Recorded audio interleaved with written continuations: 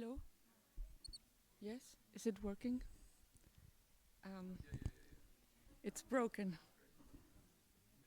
No. uh, it-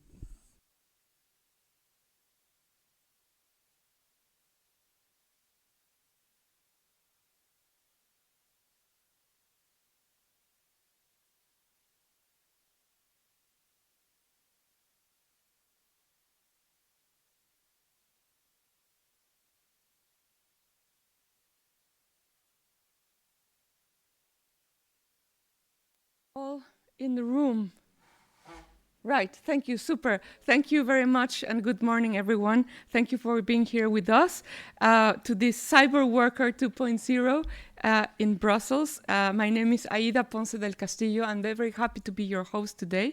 Together with a fantastic team of academics, we have put together a very nice program that coincidentally runs after this very fancy event in Paris, the AI Action Summit that it attracted a lot of our eyes, and to also address some of the aspects that we are going to discuss today and tomorrow.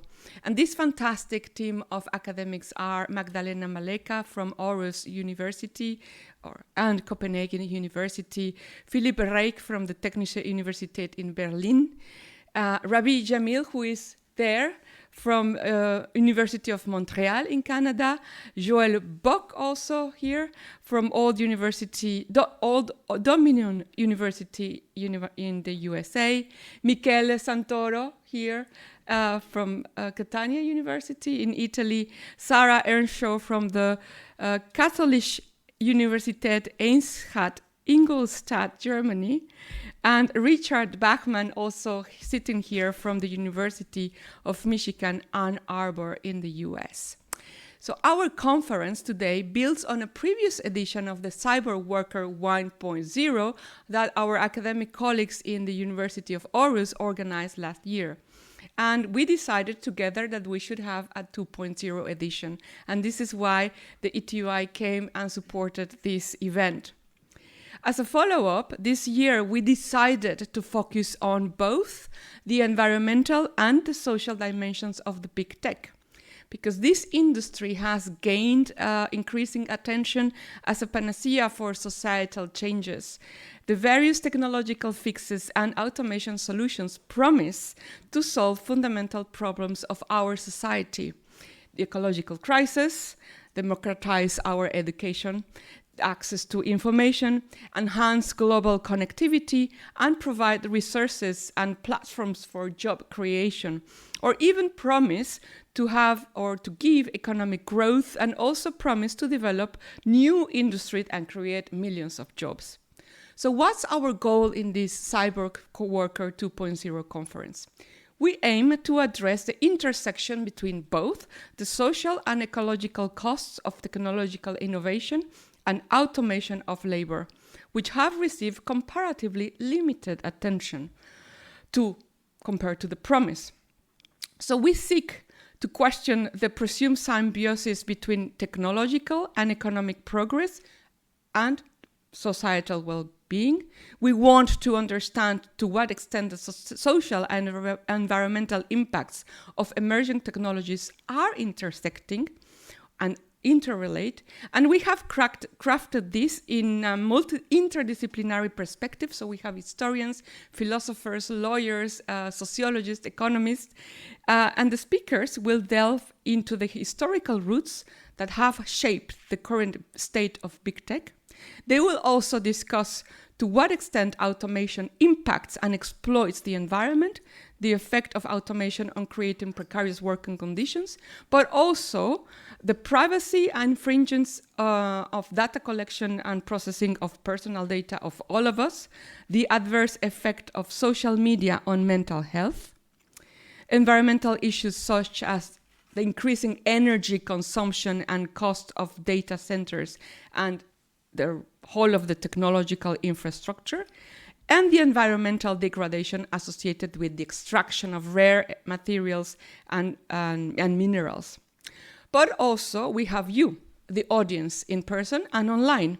And I hope that you raise interesting questions or comments, and we can have a very nice conversation between the speakers, you, and the online audience, so that we can just have a nice knowledge exchange and maybe create more synergies. And with that, I'll give the floor to the panel number 1, starting from the roots, the history of things, and I'll give the floor to Michele Santoro to chair. Thank you very much.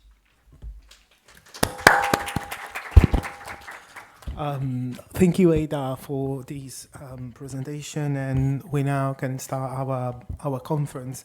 From panel 1, historical perspective in contemporary critique.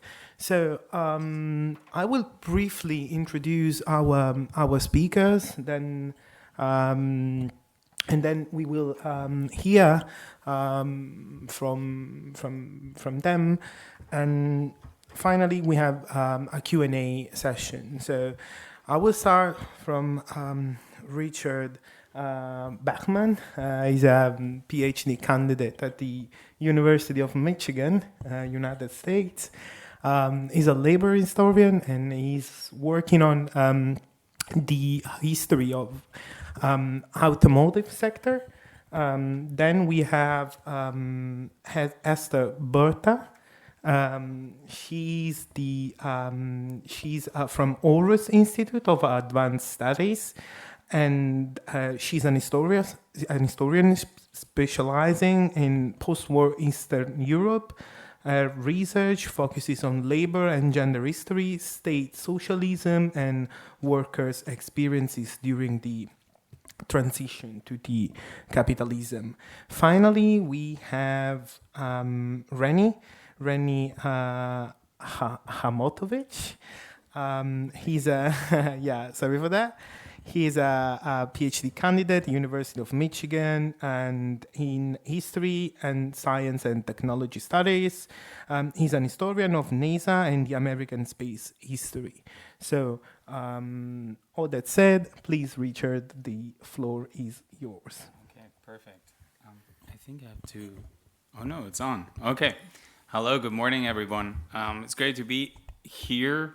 I switched to be on the panel. Usually I would have moderated the panel, but here I am.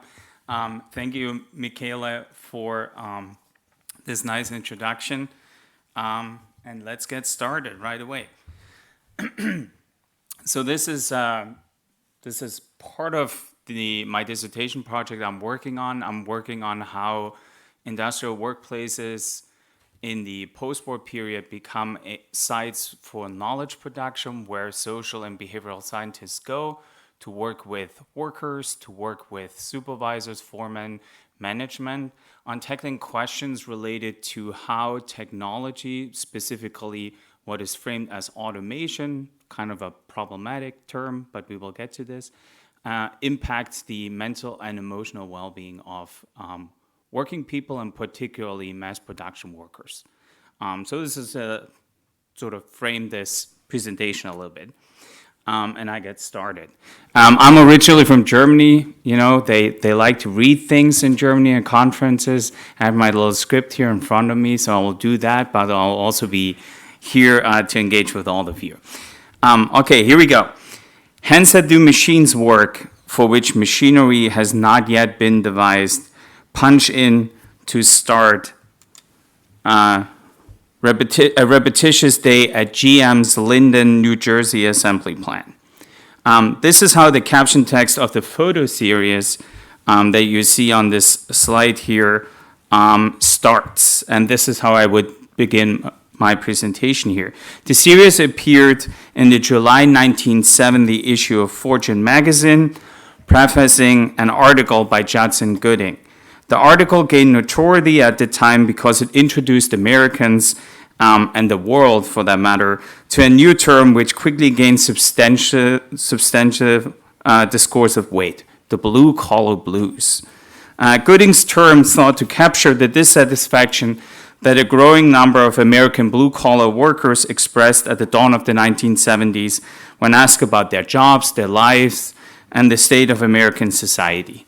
The great majority of these workers were men in their 20s, many were white, and the most dissatisfied among them labored in mass production industries like the US auto industry. Most Americans were puzzled by this phenomenon because during the 1950s and 60s, the white male auto worker had embodied the possibilities that a soaring post-war economy offered to the American working class. Thanks to his job, the white male auto worker had good wages, comprehensive benefits, and was protected by a strong union. All these factors had allowed him and his family to advance socially and materially as never before. Why was he the quintessential so-called affluent worker of the post-war period, and so many of his peers in other professions, blue-collar professions, so angry now in the 1970s? A popular contemporary answer to this question is visualized by the photo series here that precedes that article by Judson Gooding. So what do we actually see? We have learned already that the hands in these photos belong to an anonymous line worker at General Motors' Linden assembly plant. Linden had also gained quite some notoriety in the post-war period because it was a frequent site of labor unrest. In the first image, all the way at the top there, we see the worker clocking in to start his day. The next three images portray a sequence of hand motions that make up the entirety of the worker's job. As the caption informs us, the worker is tasked with attaching each passing car's brake lines to junction blocks. That's it. That's all his hands do all day long. 348 times in each 8-hour shift, as the caption lets us know. It's the same sequence of hand motions completed every 70 seconds. That's machine's work. But the worker is not a machine until he punches out at the end of his shift, pictures in the series final photos. The monotony of his workday is only interrupted 3 times. A short coffee break in the morning, a lunch break at midday, and another coffee break in the afternoon. Once he is done at the plant, he goes home, he eats, he sleeps, and he repeats, day in and day out. If not sickness, a layoff, or a strike disrupts his deadening routine. I'm sure that none of us here is surprised that sooner or later such a highly repetitive, monotonous, and boring work life negatively impacts a person's mental and emotional well-being. How can one not get the blues when confronted with such conditions, right? Why then did it take until the early 1970s for this to become a matter of widespread concern in the US? The issue itself, of course, was not novel to the 70s. Since the 19-teens, workers in the US auto industry had labored on the moving assembly line.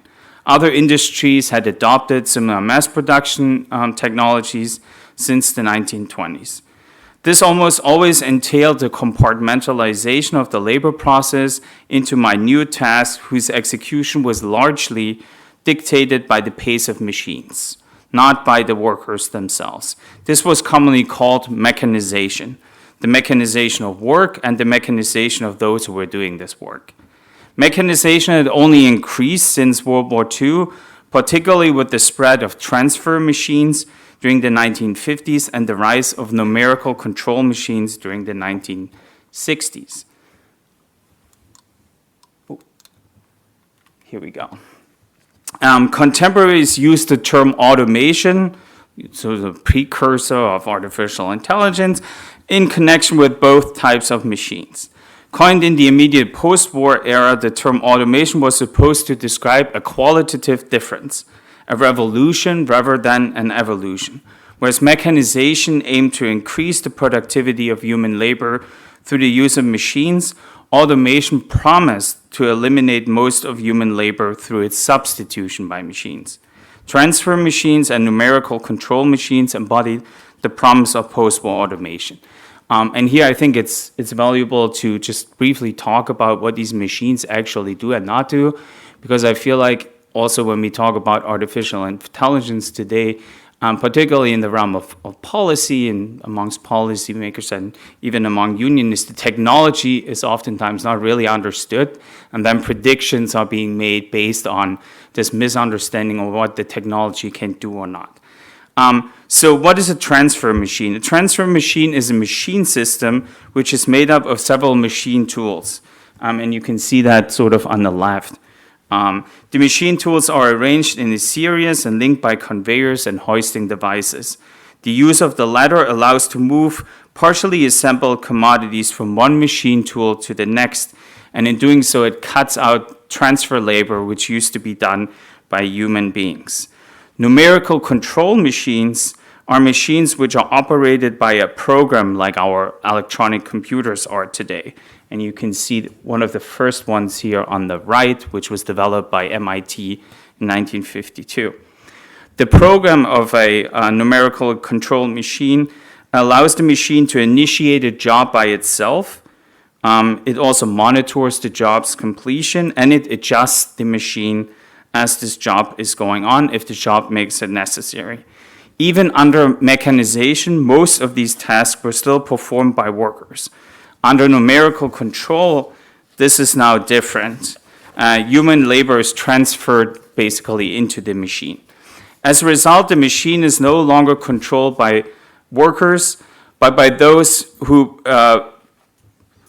no longer controlled by the workers, but by those who put together and own the program: engineers, supervisors, and managers. That's the promise of numerical control, and that's really the promise of post-war automation. As you might have noticed, I've used the word promise now repeatedly, and that's very much on purpose. In doing so, I want to emphasize that post-war automation largely remained just that, a promise rather than a reality. Our keynote speaker, Jason Rasnikoff, who's there in the back, will expand on this whole dilemma a bit more tomorrow, so I want to leave it at that. What I want you to keep in mind as I proceed is this: the introduction of automation to mass production industries during the post-war period amounted to an intensification of mechanization rather than something qualitatively different. Automation still couldn't do without human labor. The bustling shop floor at GM Linden's assembly plant, to point to just one example, testifies to that. However, questions of quality and qualitative change or qualitative difference were very much on the minds of those laboring in mass production industry, like the post-war auto industry, as well as on those who study them. The workers themselves, as well as social and behavioral scientists who were interested in observing them, wondered to what extent the quality of mechanized mass production job negatively impacted the mental and emotional well-being of those who were assigned to do them.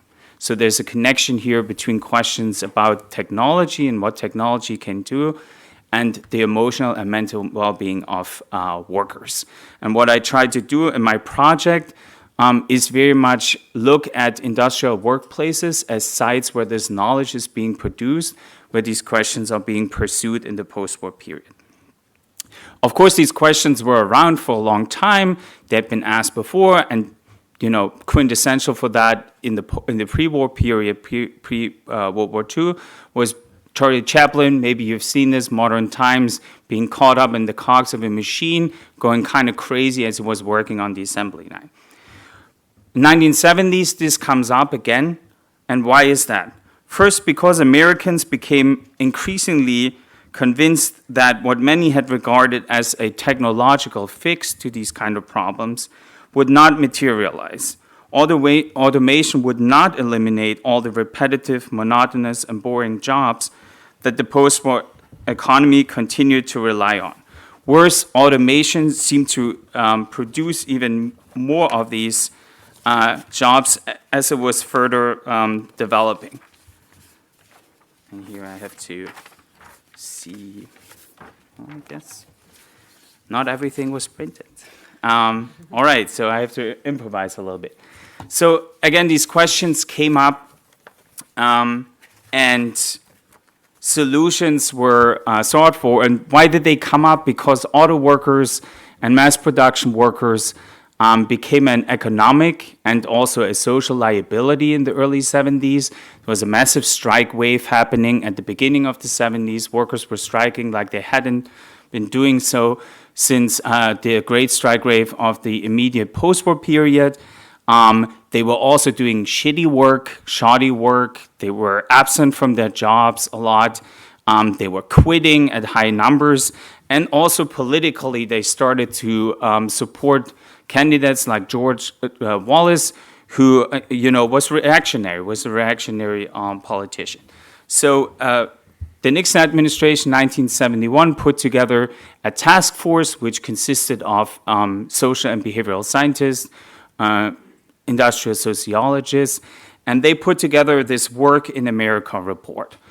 Very influential, comes out 1972, and it basically tries to understand where is this blue-collar blues coming from. And what they're talking about is this thing called worker alienation. And what worker alienation basically is a sense of powerlessness that workers feel. They feel a sense of meaninglessness that comes from their work. And they also feel a sense of anger about the way they're being treated in the workplace by supervisors, foremen, and so on. But a lot of it is sort of connected to the technological composition of the workplace, and some suggestions are being made of what to do about that. And these suggestions involve two things. They involve designing better jobs through enriching jobs and expanding jobs, basically trying to make this kind of machine work that we saw in the very beginning more interesting again. And then another one is worker participation, finding ways for workers to participate more centrally again in the governance of their workplaces.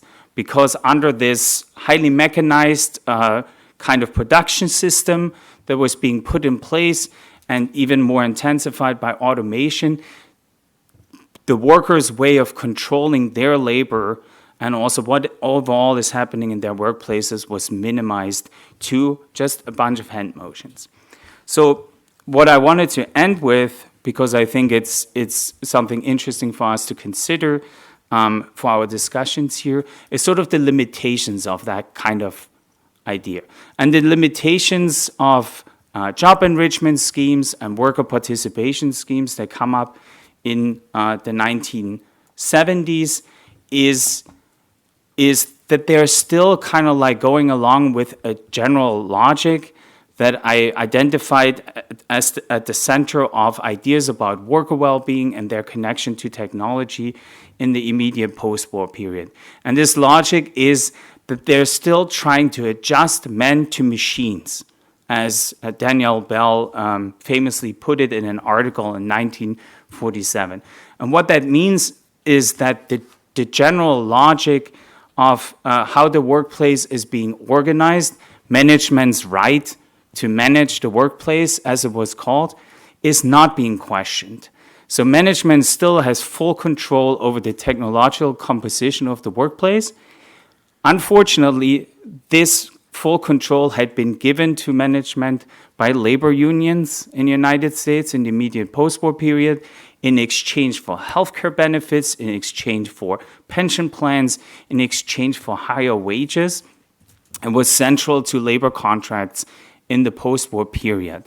And what I wanted to leave us with is, in talking about artificial intelligence, in talking about how unions should go about tackling artificial intelligence and how it impacts worker well-being, is to put that up for debate. Why does management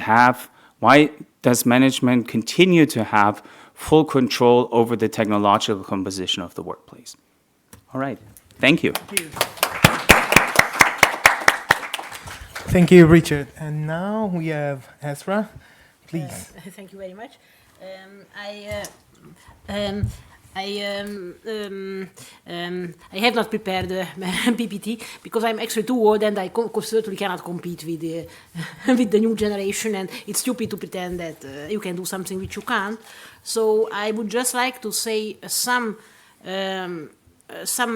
raise some points which came from my own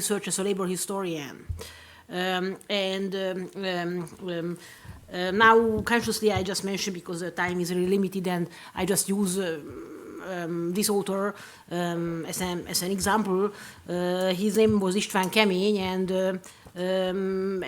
this is as a historian, I have to say something about his life. He was very important for in the 60s because after the Hungarian Revolution of 1956, obviously there was an interest on behalf of the party leadership to consolidate the power, the political power, and make the regime consolidated. So there was actually space given for people who were really interested in the certainly working labor research. So in this case, I mean, Hungary is certainly no comparison to the opportunities to Germany, or West Germany never was, but they invested lots of energy to finance research on Hungarian labor history. And this István Kemény was a very important figure of this program. So they had a team, and they actually they combined surveys with ethnographic research, conducting lots of interviews, and yes. Of course, these interviews were interviews. So I mean, it wasn't necessarily about secret police, because I mean, they were very often they were asking laborers and so on and so on. So I mean, there was no point to to me. So what I'm trying to say is that it was not, the reason was not espionage, because these people were not dangerous in many ways, or certainly no ways. Anyway, so István Kemény's work is very interesting, and there is a link to actually to France, because after in the 60s he touched upon issues which came from his research, and actually the question was the issue was the poverty. So because of the ideology of the regime, it was impossible to publicly talk about poverty. So of course he knew that, he even made classified the various social strata within the working class. So basically, of course, but his findings challenged the ideology that the working class is homogeneous and revolutionary, is homogeneous and united. So in fact, he showed that there are very many social hierarchies within the so-called working class. So in Hungarian case, and he demonstrated that, and then of course there is poverty going on. Eventually, the political struggles are not important, so eventually he lost the job, and I think it was 77 that he finally moved to Paris, and there I don't know what he did. I didn't check that. Actually, he returned to Hungary after the change of regimes, but then he focused on other issues, not labor anymore. So. His insights, how I would like to connect the automation. So thanks to even so his original vision was to explore rather the real conditions of the working class, something like that. So later, when automation came, he became very interested. I think in many ways he was a genius. So it was in the 60s that even in this poor country like Hungary, there was automation, and he actually investigated the question, and he explored many of these, not many, but some of the things which Richard mentioned, and they are interesting in many ways. I certainly cannot. I'm too stupid to understand technology, so that's why I don't want to. So my contribution is the social impact of technology rather than technology itself, because that's a very good point. If you don't understand the technology, you shouldn't try to understand to sell. You can sell that you understood it, but maybe there are some limits. So certainly social impact. He did study, and actually one thing which actually interested me already very early, he pointed out that actually automation will necessarily lead to the weakening of trade unions. I don't know how we show that, but there is a link certainly. So basically, yeah. So, but he actually pointed out some of these things. And now, to mention one more thing, because what interests me is really the method. So certain surveys, I mean, again, I'm too stupid to really understand surveys, so I'm not working with mathematics, but I'm very interested in the other thing which he found which he promoted, and that's the qualitative ethnography, basically. And ethnography means ethnography. So it's not sorry. Okay. You can go to the person. How are you? Hi. Okay. So it's very important, but that's not the real thing. So actually, there was. I mean, in Anglo-Saxon literature later on, there were huge discussions how you can make a good qualitative interviews. Narrative interviews, it's called. There are many methods, but I would like to mention one name. He was called George Chalog, and according to the Chemie School, the founder, this guy was the most talented one. Okay, I think he was very bad in mathematics. He never worked in mathematics, but he actually he became very interested in the interview method. And that time, he conducted, I don't know, one. So, of course, he found the person whom he had to find. And there was, in this Hungarian case, it was a peasant a woman who was very many. Actually, he worked with her for, I don't know, 2 years and conducted, I don't know how many interviews, taped them at the time, manually did all this. And finally, he came out with a book. And that book was told much more thing about Hungarian peasant society. Actually, it was a transformation of Hungarian peasant society because our industry was never very strong. So he explored many things. And actually, he even said that, okay, it's basically common work. So it's not his work. Even so, it was him, how to give the voice back to the people. And I think that's what interested him. And I think it's very interesting. Very interesting. Do I have some more time or it's... I can stop here, so no, I certainly don't want to take more time than I want. So actually, the method, when I think there are many important insights which came certainly in the 60s. Yeah, you mentioned that actually, I also believe that machines are not human beings. So I don't understand machines, and that's why. Sorry, that's not my part. But the other side, I'm trying to understand, and human beings are. So I myself don't believe in this that artificial intelligence can reproduce humankind. I don't think they can, but because I think human people are motivated by something else, and the motivation. You have to find the motivation. That's what my understanding. So there is something to be done also. It's very important to study technology, but it's also important to study the people who are involved in the process in one way or another. Thank you very much. So I think that was my contribution. Okay. I think you finished. Yeah, I did. Okay, thank you. And now we have our last contribution by Rennie, and please, the stage is yours. Oh, thank you. Can people hear me okay? Okay. Right, so thanks so much to the organizers and to the rest of the panelists for this really exciting conference.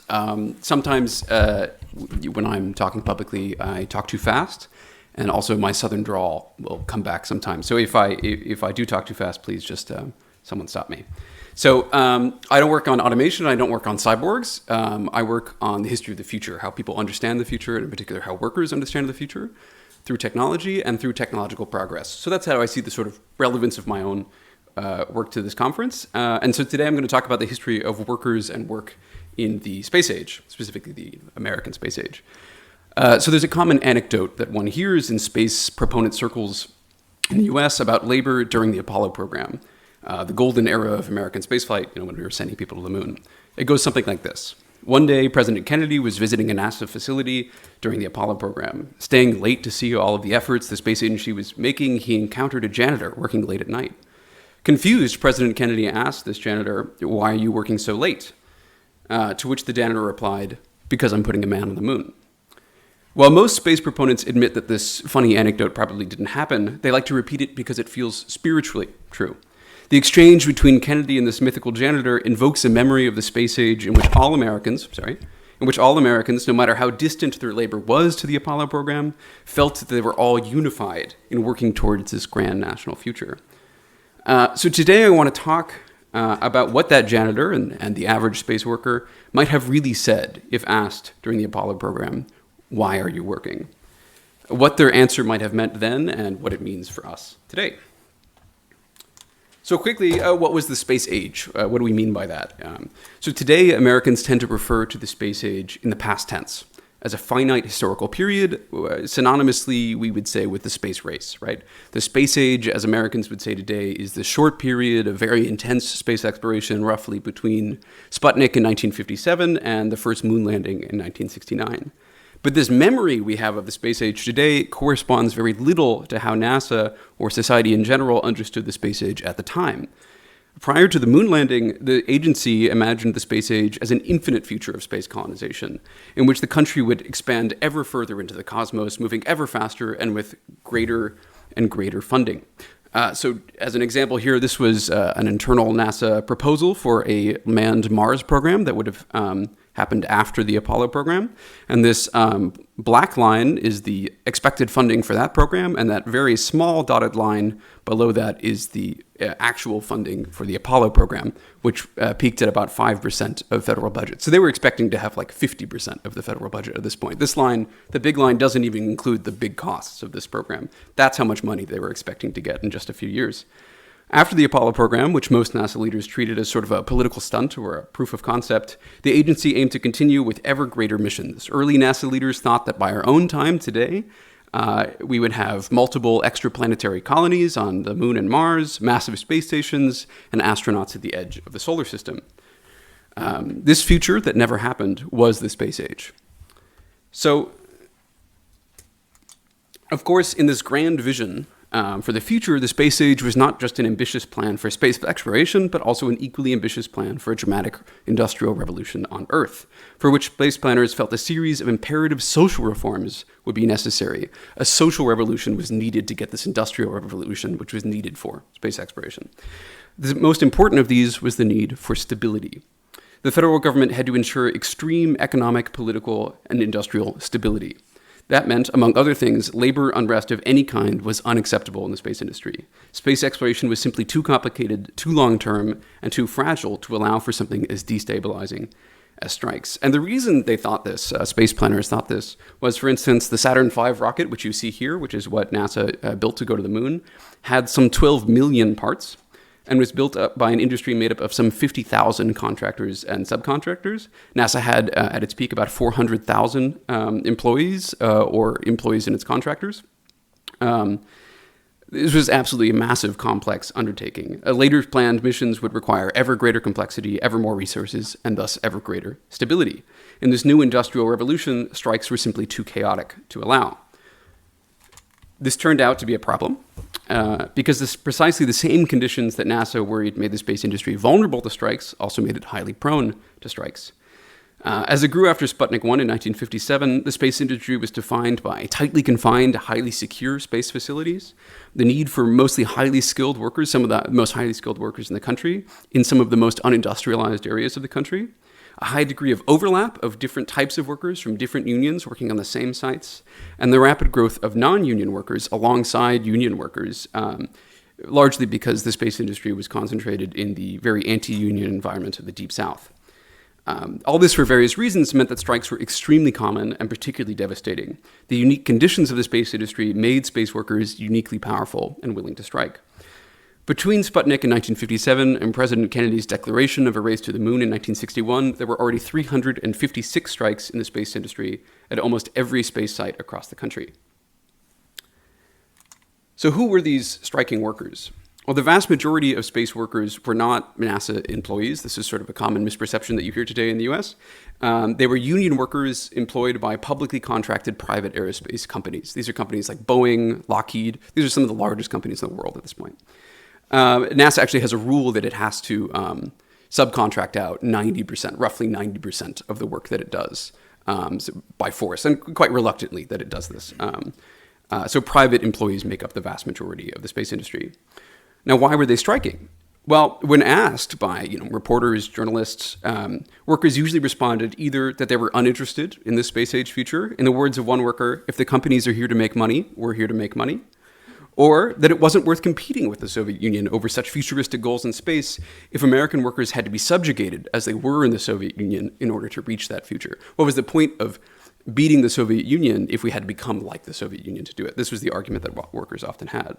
For these workers, the space age wasn't a future worth sacrificing for, at least not under the conditions they had. So, by the declaration of the lunar program in 1961, this labor unrest in the space industry had grown to a full-blown national crisis. Because the space industry seemed like it would be the defining industry of the American future, resolving the labor problems of the burgeoning space industry meant to policymakers potentially determining the eventual shape of all American labor relations in the future, right? This was supposed to be a megalithic project, right? They predicted that the space industry would become larger than the car industry by the 1970s. So any minor decisions made about labor relations in the space program might determine the entire American future. As the crisis of the space industry unfolded, two broad sorts of solutions emerged to policymakers, which we can call broadly conservative and progressive within policy circles anyways. The conservative option was put forward best by Senator McClellan, an infamously reactionary Southern congressman who led an investigation into the space strikes. For McClellan, these striking workers were irrationally attacking the American future at large. He denounced these strikes as piratical profiteering by unions who were relentlessly pursuing short-term fictitious rewards at the cost of the long-term collective future of the United States in space. He threatened to introduce a bill to ban strikes in the space industry and possibly in all public-private industry, which would mean banning strikes for an absolutely huge number of American workers. Alternatively, the progressive option, which emerged more slowly but is ultimately what Kennedy endorsed, was for a more quote-unquote horizontal, less compulsory system of state-led mediation between companies, labor unions, and the government, in which unions would pledge not to strike and companies not to do lockouts, the sort of company opposite of a strike. The most prominent voice advocating for this progressive option was NASA's newly hired labor relations chief, brought on to solve the labor crisis, Paul Stiles. Stiles argued, contra McClellan, that the problem wasn't that workers were choosing to reject some sort of long-term future for the nation in space, so much as workers were inherently incapable of understanding this kind of abstract future. As he saw it, workers were incapable of doing anything but pursuing their own short-term material future in the form of better wages, better homes, better benefits, a better tomorrow, not a better day after tomorrow, as NASA was offering. Workers only sought more, according to Stiles, echoing the business unionist philosophy pioneered by AFL leader Samuel Gomper decades before. People today are just as ornery as they were when they were driving horses, Stiles explained to his colleagues in 1962. The fact that they are building or piloting rockets hasn't changed their basic wants and needs. Himself a former union organizer, Stiles could better recognize space workers' legitimate material concerns about the future, too, their anxieties about the future.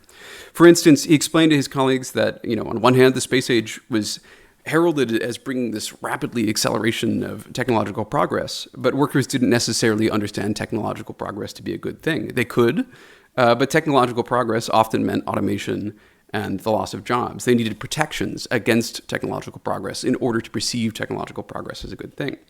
Similarly, the growth of the space industry was not necessarily good either. The industry was growing, but in a highly unstable way that was maybe acceptable to NASA and companies, but not to workers, right? So 10,000 jobs might disappear in California for 20,000 jobs to appear in Texas, which is fine for Lockheed or for NASA, but is bad for those 10,000 workers in California, right? Workers had a different perception of growth. The space industry was also primarily growing in right-to-work states in the deep South, meaning that union growth was not automatically matched to industry growth. Unions had to work really, really, really hard to keep up with industry growth, and there was also various technical reasons why that was particularly hard in the space industry.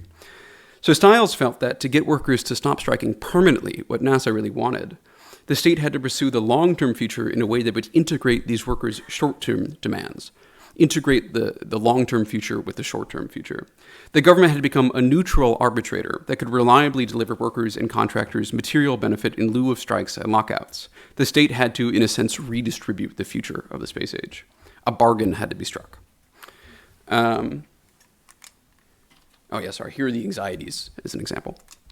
While I don't have time to describe this bargain in detail, I'll give you two main pillars of it. One was that NASA allied with some of the more conservative strike-averse unions, primarily the International Association of Machinists, or IAM. Many of the leaders of which believed, like Stiles, that strikes were a fairly outdated and ineffective tactic, and they preferred the sort of gentlemanly agreements with management that Stiles offered. Stiles, working behind the scenes, gave the IAM privileges and more opportunities for bargaining units, leaking them information on new industrial sites that would be popping up, allowing them to flourish over more strike-prone unions like the IBEW. Stiles also formed what are called project stabilization agreements at NASA sites, which were sort of master contracts that superseded all other sorts of bargaining arrangements. Similar agreements have been made for other major state projects like the Hoover Dam. And these would ensure unions could reliably get wage increases and benefits from the growing industry without resorting to strikes, and enshrined benefits meant to alleviate the anxieties they had about the future in the form of job protections, workplace training, and retirement benefits. This was a similar sort of arrangement that workers had gotten during and after World War II that Richard mentioned earlier, but even more extreme. This was an experience like the war, but without a war, right? Notably, these agreements, some formal, some informal, relied on close circles of professional negotiators for labor, management, and government acting quickly without much wider sanction from union members. Thanks. While these agreements were made for workers actually had very little say in making them. So it's mainly these kind of slimy guys in this picture that are doing these deals. While Stiles always pushed for legislative solutions to formalize these negotiations and better empower NASA and labor relations, this never happened.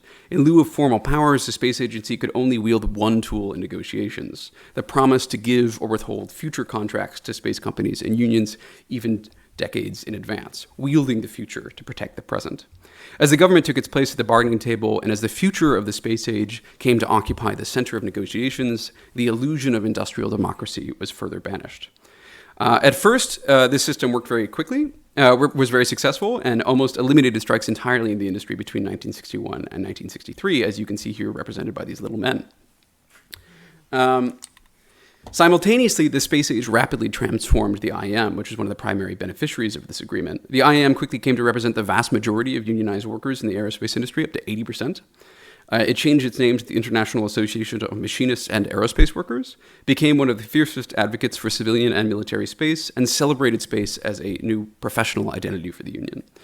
Politically, IAM leaders made their acceptance of the space age bargain clear by constantly announcing that the machinists had no long-term ideological interests, quote unquote, meaning socialism or communism, except supporting the United States' long-term interests in aerospace development. Technology became the union's ideology, at least the ideology of union leadership. It seemed, superficially, as if union workers had quickly come around to the social imperatives of the space age that NASA wanted, and had come to realize the, quote, sense of overriding responsibility to the national interests. But this bargain would not last. Tension grew within the machinists as disagreements broke out frequently between IAM leaders and rank and file. The primary disagreement was precisely over the long-term tactics and goals in the space industry, with leaders willing to accept lower wages and the growth of non-union workers because of the optimism they had about these friendly, benefits-based relationships with companies with NASA, while workers continually had more immediate demands for better wages than for the union shop, while growing increasingly suspicious of backroom deals and informal labor pacts. In 1964, strikes began to quickly return to the industry, and by 1965, the IAM, now representing the vast majority of the industry, was on strike at Boeing and other major contractors, with workers overwhelmingly rejecting contracts handed to them by their own union leadership. The strike wave would last into the 1970s. So in addition to these internal union disputes, NASA also has trouble controlling its contractors, and NASA becomes much weaker as the federal government continually slashes its funding, causing the promise of the future of the space age to evaporate as the agency had no follow-up program to Apollo, and thus no primary source of leverage at the negotiating table. Both NASA and the IAM entered a period of rapid decline. By the moon landing in 1969, NASA was a shadow of its former self and had no follow-up program. Aerospace employment dropped rapidly and would never recover, as did the IAM's membership. In 1969, when Buzz Aldrin, an honorary member of the Machinists Union, took his first steps on the moon, thousands of his union brother and sisters were walking the picket line on Earth. Post NASA's collapse, and also the retreat from Vietnam, which also seriously affected the IAM, the machinists spent most of the 1970s frantically trying to preserve the aerospace industry and to defend NASA and the DoD, until 1977, when it made a sharp about-face, electing a new union president, Bill Winpissinger, who suddenly denounced the military-industrial complex that had so sustained the machinists previously and endorsed an ambitious platform of democratic socialism, at least what he called democratic socialism. The IM argued that the United States and American labor had become addicted to the growth of inefficient military and space spending, like junkies addicted to drugs. The machinists argued now not for winding back the clock to some sort of better time for unions, but proactively imagined a different future for the country, for technological development, and for workers, calling for a new green industrial revolution, the reorientation of the Cold War military state towards socially useful production, and even a redirection of space investment towards orbital solar power harvesting, which would simultaneously solve the energy crisis and provide millions of jobs, as you see here. Of course, this vision for the future also didn't happen. So to summarize and return to the beginning of this talk, what might Kennedy's mythical janitor have really said when asked, why are you working so late? In other words, how would the average space worker really understand their own future during the space age? My sense is that that janitor might have really said, I'm putting a man on the moon. But this would have expressed not only a dedication to the future of the space age, but a desire to not be left behind by it. And finally, where does this leave us today? Well, you may have heard about the recent large IM strikes at McDonnell Douglas and Boeing last year, major aerospace contractors, where machinists brandished picket signs reading, "Our future, our fight," and overwhelmingly rejected deals their leadership had agreed to. The attitude of rank-and-file aerospace machinists have now is not so different than the one they had then. My intuition is that no matter how weak the labor movement has become, how anti-union the state has become, or how powerful corporations have become, any attempt to re-embark on an interplanetary future of space colonization, as NASA and SpaceX now plan on, will require tens of thousands of workers who will be uniquely empowered by the delicate realities of space technology and the fragile conditions of the space future. The fabled exchange between Kennedy and the janitor probably never happened, but the implicit question asked of space workers, "For what do you work?" drove a decade of intense labor struggle during the first space age. If there is to be a second space age, the same question will be asked again. Okay, thank you.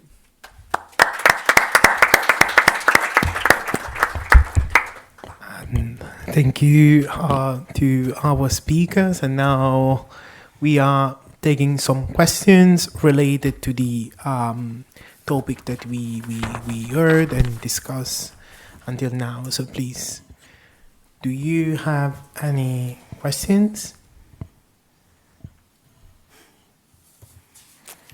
Here we are.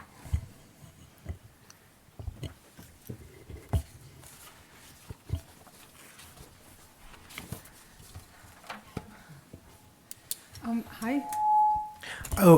Just to say that when you pose a question, please just say your name and your affiliation. This would help us to, just have a clue. Thank you. Yeah. Agnieszka Piasna, I work at the ETY as a researcher. So thank you for the presentations. I mean, it was fascinating. It was really nice to go back and look how the previous technological revolution materialized in the world of labor. And what I liked was the concept of adjusting man to machines mentioned in the first talk. And it seems like today we also take a similar, we don't question this direction of who adjusts to who if we talk about AI, even AI Act. And then you mentioned that in that post-war period, or in the 70s that you analyzed, it was not questioned because it was traded for some benefits for workers. What would you say we are trading it now, or why we are not really questioning the direction of who adjusts to whom? Thank you. Are there any other questions? Yeah, we're gonna gather 3-4 questions and then the speaker will address them. Okay, also from my side, thanks a lot. My name is Sophia Leipert from Hafen City University Hamburg, and I've got a question also for the first talk. You mentioned that this kind of studies on the societal and behavioral knowledge have already, there have been previous attempts towards this, but I wonder if you have more insights how those actors reflected on this kind of earlier studies from the early 18th century, or no, 18 something already when this whole question of those machinic question, German Maschinenfrage, I don't know the exact English term. How did they reflect on these kind of even earlier attempts to learn from workers' movements and the sequences they're doing? Thanks. And thank you. Fantastic panel. I really enjoyed it. Really, it was just the right start. And congratulations to the three of you and to Michele. My question is also for Richard. So Richard, you also said something like the workers at the time did not understand technological change, or what is it for? I would like to know why. What were the conditions of possibilities for them to understand it differently or to not understand it? And you also mentioned that they had a different perception of growth. What was that? So in thinking about the time that you analyzed and today, what has changed? Do you think that workers today, do we understand technological change? Thank you. Last question, yeah. Thank you. I have one question to Rani. Mm-hmm. Yeah, because I will go directly to the last sentence you said, like, are we going to a new space age? Do we know anything about unionization or the working conditions of workers at SpaceX with Elon Musk? Because you gave us a great presentation of how unionization was at the let me say space age 1.0.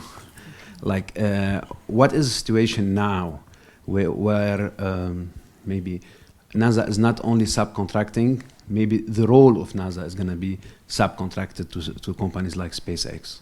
Thank you. I have just one question also for Barta, because we basically you try to compare the socialist system to the capitalistic one, and we heard from Rennie that unions, and they basically said, okay, we don't want to be as the Soviet Union, generally speaking, but at the same time you propose us, you talk about that a more complex reality, different from these strict dualism, socialism, capitalism. Can you go further into this? I mean, can you give us some more clue about how these not these movements within the socialist society against these ideological movements against I'm sorry, yeah. I thought it's for you. No, for I'm you sorry. against the technological automation went on. I mean, I'm sorry. Can you pause? yeah, I was saying that we heard from Rennie that American unions basically say, yeah, we don't want to be as the Soviet Union, but we heard from your intervention that this dualism, socialism, capitalism was far more complex. So can you, in their relationship with technological development, so can you give us some more clue about these things? Yeah, and just yeah. Richard, would you like to start?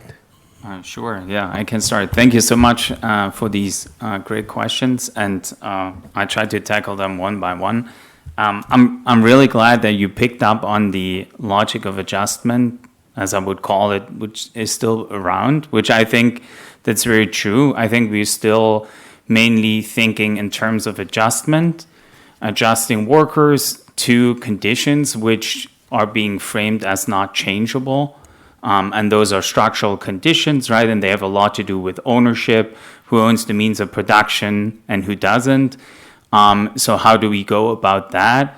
And there's different ways of going about this kind of question. Oftentimes today, in the 60s, in the immediate post-war period, it was all about retraining workers, making them, their skill set adaptable to the kind of skills which are being wanted. And oftentimes what we don't talk about is who wants these skills in a certain kind of way and who doesn't.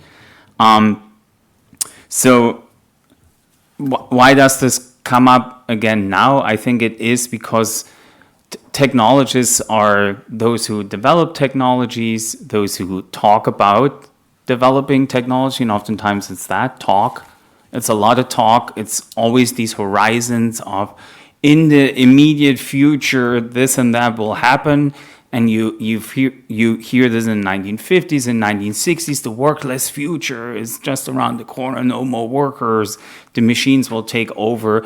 And that future never comes to be. And yes, technologically speaking, there are developments, but if we look at this kind of history, to make that argument for why history matters, right, is to question that kind of narrative. Like to what extent are those just projections? Is this just talk? Is this marketing talk? And to what extent is this actually talking about the material reality? And here really, Ada, just to go to your question, and then I come back to the psychology machine question. I think workers oftentimes better understood the technologies in the workplace than the people who were making policies about these, in response to these technology. What workers oftentimes better understood is what the machines were not able to do, because at the 1950s and 60s, you have these transfer machines coming in, or their use is being expanded, the numerical control machines. You have the first industrial robots. And yes, they change how work is being done in the workplace for sure, but they don't completely eliminate human labor there, because what happens is, especially the first generation of robots and software today and so on, it breaks down all the time, and workers knew that. They also knew how to work with this kind of technology. They might have not had a detailed understanding of everything that goes into it, but oftentimes they had a better sense of what was possible and what wasn't possible than the people who were sitting in conference rooms talking about these kind of technologies and then framing policies and all that. I don't want to say that they were completely misinformed, because big labor unions, the US government and so on, they also had the researchers, they were doing their work. But I think if you look at how they talk about the possibilities and the realities, they oftentimes tend to repeat the talk. They don't actually have a detailed understanding, particularly of what is not yet possible, what is just a talk. And then just to briefly talk about, a little bit of the social and behavioral scientists in the 50s and 60s. They were very much working in that tradition. I don't know to what extent they went all the way back to the 1880s, but they were talking a lot about the 1920s, when some of these questions come up, when what I would say a psychologization of the labor question happens in the United States, in the UK, where there's much more interest, not just in the physical impact of the use of technology in the workplace, but on the psychological impact of mechanization, right? To what extent do technologies impact the emotional and mental well-being of workers in the workplace? Studies are being done. They're often done in the framework of dissatisfaction. So what social and behavioral scientists want to figure out is, how do people in the workplace get pissed off? Who is getting pissed off? There's all kinds of pathologization happening of the dissatisfied worker, and then there are means being constructive of how can we find these people and eliminate them so they don't strike, they don't break our machines, they don't become a problem, because that's really oftentimes what employers were caring about. They were not caring about, okay, how can we make sure that they're doing well and all that. It was more so that if technology, the use of technology is increased in the workplace. That also is not just a disempowering move for workers, it also empowers workers, because all of a sudden they're responsible for very expensive equipment, and so if they want to, they can shut this down and strike. So just to wrap this up, there's a clear sense in the 50s and 60s of this kind of tradition from the pre-war period. And one of that sense is actually that notion of adjustment, which comes from the psychological research in the 1920s and 1930s, and is carried through, interestingly enough, into the post-war period and even into today. I would hear more about that from Rennie. So if you want to address all the questions, and okay. maybe we have time later if you have some more to discuss, because we have a coffee break, so we can continue our discussion. But anyway, just please. We have until 10:30 for the panel, right? Yeah. Okay, so we're good on time. Right, thank you so much for this question. Yeah, so regarding the new space age, I don't know the details of labor actually at SpaceX. This is something I need to find more about. My impression, and don't quote me on this, is that it's like most kind of Silicon Valley stuff, non-unionized. And it's also one of the reasons it's in Texas is to take advantage of sort of more anti-union political environment and whatnot. What I'll say about sort of relationship between SpaceX and NASA, there's a sort of misperception that is common in the U.S. that NASA used to be how we did it, as a public New Deal program, and now we've privatized it. It's always been a privatized industry, and that NASA has always been forced out to privatize virtually everything that it does, including planning. Has always been privatized. The plans that it does are initially proposed by companies themselves, and then NASA makes decisions based on that.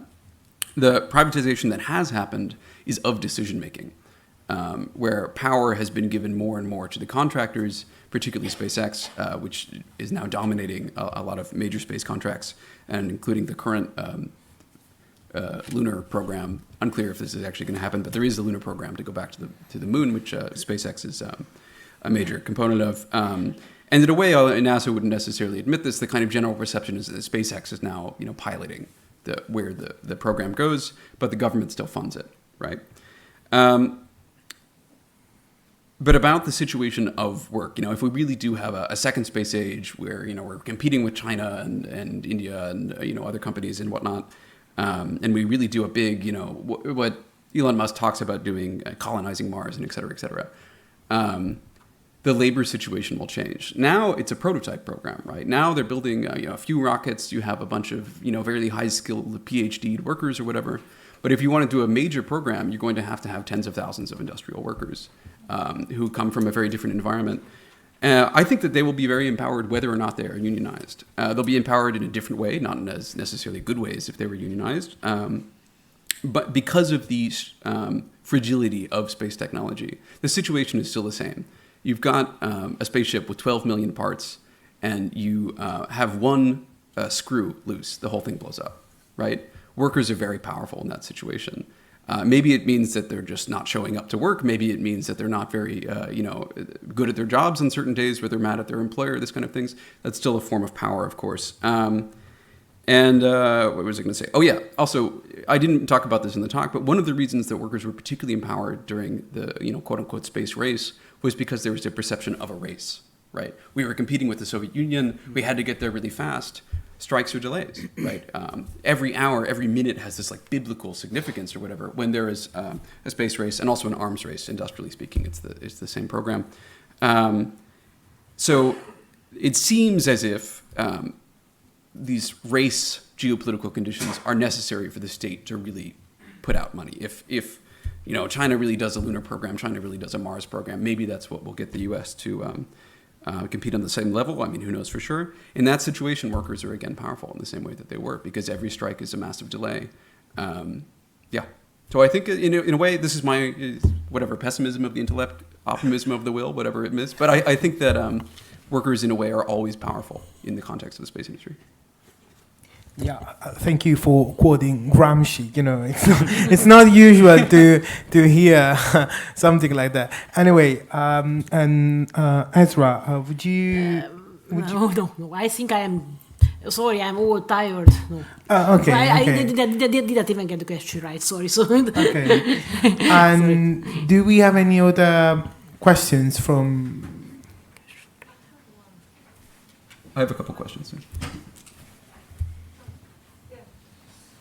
Thank you. I have one for you, Rennie. I have a problem myself with the concept of technological revolution.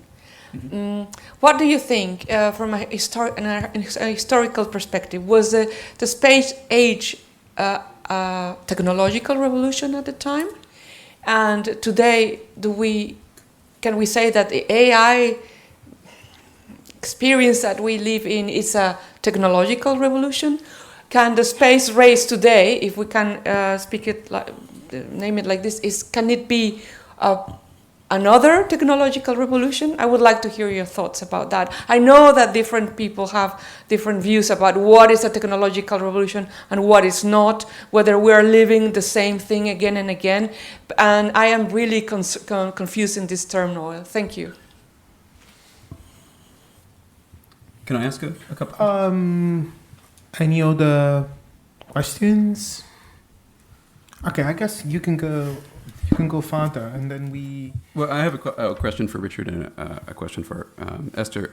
So my question to you, Richard, is and this talk is all super fascinating, and I'm so happy to see where your project is going. Me and Richard have been in the same program for 6-7 years now, so I'm familiar with his work.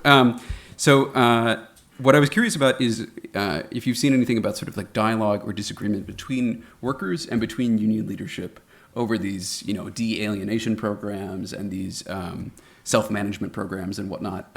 My experience, like with the IM, they have a lot of similar things that they're advocating for in the space program. Like one is apprenticeship training or whatever, and they really see like the future of the union is invested in these kind of things, and also enrichment of work and blah blah blah.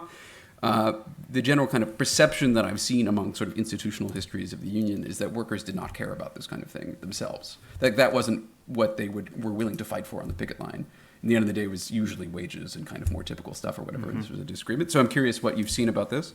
And then Esther, I really enjoyed your talk. I should put you in touch with, if you don't already know him, Stanislav Huzik, who's at the University of Illinois. But he's working on, I forget the name of the Bolshevik historian unit, but in the 20s and 30s, there were Soviet ethnographers working with workers who had participated in the Bolshevik Revolution, the sort of industrial proletariat, core, trying to write a sort of broad, true workers' history of the revolution. And of course, they had to, sort of fit this into state ideology as it existed, and they also had disagreements with the state about, how, this, et cetera, et cetera. It's a kind of typical story. But anyways, the ethnography of work was super significant because it could be so destabilizing, right? It was so essential to the Soviet narrative of what do workers believe, what do workers think, that this had a sort of a holiness to it that was really dangerous in a lot of contexts. And so it was something where, like, we know as historians, there's a lot of talk about, like, you, as a state socialist historian, you couldn't necessarily talk about the history of the labor movement too much, whatever. So you talked about the same kind of things in the medieval period, whatever, to try to get around state sanctions, this kind of stuff. So I'm curious about, in your experience in Hungary, are they aware of this sort of power of labor ethnography in the same way? Well, look, it's a very long story. So right now, I think I'm very tired. I'm old. Okay. So it's a long story. It's a very long story. There were important political struggles, and of course there was a context that was the oppression of the Prague Spring. So right. that changed many things. Let's put it that way. That was a bit too direct. Okay. Anyway, so. Okay. That's one answer. I mean, there are many other answers, but the very short answer is it was a bit too direct. Okay. So how the whole debate ended. So, yeah. Yeah. Thanks. Sorry. Thanks for the question, Rennie. And maybe I just very briefly add to your question about the revolution, technological revolution, and being I think it's very, if we look at the history of technology, we bring that in and we bring that together with the labor history. Whenever we hear these kind of terms, technological change and all that, I think we should be very careful and really scrutinize what is happening and what is not happening. Because if we think about something like automation, artificial intelligence, that's materially speaking a technology, but it's also social relations and social relations in the workplace. So what is happening, what is changing, and what is not changing in terms of the social relations in the workplace when we talk about artificial intelligence? And I would say that there we don't really see a lot of revolution. It's pretty much the same, just like in a different kind of form, right? And then, Rennie, briefly to your question, humans were very interested in studying what was going on. What I know a little bit more about is the United Auto Workers, right? The big auto workers union, one of the most powerful unions, which is part of the CIO and CIOFL, so the big umbrella, union umbrella. They have their own research department, right? And they invest quite a lot of manpower and money into like figuring out these questions. They generally embrace the technological development, and they kind of like, okay, automation is here to stay, automation is happening, so what are we gonna do? Initially, it's all about the material, taking care of the material side of things, right? It's all about wages, it's all about programs of pension plans and so on, so phasing out workers, making sure that they're okay. In the 70s, they get really interested too in this question of worker participation, industrial democracy. There's a funny episode where they're kind of sending 6 Detroit auto workers to Sweden in the mid-70s to work in one of these like worker participation focused Swedish auto plants, and to kind of see how the workers like it and they hate it. They like their boring Detroit jobs on the assembly line better than what the Swedes are doing, because to them, it seems that there's a lot of talk there in terms of how they're now being part of decision-making process through works councils and all that stuff. But it's, again, just talk. They don't really feel they have autonomy, and they're not really involved in answering these big questions of how the work is set up, what kind of technology is being brought in. That still is all about management. So that's really something I think in general, why should we care about this kind of history is really to keep that question at the center. To what extent are we still surrendering the future to employers, to management, to the people who are building technology, on how can we find ways for workers and for unions to be more centrally involved about that and really making these kind of changes, being in control of these changes, and not just always having to react to something that seems to be dictated from someplace else. Okay, and I'll just very briefly answer the question about industrial revolution, or technological revolution. So I think this is a great point, and I agree with Richard here, and I think I would paraphrase Dr. Reznikov's argument about automation, which is that we should see automation primarily as an ideology that we have about technology. The same way we should see claims about industrial revolutions as an ideology that we have about technology and about industry. That this is a political and technological claim that people make, a political and ideological claim that people make in order to get resources, in order to get what they want, in order to negotiate with the state. And that's how we should primarily see it. But of course, we also have to think about the reality of technology itself and the reality of the power and the changes of technology and the changing ways that we interact with it. And that's a very difficult thing to do, and it means kind of sorting through the propaganda of technologists themselves, right, and what they have to say about it. So I'll say in the context of space, what I'm trying to do in my own dissertation is chart a sort of ideological shift in the structure of the space industry from a belief in technological prophecy, right? The idea that, we can do space colonization and this would require basically infinite resources with no particular material rewards, but that's okay and we can do that, right? And that was sort of a product of the Cold War and a certain era of high modernity and industrialization. And there's a shift over the course of the 60s and 70s to this belief that no, space technology has to be about the manufacture of profits, and particularly about economic growth. That's the point of space technology as well. It's not about your children being on Mars or whatever. It's about the GDP of the country next year will be 2% better because we put the satellite up. That becomes the new justification of space. But what now many people in, say, NASA will tell you is that that doesn't work. At least it doesn't work for human spaceflight. Maybe it works for satellites and certain robotic spaceflight or whatever. But human spaceflight will always be extremely expensive, and you will never be able to return a profit in the short term, at least not for a couple hundred years, right? So in a way, you have to sort through what is the ideology and what is the reality of technology, right? And now what a lot of people in NASA say is that we have to recreate this sort of belief in the future. Otherwise, and in order to kind of capture those kind of investments, because profit is not a way to go about doing human spaceflight. So we'll see. I mean, Elon Musk is trying his own thing, which is very profit-driven or whatever. So we'll see what happens. But that's my sense. Yeah, thank you. And I guess we can conclude this panel. I would give our speakers another round of applause. And coffee break. Yeah.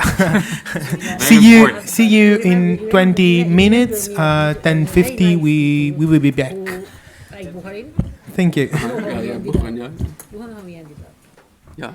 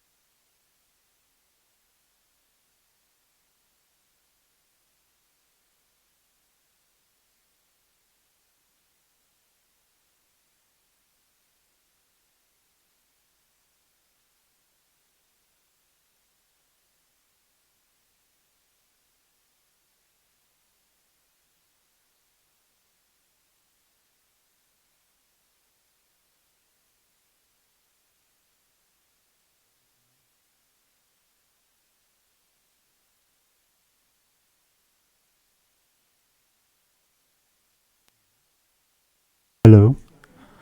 If everybody could make their way to their seats, we'd appreciate it.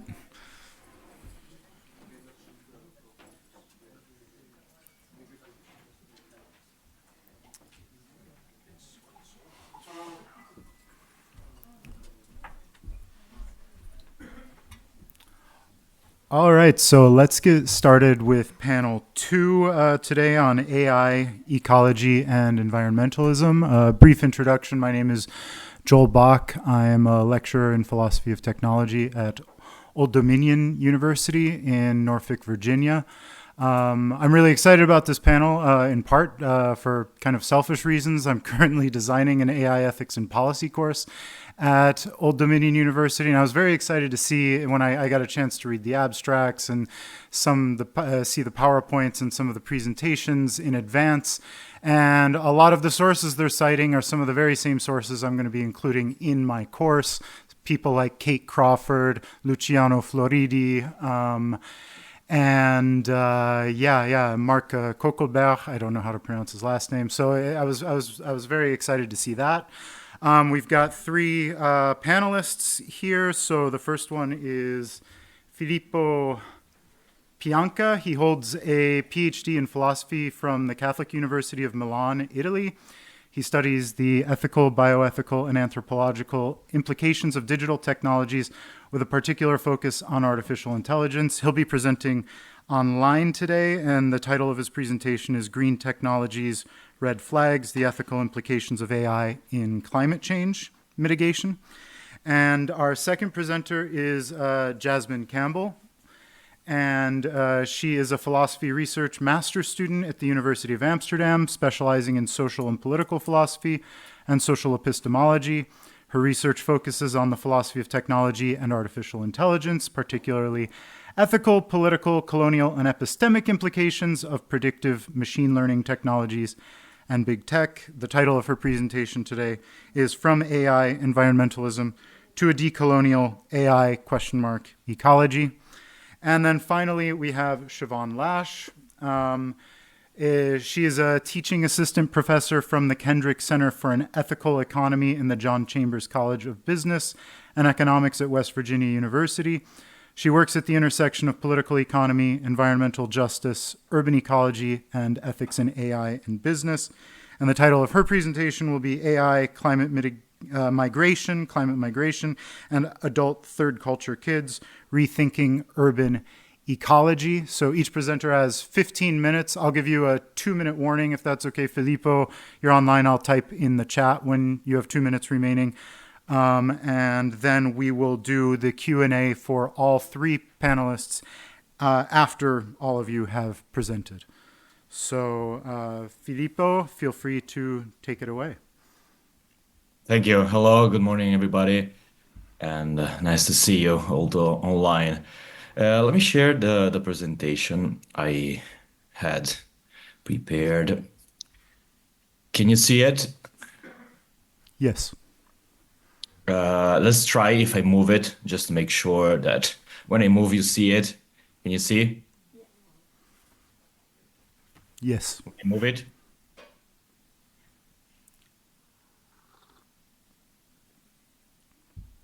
Can you see it? Yes, we can. Okay, perfect. Thank you.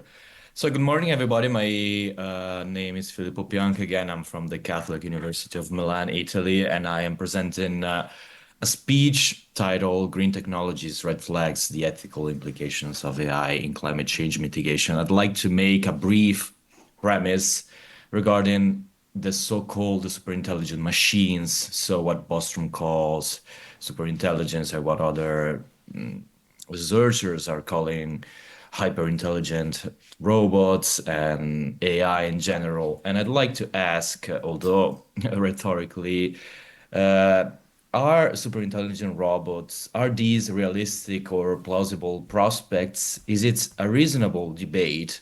And to answer with Florida, in contrast to Bostrom claims that the prospect of superintelligence is the most important and most daunting challenge humanity has ever faced, in fact, still entirely fictitious, this and so any similar hypothesis is irresponsibly distracting.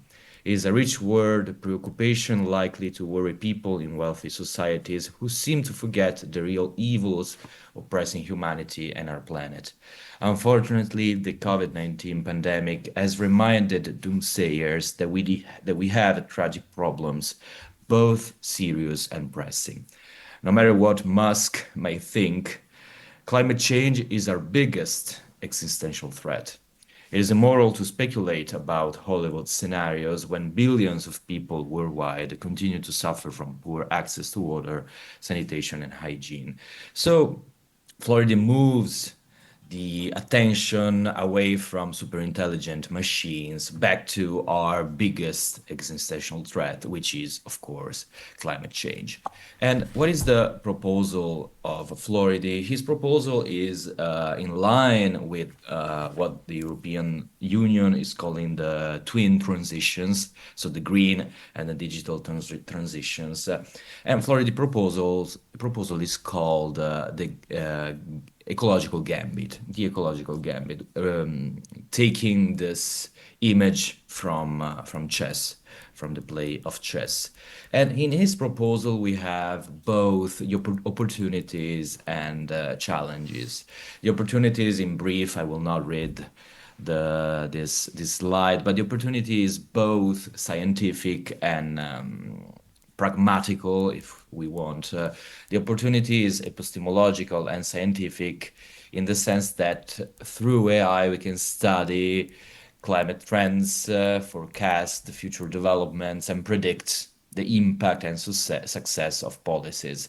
And the pragmatic opportunity is that AI adapted to the study of climate change can improve and optimize our energy generation and use.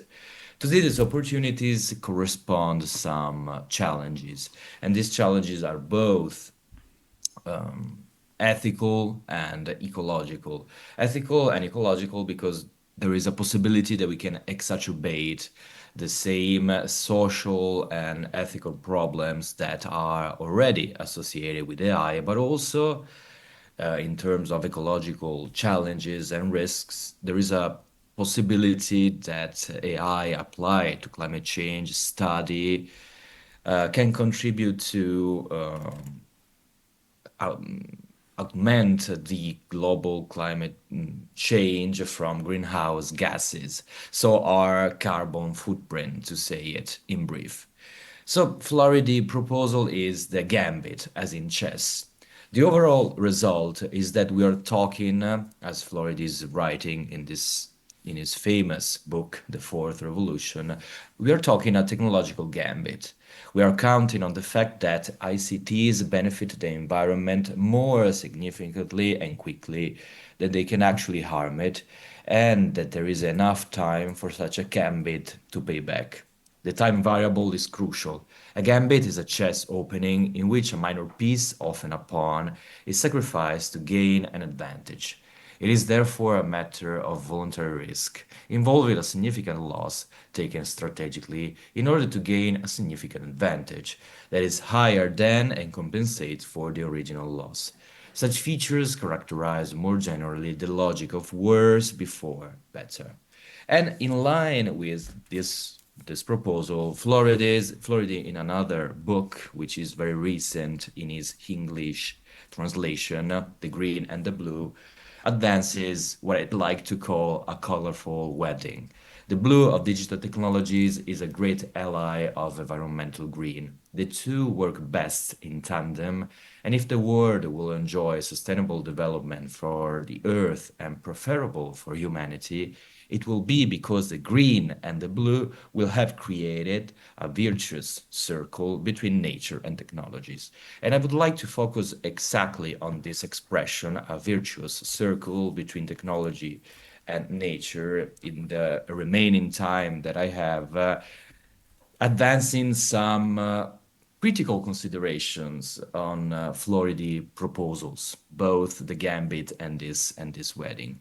Considering how Floridi is omitting some of the main problems related to both the AI industry and in general the digital industry, because we cannot omit the fact that at the base of the digital industry and the AI industry, there is a planetary mind. The planetary mind that goes from Nevada to Indonesia, from Malaysia to Congo, from Ghana to Pakistan, up to Australia and Mongolia. The extractive politics of AI is planetary. And as we know, I guess, it requires, among other things, lithium, rare earth elements, water, and oil. And Crawford, that Joel was referring to earlier, talks about a strategic amnesia that accompanies the stories of technological progress, in the sense that we are forgetting, I don't know if consciously or unconsciously, the fact that all these problems are bigger than the simple fact that we can talk about energy consumption in relation to AI challenges. So Crawford, in her famous book, which I really like, I really appreciate, suggests that clean technology is a myth. It is only by factoring in these hidden costs, this wider collection of actors and systems, that we can understand what the shifts toward increasing automation will mean. These require working against the grain of how the technological imaginary usually work, which is completely untethered from earthly matters. Like running an image search of AI, which returns dozens of pictures of glowy brains and blue-tinted binary code floating in space, there is a powerful resistance to engaging with the materialities of these technologies. So, according to Crawford, in her book, she is arguing that AI is neither intelligent nor artificial. Contemporary forms of artificial intelligence are neither artificial nor intelligent. We can and should speak instead of the hard physical labor of mine workers, the repetitive factory labor of the assembly line, the cybernetic labor in the cognitive sweatshops of outsourced programmers, the poorly paid crowdsourced labor of mechanical Turk workers, and the unpaid immaterial work of everyday users. These are the places where we can see how the planetary consumption depends on the exploitation of human labor all along the supply chain of extraction. So my consideration, which is quite critical, but in the positive sense, to Florida proposals is that Florida is omitting all these problems, all these questions, all this exploitation that surrounds both AI and in general the digital industry. In his proposals, he is omitting how AI and in general the digital industry rely on the exploitation of both the planet in an ecological way and the human labor, which some researchers are calling digital labor. So the ecological impact of the digital and AI industry goes beyond energy consumption. It involves mining, exploitation, human labor abuse, cargo pollution, deforestation for infrastructure, and toxic e-waste disposal. So when we propose using AI to study climate change, we should think about what AI is doing to our planet and not just what we can do with AI.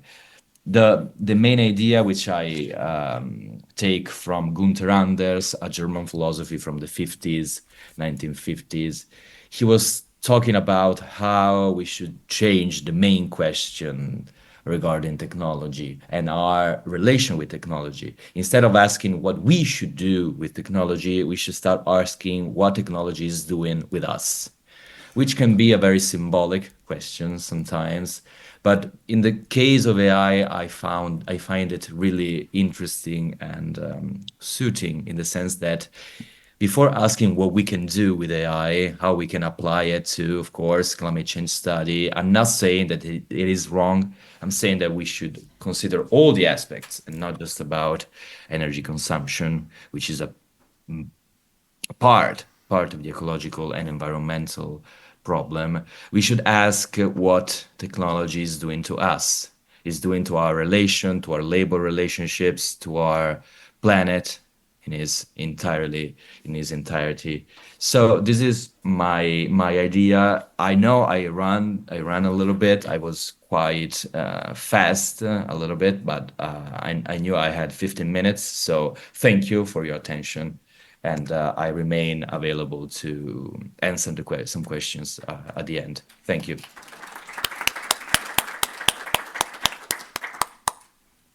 Thank you, Filippo. And now we'll move to Jasmine.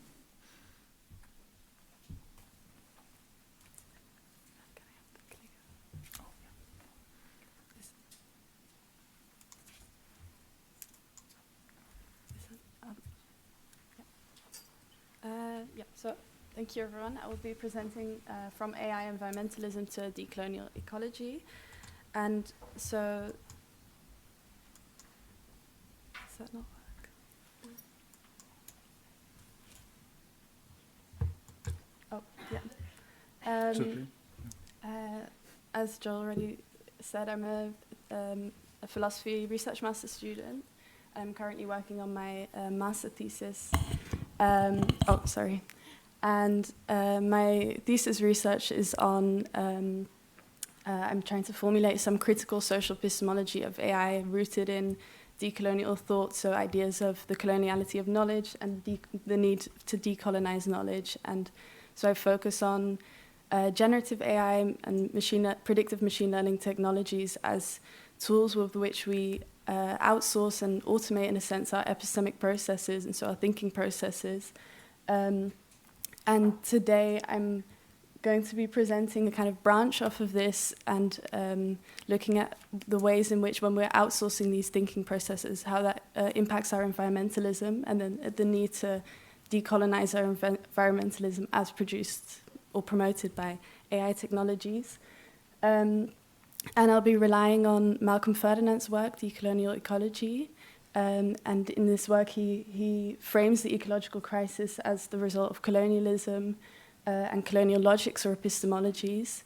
And I would argue then with this framing of the ecological crisis as a result of colonialism, and whether then AI embodies colonial logics, whether then that AI environmentalism is neither conducive to environmental sustainability nor to social justice and ecological justice. So I'll briefly explain what I mean by this idea of AI environmentalism and how this ties into the logic of AI. Then I'll introduce some of Malcolm Ferdinand's work, his Decolonial Ecology, and then discuss how we can apply this in a critique of AI environmentalism. So AI environmentalism, by this term, I kind of mean environmentalism informed by and promoted by AI.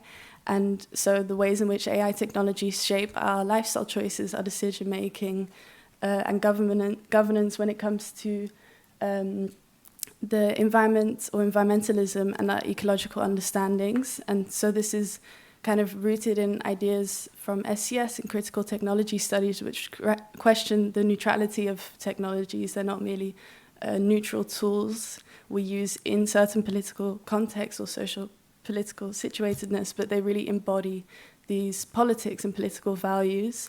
And when it comes to AI, there's been a lot of research on algorithmic bias and the way biased training data produces these discriminatory outcomes. However, in this literature, this is a more fundamental and systematic issue, and is not merely a case of debiasing training data sets, not a technological issue, but really at the root of these technologies.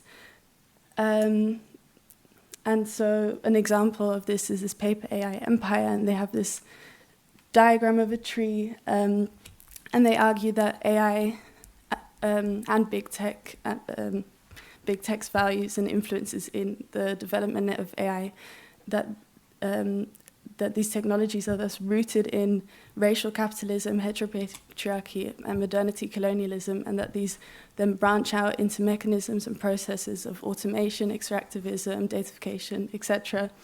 And that therefore these logics or these roots at the bottom really found and are embedded in our technologies.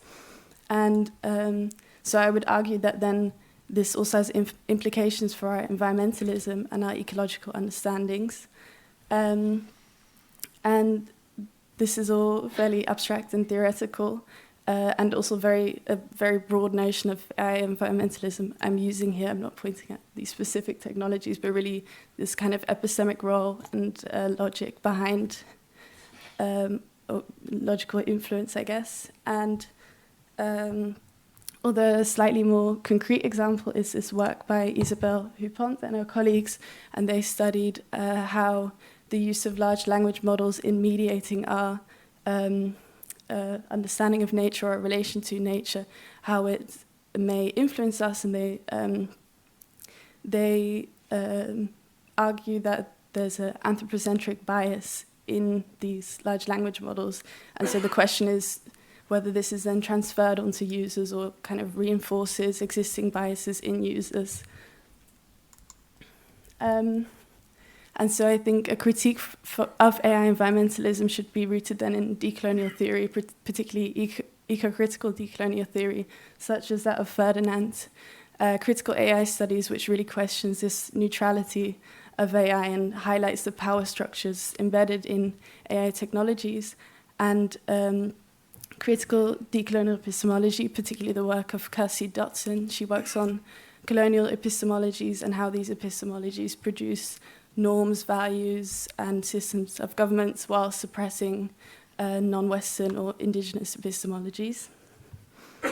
And so onto Ferdinand's work. So Ferdinand's decolonial ecology seeks to really center social justice and equality in his ecology. He writes, confronting ecosystem destruction is intimately linked to a demand for equality and emancipation. And so he frames the ecological crisis as very much being the product of colonialism, and specifically this idea of colonial inhabitation. So it's not this specific historical instance of colonialism, but really this colonial logic which underlines it. And he writes, racism is a way of inhabiting the earth that includes an engineering of its environmental, social, and political landscapes. And so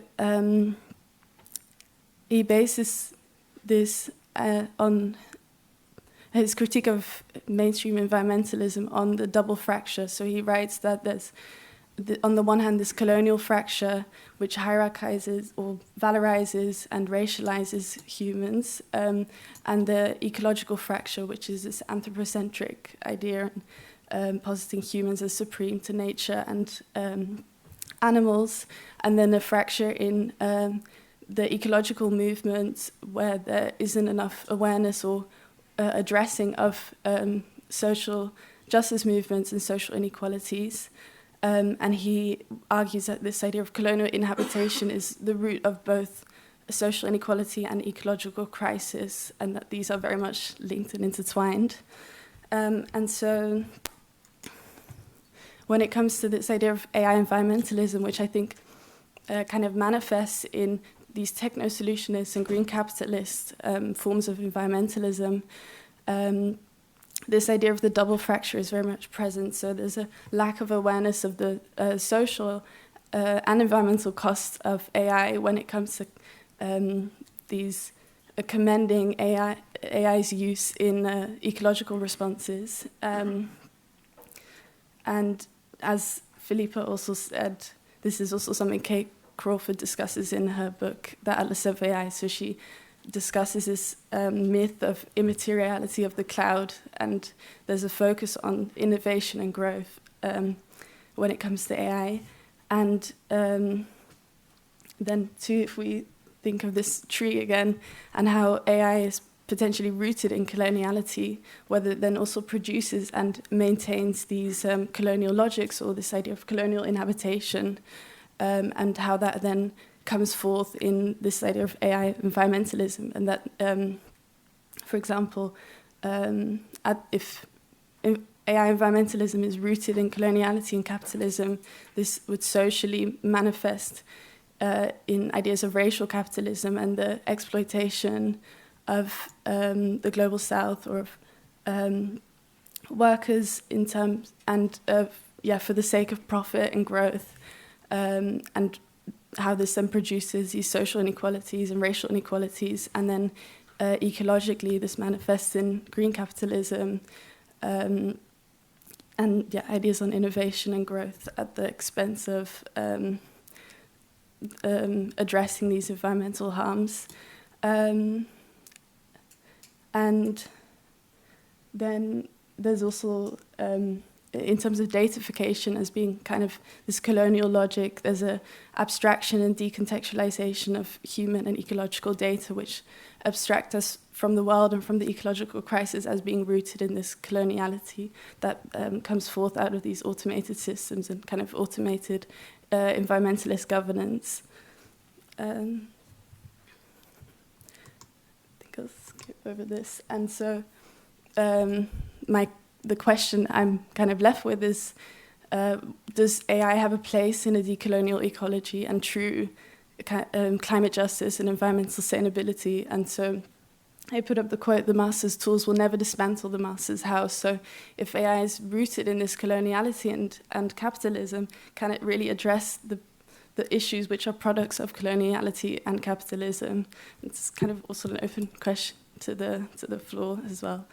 Yeah, so thank you.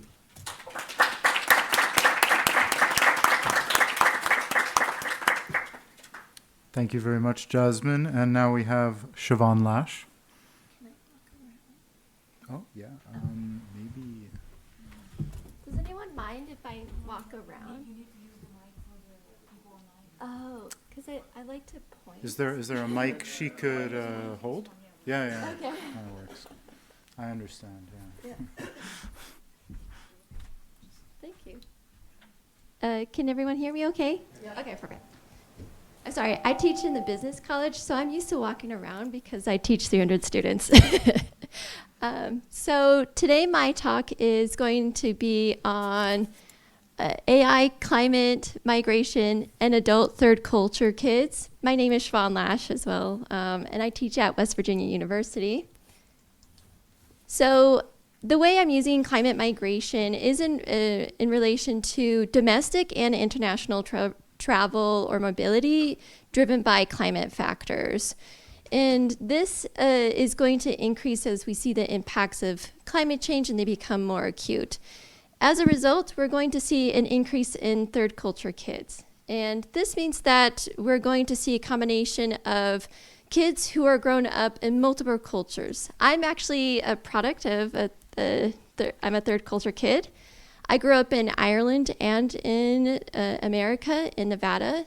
So I grew up between the two cultures, and as a result, I'm not quite fully integrated into the Irish culture or the American culture. I have a third culture.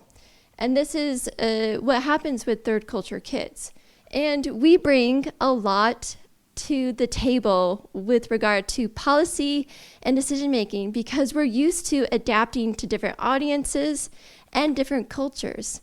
And this is going to be an important point, especially with growing anti-immigration sentiment, especially in the United States as we see it right now. So what I wanted to bring up is the impact of AI, which my panelists have done a good job. So this is a great segue into my presentation itself. AI is water and energy intensive. And in the United States, we have virtually no regulations around how much water or how extractive it can be in the service of innovation and ensuring that these big corporations have access to the data centers that they need. As a result, citizens in local communities where these data centers are fighting for the right to their fresh water sources. So it's creating an ecological issue. And I'll go back to this example, this picture here, where it's been cited that potentially the wildfire in California was at least in some part contributed by the amount of water that was used for these data centers. So there is some hope with the launch of DeepSeek in late January. It forced the US companies to realize that their practices were unsustainable because DeepSeek used a fraction of the resources because the American government restricted a lot of the resources that they had access to.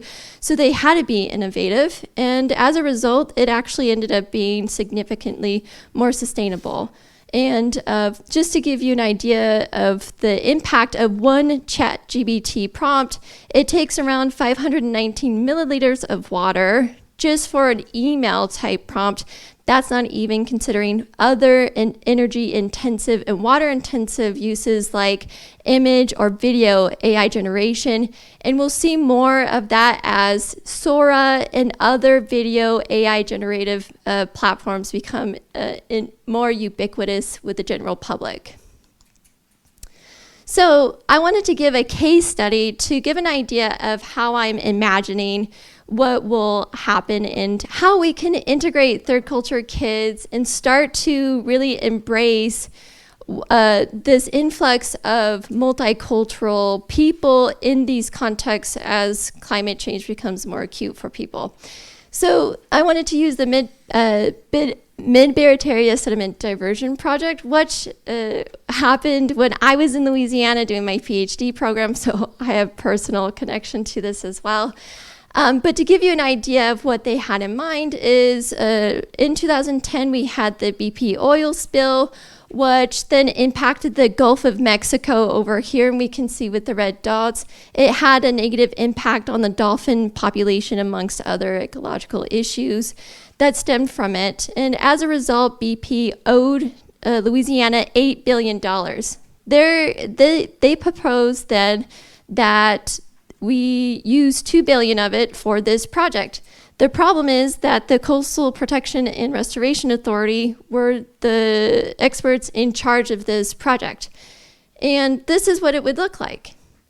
It would have the Mississippi, the river, the water coming from the Mississippi, flooding, and then allowing that water to come in and flood this area to restore the coast that Louisiana is losing due to sea level rises. The issue is that this is in service of New Orleans, but this impacts everyone else. No one in the lower regions were considered or contacted when this project was proposed. They just kept saying, oh, well, the people in New Orleans will be fine if we do this, but everyone else will literally lake flood, and we might kill a bunch of dolphins as a result. Sorry. So this is where we come into the problem.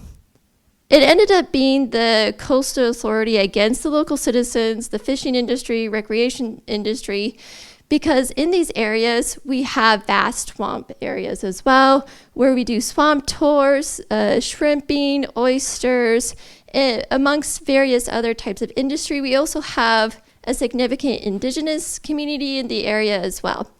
So what happened is that this became an us versus them situation because the people were not involved at all until after the fact. And because of this, the populations were angry. So the CPRA had to do close to 318 meetings. And this trench is still hypothetical. If you go to it today, it's a bona fide dug trench. It's not developed, and $2 billion have been used. So a lot of people in this area, local residents, environmentalists, are angry, and they're still angry. And to this day, there's probably closer to 350 to 375 meetings about this particular project. So how do we solve these complex environmental problems when we are running into a stalemate with communities and it's incredibly complex and driven by factors like climate change and then exacerbated by the use of AI and its data centers that's pretty much unregulated and unfettered in the United States? Well, my proposal is that we can use Ryan Muldoon's bargaining model to help us integrate these diverse voices and include them. Instead of being worried about people disagreeing, welcome that disagreement to see how we can further the conversation about it and get to the nuances about these issues. So the first stage is the contract formation stage. The second is the bargaining stage.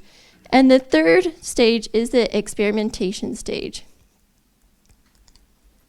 So the first stage heavily hinges on perspectival diversity, which means it's from the view from everywhere. So instead of the standard impartial view, the view from nowhere, what Muldoon recommends is actually integrating, well, why is that person weighing that particular priority in that way? Is it because they're indigenous? Is it because they have some background that is making that more important to them than we are weighing it ourselves?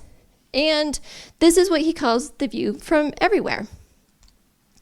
And this goes into allowing more nuanced priorities to be part of the bargaining stage. So instead of having to align in totality and have where both parties are having to conform to the ideas of the other, what can happen is a partial order, where some of the weighing of the aims or the goals are aligning. Not all of them have to align for this bargaining model to work.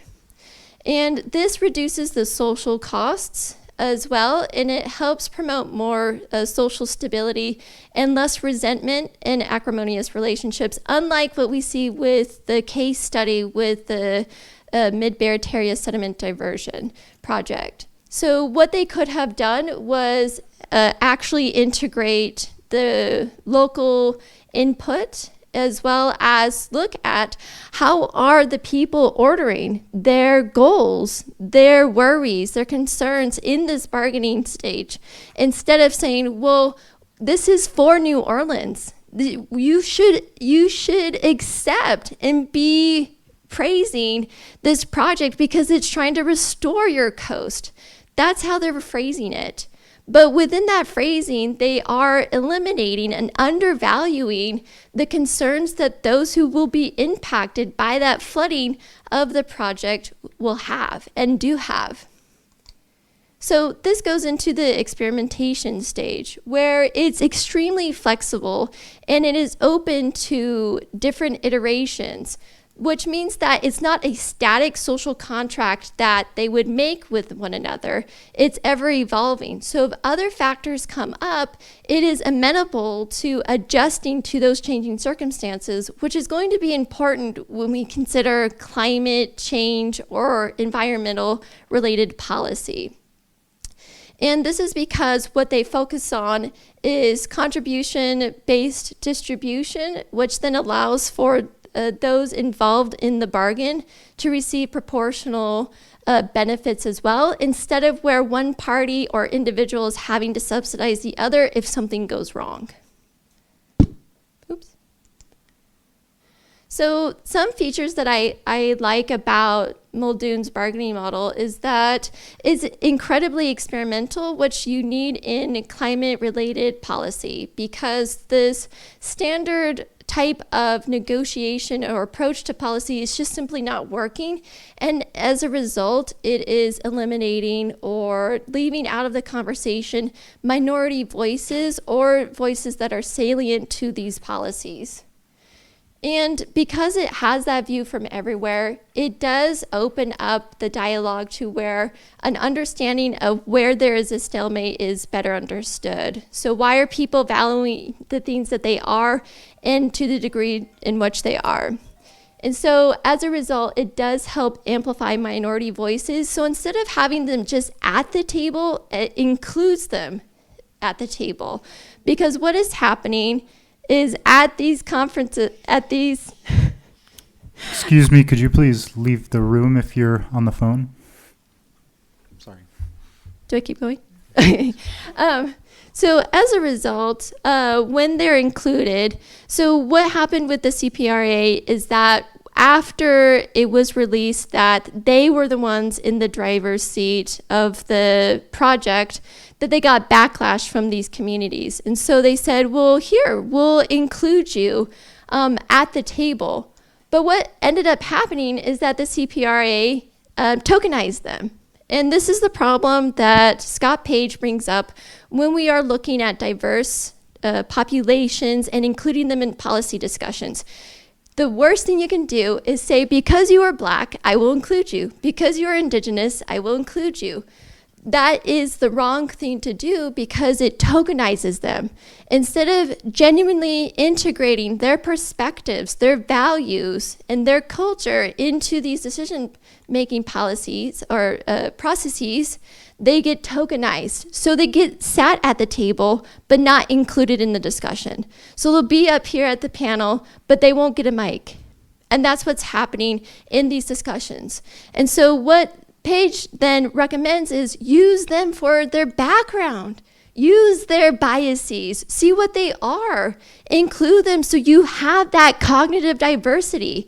And this is where the view from everywhere comes in, because then you actually know, why do they value it? Why are the shrimpers so pissed off at the CPRA? Why are they so frustrated by a project that should be lauded? And because they're ignoring those voices and their cognitive repertoires, and instead focusing on their identity diversity, they remain closed off to their views and their perspectives. So they're not getting that cognitive diversity that they are clearly after after 350 meetings and a stalled project. So what's going to be important going forward with these climate-related and environmental policy questions are going to be having these experimental social contracts that do allow voices and marginal improvements. Marginal improvements are part of the process. It's okay if it doesn't change right away. The idea is to get it better than it was yesterday. And right now in Louisiana, that project is not making it better than it was yesterday. It is stalled indefinitely right now. And that is almost after 12 years of negotiations. So what can happen is if the CPRA had followed this kind of model, it would have increased that social stability, included cognitive repertoire to get that diversity bonus they were looking for, and include those marginalized voices, those indigenous voices, those from the recreation and fishing industry. And then when they're engaged in this type of bargain, no one gets harmed. What happens is that all they do is they then have to make a new social contract with one another. And that's the point. That is what Muldoon is after. It's okay if it initiates another contract until they're able to get what they need and everyone benefits from these stagnant issues and moves us past them so that we can actually get these projects that are beneficial for everyone, not just a certain party. Thank you.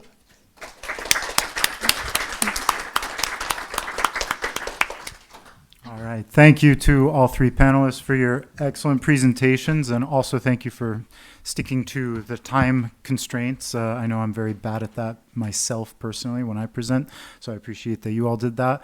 We'll take a few questions from the audience first, maybe like 3 questions to start, and then we'll hear more from the panelists.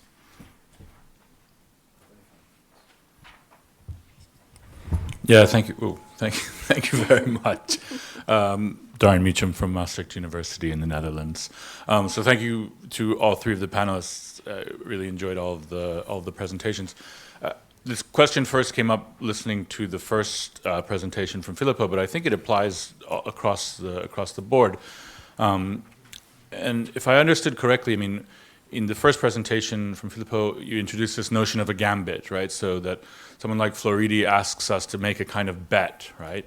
That bet involves a kind of analysis about whether or not, let's say, the costs of implementing or the costs of, all of these programs, AI for good, AI for sustainable development, et cetera, are actually going to outweigh any possible or potential benefits, right? And of course, because we're talking about the future, we're talking about potential benefits, possible benefits, while we're talking about actual costs, that adds to the betting, to the gambit part of it, right? And my question was a little bit, about your critique of that. So you introduced then a kind of critique of that, drawing on Crawford, and I think we saw something very similar in the second presentation, and in the third one, a little bit more of a conciliatory or negotiation aspect, which was super interesting. Is the bet rigged? I think that would be the basic way of putting my question, right? Is this actually a kind of, do we say no? The bet is rigged from the get-go. We don't have the right information. In fact, all of this AI for good, AI for sustainable development isn't really delivering any output anyway. It's not even being geared towards that. Or, on the other hand, do we say, wait a minute, no, what we need to do is just the proper cost-benefit analysis. We need to really understand we need to do the dynamics of the wager, et cetera, et cetera. So I'm just wondering, maybe all 3 of the panelists, if you can comment a little bit on those 2 approaches, because I saw both of those coming out of the presentation. Sorry, that was a long question. Thank you.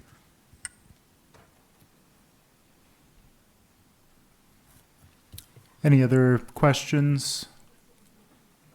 We can take maybe 1 or 2 more before we hear from the panelists. Also, if anyone online has any questions, feel free to type in the chat. I've got the chat open.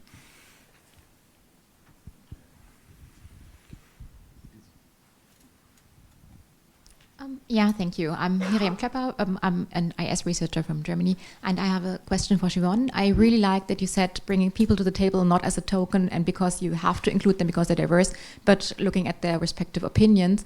And I feel like this can, if you phrase it like this, it can create like a sense of maybe not including people actually, because it's always like people get included because they get this benefit. And I feel like it's like when people say, I don't see color, for example, that's like the kind of situation I want to refer to. And then people will not include these people because they don't see the struggles of these people because they say they don't have these problems. And I feel like if you say people should not be included because they're not a token, then it's easier to completely forget about them because you feel like their opinions are not valuable in the first place. And so how, when you take away this diversity bonus, how do you make sure that people still get it because they need it, because otherwise they won't be heard? And I feel like this is a bit of a pickle, but I like your idea, but I'm interested in how this is. No. Thank you. My question goes in the same line with Miriam's question. Because I really like the idea of tokenization. As a person of color, we have been tokenized for the last 2 decades. In academia, in research, in the colonial, post-colonial approach, we bring people with, and so I really like this nuance that you made between 2 types of diversity, which will allow us to think about diversity from a different perspective. In French, we say la diversité en pluriel, in plural diversity, which means like you have this you distinguished between cognitive diversity and identity diversity. This is excellent. And I think this is something that we need to put it on the table to acknowledge. But the challenge is, in line with Miriam's question, how we would push forward towards cognitive diversity while ensuring that we are having this identity diversity. I'm not sure if I'm framing my question in a proper way, because we know that we want cognitive diversity. First, I would like to know if you would be generous enough to share with us some ideas about what do you mean by cognitive diversity, sure. Which I have some ideas, but I would like to hear you, and then how we could balance between those 2. The second question goes to the 2 other presentations about the environmental cost of AI. And also this is something I really like about the Cyborg Workers Conference, because each time, this is the second time I participate, and each time the presentations help us open our imagination. Let us see what is behind the scene. Also, another thing, how we are going to deal with it. We need AI. This is something like when I prepared for this presentation, I used AI. I think some of the speakers are using AI. It's becoming a kind of personal assistant to in academia. We are using it. I encourage my students to use AI in a proper way, in a specific way. So, what is the trade-off that we need to take, or what is the compromise that we might accept or not? Thank you. Thank you very much. So lots of very rich questions. We can start with these. Maybe we'll start with the first question from Maastricht on the AI gambit. And maybe we can start with you, Filippo, since you brought this up, and then if the other panelists want to add on after that, then that would be great. Yes, thanks again for the questions. They're really interesting. I was thinking about how we in the North, global North, we can somehow theorize twin transitions. We can theorize like a compromise between opportunity and challenges. We can theorize all these things because we have the wealth to use technologies. I don't see the use of technology as a need, of AI as a need right now. I want to specify. I don't see the use of AI as a need, as the last person said. It's a possibility that we have. Of course, I use it as well.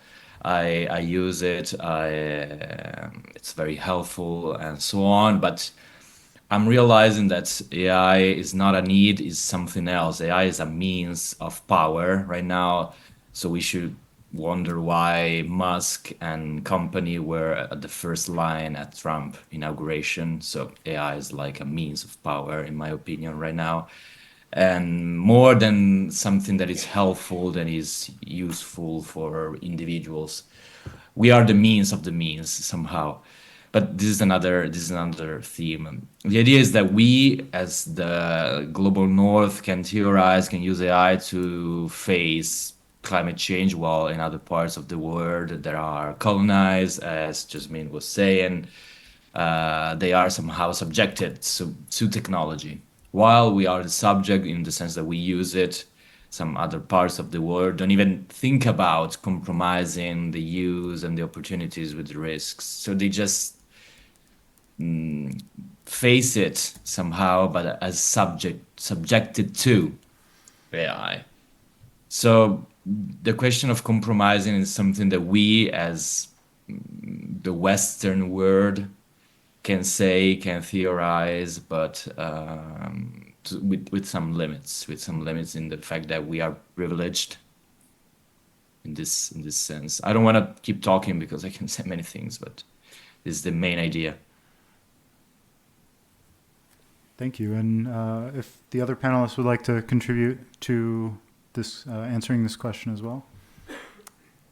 Yeah, so for the first question, I think it is indeed a case of kind of a reframing of the problem. And I think Professor Shannon, I believe, from the University of Utrecht works on this idea of techno-solutionism, particularly in AI use in the health industry. And she discusses how there's this reframing of a problem in order for technical solutions to be the best solution, and a reframing of the values that we want to address with these problems. And so I think that also comes to the last question on the need of AI. I also would agree with Filippo. I don't think we need AI.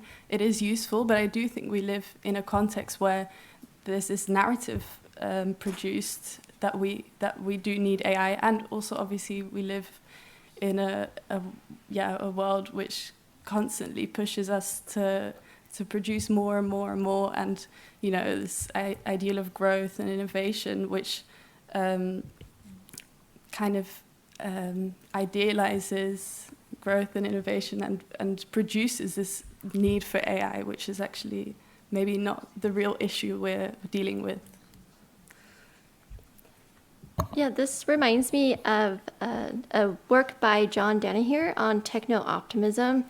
And the point that he makes is that we need to have an agency, modest approach to techno-optimism, in which we are being more realistic about the types of betterment of our life that technology, emerging technologies in particular, actually have, versus this more techno-optimism that is purported and supported by Musk and Bezos and other techno billionaires. And so we have to be more realistic. And Danaher gives us a nice template of this type of support that we need to have when we are looking at what AI can actually do, if it's actually making it better and improving society, and what its role actually is. And that seems to go a little bit with what the two other panelists are saying, of looking at the actual tangible role it has, instead of saying, well, it could have this very beneficial role, and instead taking a more nuanced approach and saying, well, here's what it's doing now, and here's how it's making it better or worse. Hopefully that answers. Thank you. And moving to Miriam's question. Yeah, good question, both of you. And this is an important question too, because you don't want to ignore the fact that these marginalized voices are being ignored historically. But what is happening at these meetings, you know, city council meetings, is that they'll say, oh, because you are a Black person from St. James Parish or Terrebonne Parish in Louisiana, you need to sit there. And what they'll do is they'll have them have a chair like that green chair over here. In the entire meeting, they'll never acknowledge them. So what Paige recommends is saying, well, what is their experience with industry in Louisiana? Has it been positive? Were they given the job that promises a $70,000 wage, a salary with good health benefits? What is the actual impact of that industry on that person? And what kind of input can they help with this decision of whether or not to approve this permit? But what's happening is they're saying, well, because you are a Black person in this area, environmental racism cannot be true. Because look, you're representing that company now. You're representing DuPont. So now racism isn't a problem because we have a Black representative. And that's what they're doing in these environmental policy discussions in practice in areas like Louisiana where environmental racism is a problem. So instead, focusing on their diverse perspective of being in that area and, you know, experience the pollution from industry, what kind of commerce has actually been positive in that area, and then ensuring that their input as a Black person is incorporated, or a person of color, Indigenous person, instead of it being front-loaded like we see now, where, oh, because you are a person of color or a marginalized in part of a marginalized community, we're including you at it, but we're not including you in it. I hope that answers your guys' questions. Okay. And did anyone else want to add anything? I thought also, Robbie, your question about cognitive diversity was quite interesting. Oh, I'm sorry. Yes, yes. So cognitive diversity, according to Paige, includes, drawing from our experiences and then our education. And so it's including, approaching an issue from different perspectives. So instead of having a bunch of people from Brussels, for example, try to solve a policy issue that is climate change related, what he proposes is we'll have people who are from different continents, who are impacted differently from climate change, who are experiencing exploitative practices, who are experiencing sort of this, power grab, this authority, techno authority like in the United States, and then having them come at these complex issues differently, because if you draw people from homogenous groups, he contends, then you have people who have the same background, relatively speaking, and then they're developing the same cognitive repertoire. So instead of drawing from their different perspectives or backgrounds, they have a tendency to then conform to one another because they're more homogenous. So then the idea is to get a more diverse set of people who are able to have different, so to speak, tools in a toolbox. So instead of just a hammer, you have a screwdriver. And I realize I don't know tools, so like the wrench, is it a wrench? The Allen wrench? Allen wrench? The other tools in the toolbox, instead of just one and so that is his idea of cognitive diversity. And there are different levels. So like a surgeon would have a different cognitive repertoire than a philosopher, for example. Great. Well, I have a question if it's okay, but, go ahead. And then I'll ask my question. It works. Yeah, okay. Richard Bachman, University of Michigan. Great contributions, and Siobhan, this goes to all of you, but this is very much in response to what you just talked about, which is the toolbox. I think the toolbox of addressing some of the issues that all of you have outlined, the social and environmental costs of artificial intelligence.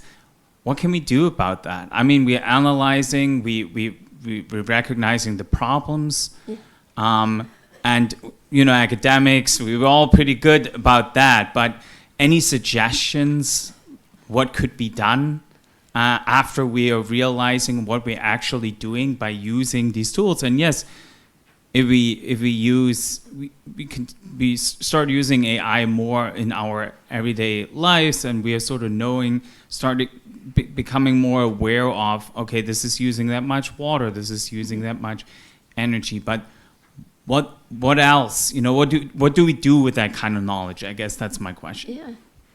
Yeah. Speaking personally, I actually got into environmental ethics because I accidentally went to a city council meeting in Louisiana and got pissed off and asked them what they needed, the community what they needed, and they were like, we need an environmental ethicist. And I was like, I'll be back in 4 years. It's because I drew from that experience, because what they were doing is saying, oh, well, St. James, they're blue collar. They're uneducated. Only 12% of that population even have a high school diploma or something like that, right? They would bring up those types of statistics to undervalue or undermine their experience. And so I think what we can do with this knowledge is to have it be some sort of a public component where it is applicable or can be used by those in the community. So during my PhD, I did community engagement where I made pamphlets for the community to bring to these meetings. So if a certain point was purposely misconstrued that they were saying, which was very common, then they could point to an institution that supported them. So offering that institutional support that a lot of these communities lack, because that is weaponized against them, just speaking from personal experience of working in environmentalism in Louisiana. So that would be my recommendation, is to not be afraid to get involved and piss off some politicians. Yeah, I think an American journalist taught reporting on the AI summit in Paris recently compared the attempts to regulate AI to being like a person on horseback trying to put a seatbelt on a Lamborghini. So I think this is part of the problem of thinking of solutions to this. On that note, I guess I had a question. I mean, I think. And this is a question I struggle with a lot. I don't have a clear answer to it, and it's really for all three of you to help me think through this a little bit. Now, I think one of the fundamental problems with what we might call technological solutionism or techno-optimism, as you've called it, is this kind of underlying utilitarian consequentialist logic that is at the heart of this. And now, as a caveat, I have great respect for John Stuart Mill. I think he's a great philosopher, very nuanced thinking, but I think there are a lot of very simplistic applications of utilitarianism that happens in a lot of big tech discourse nowadays, where they say, okay, well, AI may be harming the climate now, but in the long term, it will solve climate change. It will solve the problems of climate change. Or we may be having these extractive labor practices now, but we're going to eliminate scarcity in the future. And there won't be a need to have any labor anymore, and there won't be these exploitative practices necessary in 10, 20 years once we reach artificial general intelligence. And I think there's this problem. I mean, this discourse goes back, if you trace the history of the discourse around technological progress, we're constantly getting these promises of freedom from scarcity that never actually are realized. And so we're constantly just kicking this can down the road of equity for all and so forth. And I think maybe one of the problems with this, and this is an issue with utilitarian logic, is it may be good at focusing on consequences, but it often doesn't tell us what consequences are actually desirable. And so, I think this leads to the question I want to ask you that I really struggle with, is it seems like I'm not always so sure that when we talk about, we want to respect diversity, we want to respect values such as sustainability, but to what extent are these various values compatible with each other, and to what extent are they maybe in tension with each other and in irresolvable tension. So to give like an analogical example, you think of the ethics of eating animals. From an ecological perspective, it's more harmful to eat beef than it is to eat chicken. But from the perspective of quality of life, it's more harmful to eat chicken than it is to eat beef.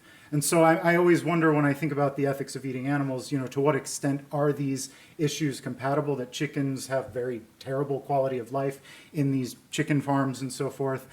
So that's just one example. Or if you think about the housing crisis in the United States that's made a lot of media coverage recently, one of the struggles, one of the explanatory factors in why it's so hard to build houses is because of environmental regulations that make it more difficult to build in the United States, in certain states anyway. So I'm just wondering your thoughts on the compatibility of these various issues we see. So specifically, this conference is all about the environmental and social costs. Are the problems and the solutions compatible, or is there some kind of necessary tension between them? And this is for all three of the panelists. Yeah, I think the current framing, there is an intentional tension to give us a false dichotomy of, well, you can't have innovation and economic growth if you care about people. I think that's false, and we've been misled in its propaganda to some degree, because we see a lot of countries and cultures that do value sustainability and diversity and are fruitful, maybe not according to Western or colonial standards, but according to their own standards in which they are self-sufficient, such as following Ubuntu ethics, for example, and other decolonized methodologies where they do look at how they can be forward-looking while respecting tradition. And I think that is something that we can take a lesson from in the West, of those types of more sustainable viewpoints and framing, instead of the intentional false dichotomy to convince people, you're going to get surveilled more because of AI. But look, now you can ask if you put an apostrophe there, or if your email is grammatically correct. That's what I use ChatGPT for sometimes. I would rather just look to a book than a prompt if that's going to cause this amount of catastrophic issues, right? But we're given the choice of like, oh, well, you can't have that fast a response from that predictive algorithm without it scraping your data from pretty much anything you've ever done on the internet forever. And your image for the AI avatar you never asked for on Facebook is also scraped from the data you didn't know I was scraping. But look, this is really cool. Yeah, I would agree with you there. And yeah, I think we need to reevaluate what these values really are and who they're benefiting and where they're coming from as well. I don't think, we need somehow to move towards some more democratic conception of what values we really want to prioritize. And like you said, this comes from this kind of techno-solutionism where certain values are prioritized and then, in a sense, like you said, made inevitable without really questioning what those values mean. Thank you. So we're almost out of time, but Filippo, would you like to have the final word? Yes, I agree with my co-speakers, if I can say it. But the main idea, which of course is my quite personal opinion, is that one thing is like the ideal discourse on technology and AI, which is the ethical discourse, which of course I'm not saying it's wrong, I'm just saying it's ideal. We can be ideal, we have to be more democratic, inclusive, plural, which is totally right, totally shareable, totally, I don't know how to say, correct. And one thing is like the actual word, when a few people have AI in their hands, they can control information, they can control political influence, economic behaviors of all us. So to be realistic is to be in the middle between optimistic and pessimistic. And if I can say it, all of our three presentations were very realistic, and I quite enjoyed listening to my co-speakers. I don't know if it's in English it's correct to say it, but I enjoyed both the other two presentations because they were both realistic in the sense that this is the line that we have to follow to understand something about AI before proposing some solutions, even because like solutions are not for philosophers or humanitarian culture. The solutions are for the engineers. I don't know if some of us are engineers. We are not, if I'm not mistaken. The engineers are making the solutions. We have to make the questions and the problems. All right, thank you. So we're out of time, but let's give our round of applause one more time for our panelists.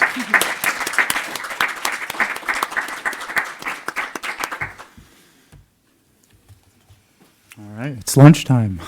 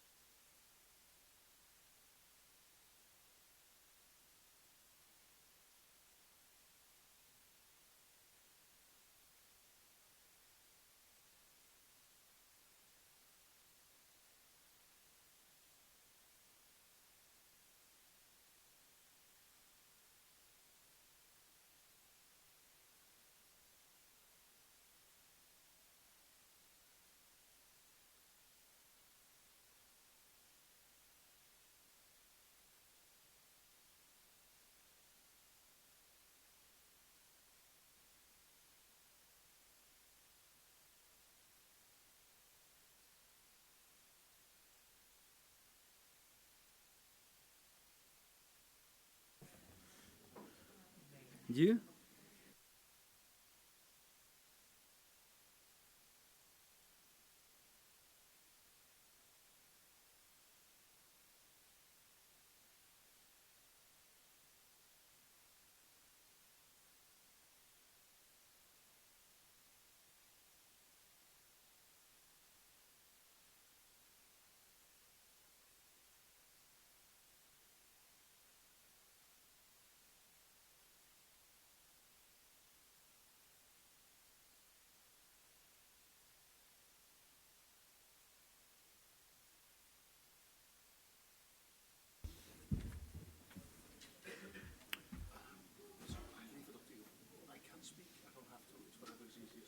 On verra.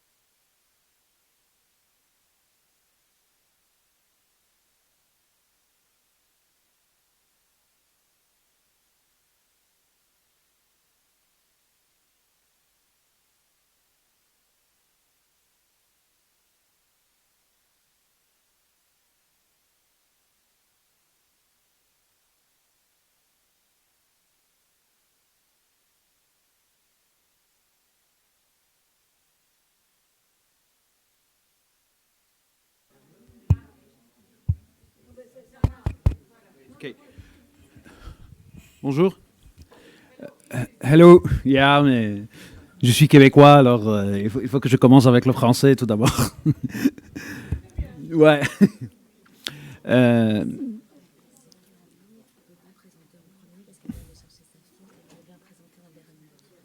He wants to start.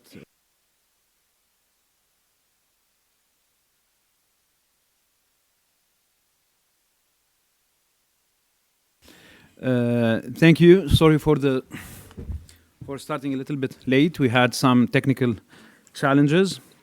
Now we are starting our third panel for today, which is about automation for whom. We will have, basically 3 presentations. We will start with Olga Georgiev, and with Wouter Dawson. And then we will have a presentation with Babatunde Omotosho from the Federal University of Nigeria. And we will finish the third presentation with our colleague from Turkey, Professor Ceyhun Elgin, who's also going to present online. We'll start with you, yeah. Olga has a PhD in historical sociology, yeah. And she's doing her postdoctoral research at the Center for the Study of the Digitalization of Public Services. Yeah. This is what I found online. Yeah, I mean, I feel like you are sharing info that I did not. Okay, I'm sorry. No, it's fine. It's fine. I thought it's public info. But no, I know that you work on the impact of digital transformation. Yeah. Which is something we really need to understand, and namely how technology digitalization is challenging migrant integration in the labor market.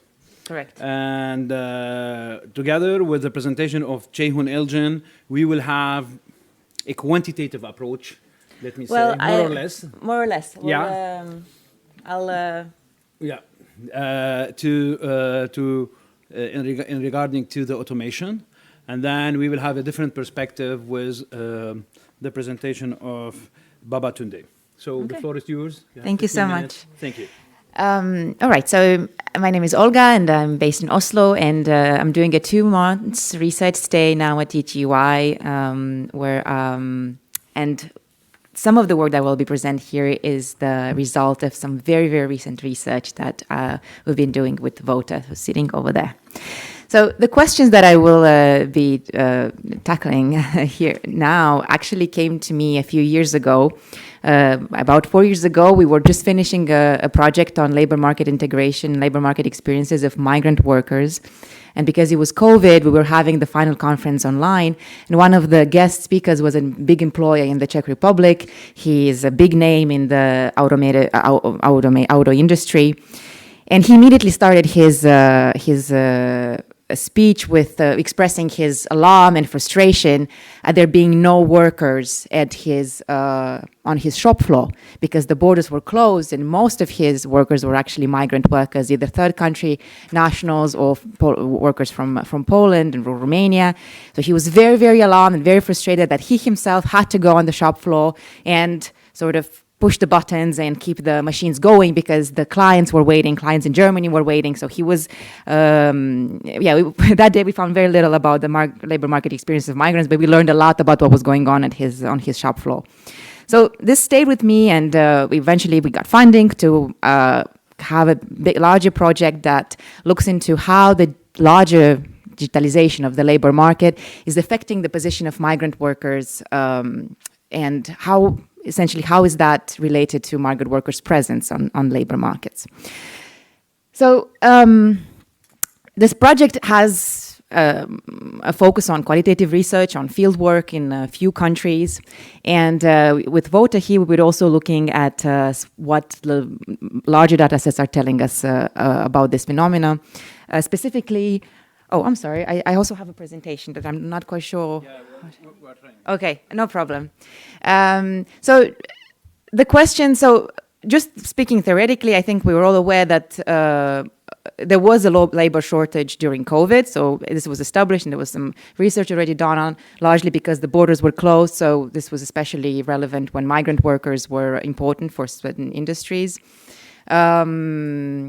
Then I'm just trying to remember what was on the first slide. Then also this was, and at the same time there were talks about robotization solving this issue, robotization, but also algorithm management, somehow decreasing reliance on uncontrollable labor. So this is where the question essentially came to my mind. So this project started really just a few months ago, and Wouter and I, we had data from the International Federation of Robotics that kind of shows how operational stocks have been changing over the years, and data from the European, so this is, I already kind of went through this. There was I'm just not going to repeat myself here. We had data from the European Labour First Survey and data on operational stocks from the International Federation of Robotics, and we wanted to look if post-pandemic robotization is stronger. Well, first, in general, if there's a change in robotization, if this change, if positive, is stronger in sectors that are more reliant on migration, and whether this came at the expense of migrant workers. So, as I was saying, we just started this. We're plan on digging further on the findings that we have. But essentially, indeed, we see a change in patterns of robotization. This is robot density specifically, so stocks per 1,000 employees. So we see some changes after 2020. When we looked at how is this related to migrants' presence in specific sectors, we saw that, well, indeed, if we calculate sort of an average share of migrant labors, and we see that in the sectors where that share is larger, there is indeed a higher tendency to robotize in those specific sectors. So the difference between the situation after the pandemic, in the years after the pandemic before, is larger in the sectors that tend to be more reliant on migrant workers. But then when we looked at whether this led to some displacement, we see that, okay, so prior to the pandemic, there seems to be a slight effect of displacement that was actually non-significant after the pandemic. In fact, in the sectors that are more reliant on migrant, where robotization was higher, we see that the migrant labor representation has also increased. So essentially, we saw that robotization in the sectors that are more reliant on migrant labor, there is higher robotization, but that also comes with a higher increase in the employment of migrant laborers. So as I was saying, these are quite preliminary results. This also leaves us with maybe more questions that we started with in the beginning. And so we're planning on digging further. But one way to look at it is through an example that is happening in the field. So this is just a month ago, I went to the Czech Republic, and I actually contacted that employer that was very, very frustrating and alarmed about the situation in the beginning. And I asked if I could interview him about what was happening. He's known to be quite an eccentric businessman. I sent him the list of questions, and he replied to me with the subject of the email saying, "COVID was a bad dream that we all want to forget about." I didn't approach him for field work, but I still wanted to leave this quote because I think it's quite telling, as I will go back to it in a bit. But I became very interested in this warehouse that, as I was saying, is based in the Czech Republic. It's a warehouse that serves the biggest online grocery store essentially now in the region. This was a Czech startup that had evolved and developed very, very quickly. It is so online grocery store, meaning that you order your groceries online, and then there's a worker in the warehouse that receives the order, compiles the products that you have chosen into a bag, and gives it to the delivery driver that brings it to your home. This warehouse hires mostly in the warehouse itself is mostly migrant workers. Specifically, a lot of them workers from Ukraine. All of them are subcontracted, which is I will get back to that is there's time in a bit as well.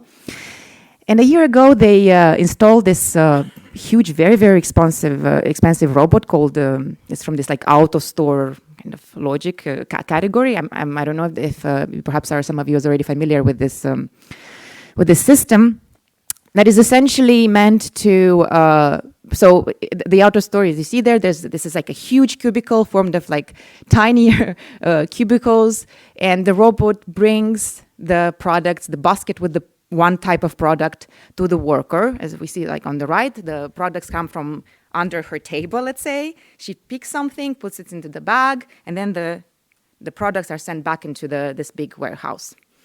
And the idea here was that this will, well, like when we look at how this was promoted, this was supposed to automate the processes, like from the beginning to the end. However, that's not quite possible at this point because, well, the products themselves, they are designed for human consumption. So if you look at the bag of chips or anything, or a piece of, even a packed, I don't know, juice, they are designed for human hands. So it would be, you know, one would have to have a very, very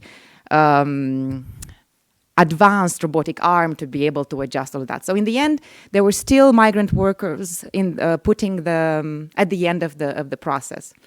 And in addition, the supermarket becoming so large and so dominant in the grocery market, they also now started to work very closely with farmers, with local farmers that would bring their products to the local farms in the city. And they deliver their products non-packed completely. So there's no automation. There's still a worker kind of dealing with those kind of products when it comes to putting them into the bag. So here we see that actually, I mean, this is all, as I was saying at the beginning of the project. Obviously, we're not saying that this is like explaining the whole situation of what happens with migrant labor and robots increasing at the same time. But we see that, in fact, because the speed has increased, the speed of one being able to process a order has increased, you actually need even more migrant workers at the end operating or executing an even more like simpler repetitive task to kind of end the entire sort of operation. And if I have time, maybe I can... I have. I can maybe also go back to and say a little bit more that I've noticed in the fieldwork, because I think it's quite relevant to what was said in the morning panel. This idea about like to what extent automation, what is the purpose of automation, and to what extent it can replace or not replace human labor, and how labor itself how workers themselves should address and position themselves in regards to it. As I was saying before, in this context, workers went from already performing a quite repetitive task before the robot, which was just having a bag and running between shelves, to a task that even simpler. It's simpler, it's still needed, and kind of just assumes like just one type of movement. And this is actually in contrast to what the management of this warehouse was saying in a promotional video that said that, well, this is first and foremost, for the workers themselves, so they don't have to run between shelves. And it's a question to what extent, the operation that they have to execute now is helping them. Even more that now, because their pay is performance-based, they're actually now expected to perform to have even more filled-in packages per hour than they were expected to do while they have to move between shelves. So again, like the question of like what extent that improved the working conditions of workers themselves. And another important part here is that when I'm talking about like how labor should position themselves, I need to really discuss, what kind of bargaining power this particular type of workers has. Because these are workers that, as I was saying before, they are migrant workers, they're Ukrainian workers. A lot of them are under temporary protection. And this is also very cheaply valued labor. And also, all of them are subcontracted. Well, I mean, I think... maybe we can just, I'm sure this may be like maybe raising some questions, but ultimately, sorry, 2 minutes. Yeah, ultimately, I guess the idea here is that it seems that as long as labor and workers remain accessible and cheap, one would say that, well, then there's less incentive to invest in automation because labor force is still cheap and more available. But this still is ingrained in the logic that there should be a displacement effect, and like, then you kind of use a cost-benefit decision, like what's more expensive to invest into to pay the workforce or to the workers, or to just invest in robotics. But here we see that the interest was to combine the both, because the ultimate interest and the drive was to process as many orders per hour as possible and as fast as possible. So here we see kind of a combination of a cheap available labor and a high, like an intense, high intensity, high capability machine that is possible to process as like very, very quickly. 3 hours lasts between someone puts a order online and have them delivered to their homes. At least like that's what the management claims. 3 hours, yeah. And even with this crisis, this COVID that was supposed to kind of maybe change the logic and how, people are thinking, it seems that, COVID was a bad dream that everyone wants to forget about. And the idea is still to just process as fast as possible, as much as possible. Thank you. Thank you, Olga. And now we will move to the second presentation with Babatunde. He's online. Can we put the...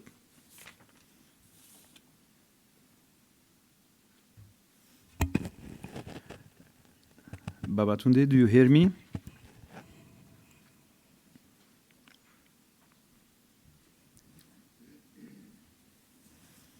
Yes. Okay. He's online. He's already. Pardon. Okay. Connection. He's online now.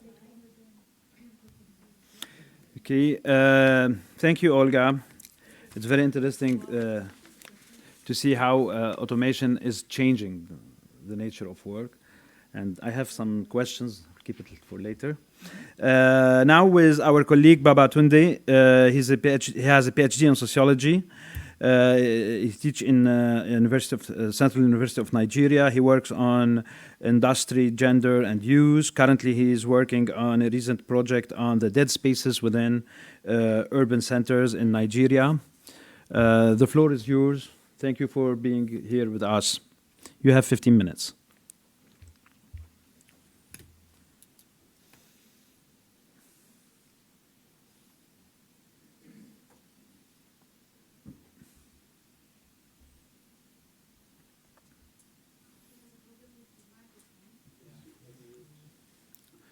He unmuted himself.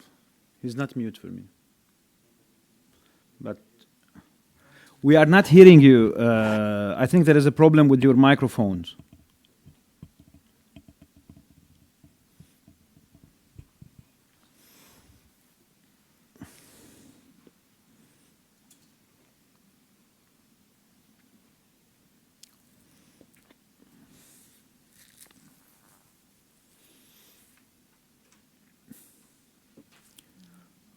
Can you hear me? Yeah, now we hear you loud and clear. Oh, okay.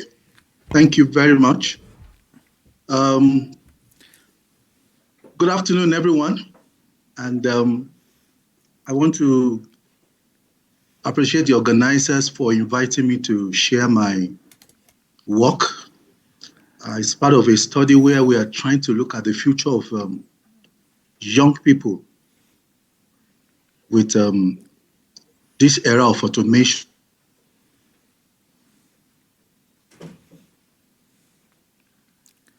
The future of female youth employment in Nigeria's informal sector, navigating automation's impact on gendered labor roles.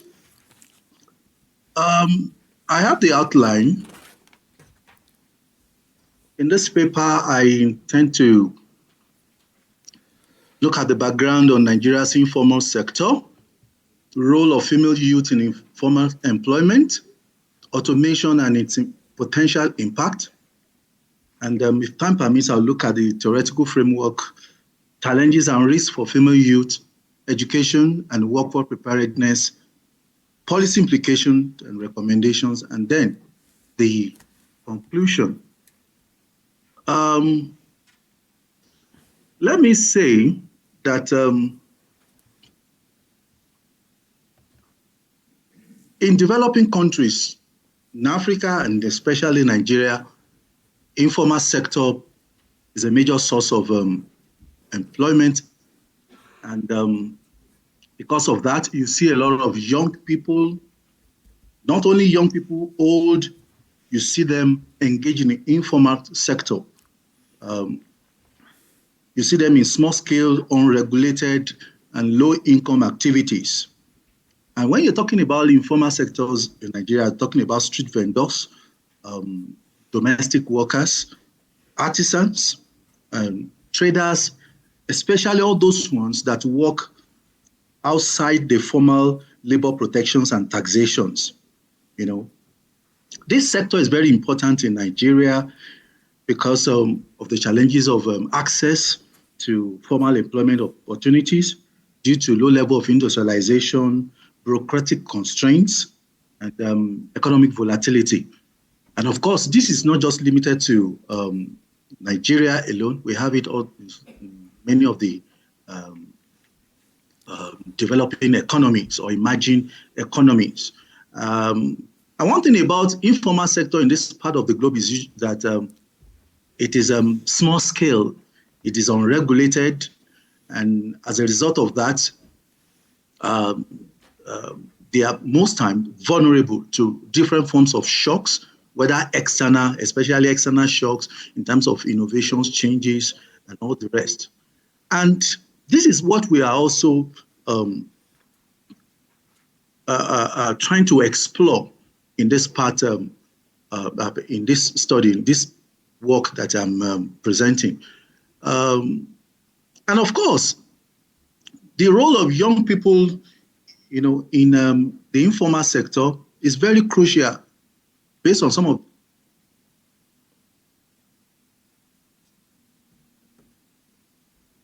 getting a formal employment and all the rest. So you see a lot of them engage in this informal setting, informal employment. You see them as street traders.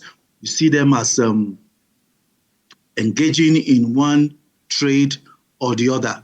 And also, cultural norms influence some of these job choices and mobility in the informal market. And with the introduction of automation, a number of things are beginning to take place. For example, some jobs that are being done or performed by the informal sector is being taken over by automation because there is increasing digitalization and automation. So the informal economy is gradually experiencing some changes. So some domestic activities, retail works, they are experiencing technological changes. And as a result of that, it's creating opportunities while at the same time displacing certain set of people. And some of the people that we foresee that this innovation, digitalization, and automation are going to be affecting are these people in the informal setting, especially the young people who don't have the wherewithal, who don't have the capital needed to do well within this setting. And, you know, a number of questions begin to arise.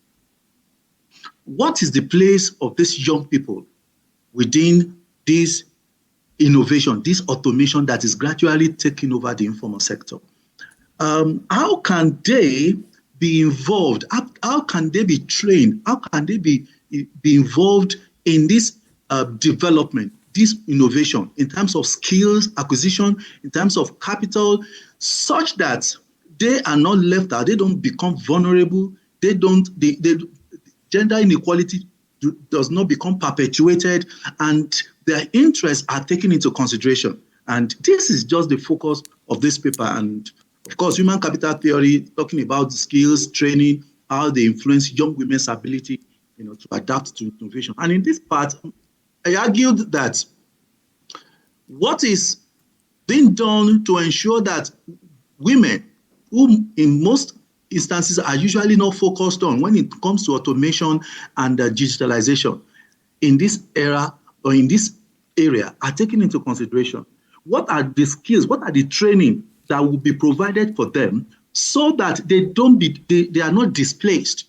And I can tell you that a number of them are gradually being displaced because of all of this innovation. Big companies, big corporations that can fund automation, that can fund digitalization, are gradually taking over these jobs, are gradually taking over the informal sector, such that these young ones are displaced economically, they are left without jobs. And apart from that, there are other challenges which they are facing, which is also making it difficult for them, coupled with the automation that is taking place. Gender norms is, shaping employment opportunities and skill development. There is also barriers to digital skill training and financial inclusion still persist. And the argument is, if this continues, automation may displace women in low-skilled routine jobs while favoring male-dominated technical roles. And some of the reasons why this is so is the issue of education, preparation, and policies to address these gaps. For example, vocational trainings programs still remain underdeveloped for technological-driven sectors. Apart from that, limited digital literacy and STEM participation still hinder women's competitiveness.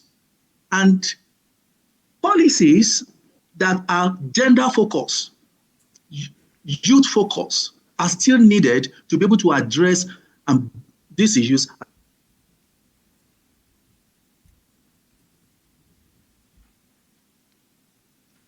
If digitalization, if automation that is gradually taking over the informal sector will benefit these people and will not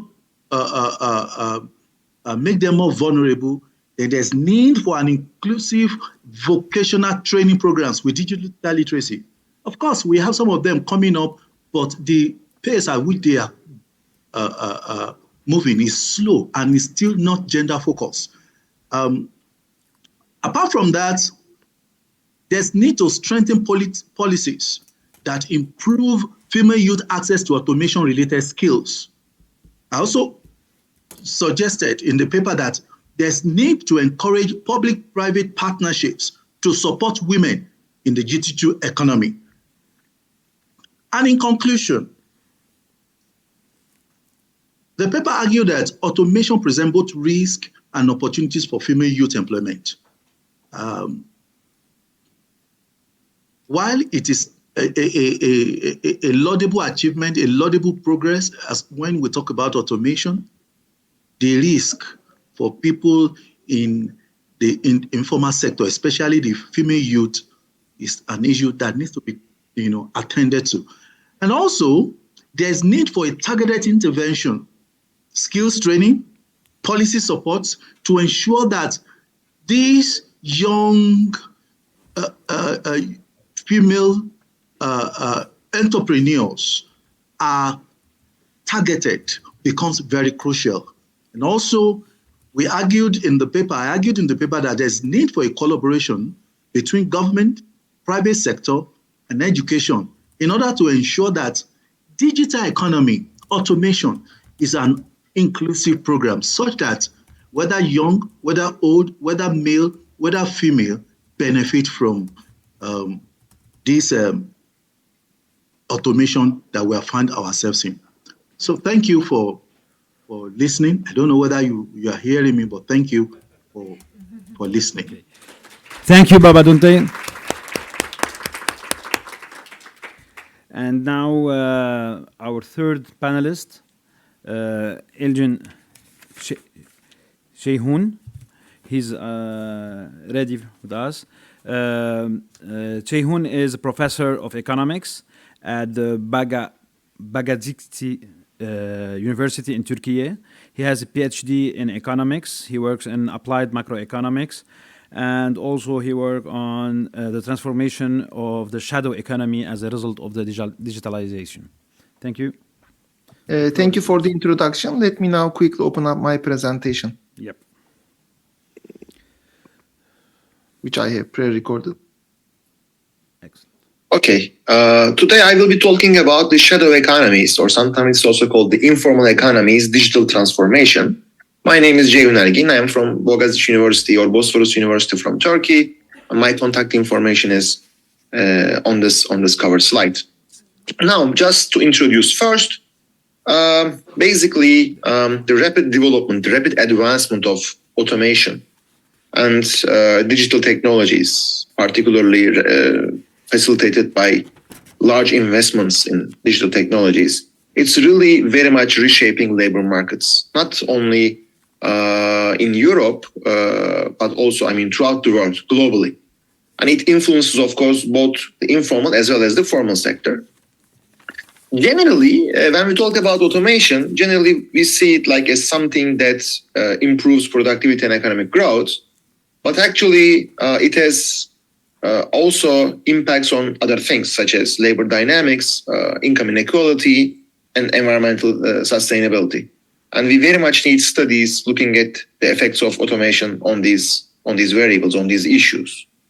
And in this paper, my aim is basically to investigate the paradox where automation that is originally intended to increase formalization, to increase the size of the formal sector relative to the informal sector, actually inadvertently contributes to the expansion of shadow economies. What I do is that I explore how displaced workers, particularly in developing countries, are taken into or propelled into the informal employment, which basically also makes existing inequalities worse and also introduces some new forms of precarious labor. And I also, in this paper, try to assess the environmental consequences of this shift, whether this movement from formal to informal sector due to automation also has an impact on environmental degradation, for example, environmental issues. Okay, now a little bit some information, some quick information about the theoretical framework that I have in mind while doing the study. So basically, what I hypothesize is that technological progress has traditionally been viewed through two different mechanisms, two different channels, two different lenses in labor economics. That's my understanding. One is what we call the compensatory forces hypothesis, and the other one is called the displacement hypothesis.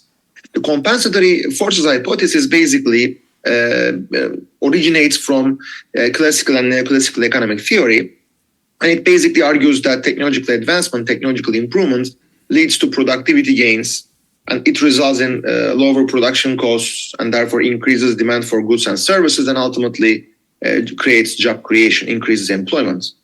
And according to this view, so it's more like positive view, of course, new industries and occupations emerge as old ones become obsolete, mitigating the displacement of workers. But on the other hand, there is this what we call this displacement hypothesis, which is more in line with heterodox, not mainstream, but heterodox economic thoughts, which argues that automation replaces human labor, leading to structural unemployment and the concentration of wealth and power in the hands of the few, in the hands of the capital owners primarily. And here in this perspective, automation basically deepens labor market segmentation by polarizing employment opportunities between high-skill, high-wage jobs and low-skill, precarious employment, including informal employment, of course. Then there is also this, as you may know, the dual labor market theory that explains how technological change, technological improvements may reinforce inequalities by creating a division between a primary labor market, maybe the formal one, which is characterized by stable employment, high wages and worker protections, and a secondary one, which is the informal one here, characterized by low wages and job insecurity. And basically, if we apply these theories to automation, we can then argue that, I believe, when digital technologies displace workers without generating equivalent employment opportunities in the formal sector, individuals resort to shadow economic activities, informal activities. And that could be more pronounced in developing countries where institutional quality, labor market institutional quality is much lower, and formal employment opportunities are much more limited. And when basically the cost of compliance with formal sector regulations outweigh the benefits, then the businesses and workers may opt for informality. And automation now, which is basically at the core of this presentation, can make this process worse, actually, in two different channels. One could be the displacement of workers without formal absorption. I mean, when automation replaces routine jobs in industries such as, for example, manufacturing and services, workers with low adaptability may find themselves unable to re-enter the formal sector due to what? Due to skill mismatches. And since they have limited alternative employment opportunities elsewhere, they have to turn to informal work. And I mean, which is exemplified, I mean, in a few examples here, like small-scale entrepreneurship, gig-based labor, or underground employment. The second channel is the technology-enabled informalization. Here, basically, the idea is that the digital platforms may facilitate informal economic activities by reducing transaction costs and creating decentralized work arrangements, while gig economy platforms such as Uber, TaskRabbit, or Fiverr offer new work opportunities. They often lack worker protections, and their job conditions very much resemble shadow economy employment structures. I mean, there is also this notion of coming from the institutional economic theory of Douglas North that can further explain how weak regulatory frameworks can contribute to the expansion of shadow economies. And also one more thing maybe to look at is with respect to the dimension of gender issues. A critical dimension here in terms of the automation's impact on the labor market is the gendered effects, because there are very much gendered effects here. To the best of my reading of the literature, feminist economic theories very much emphasize that technological progress does not occur in a vacuum, and it very much interacts with existing gender norms, which further reinforces inequalities in the labor market outcomes. There are some studies here that I am citing that you are welcome to look at, that show that this automation indeed, in line with this hypothesis, disproportionately affects female-dominated sectors, such as clerical work, textile industries, retail services. We also have seen the effects, these gender effects through the pandemic actually. And also in almost every country, female workers, women are overrepresented in informal employment. And also digital transformation here can further exacerbate gender disparities through the rise of what we call digital piecework, where women engage in microtasks on platforms such as Amazon Mechanical Turk or Upwork, which pay low salaries or which make low payments for jobs without any social security, and they very much are characterized by a high level of precarity, similar to conditions of informal employment. And also there is this theory of Akerlof and Cranton's identity economics, which is suggesting that gender norms shape economic behavior and which limit women's access to high-skilled technology-driven jobs. And as automation eliminates middle-tier jobs, women who lack reskilling opportunities are more likely to be pushed into low-wage, precarious, informal employment. I also have some discussion here with respect to what we call eco-innovation, to discuss the relationship between automation and environmental sustainability, which is something widely debated in ecological economics as far as I have read. And generally, those ecological economists, they argue that automation-driven informalization has adverse environmental consequences through two mechanisms. One is the proliferation of unregulated small-scale enterprises, which are, since they are unregulated, they are creating more environmental damage. And then through outsourcing of environmental costs, where large firms that automate production may outsource environmentally harmful tasks to informal workers. I also here cited what the famous Jevons paradox that can further explain why automation does not necessarily lead to reduced environmental harm, because as technology increases efficiency, production costs decline, leading to greater consumption and resource extraction. And when displaced workers migrate to informal economies, to informal employment, they can engage in resource-intensive activities to sustain their livelihoods, and again, can cause environmental degradation. Here I talk also a little bit about the historical instances of automation affecting those issues. Examples from Industrial Revolution, post-war Fordist economy, and then even looking at the early 21st century, the digital age, the starting of digital age. They all, I believe, this provides, in my opinion, a multidimensional understanding of the complex relationship between automation, shadow economies, and environmental sustainability. Now, to go to my empirical analysis based on this theory, I first create what we call an automation index. It's an annual cross-country panel data analysis that I will be presenting shortly. I first create what I call an automation index using data from International Federation of Robotics and as well as from the WDI of the World Bank. And this is how I construct the automation index by dividing number of industrial robots in a country I in year T to manufacturing employment in that country in that year and multiply it by 10,000. So in a sense, it's the index provided by the number of industrial robots per employees per 10,000 employees in the manufacturing sector. And then what I do is that I regress several dependent variables. In this case, shadow economy. I also do some robustness checks with informal employment rate. And then later on, I use some inequality and environmental measures to its lag, to the lag of the dependent variable, as well as to automation and some controls and country and time fixed effects.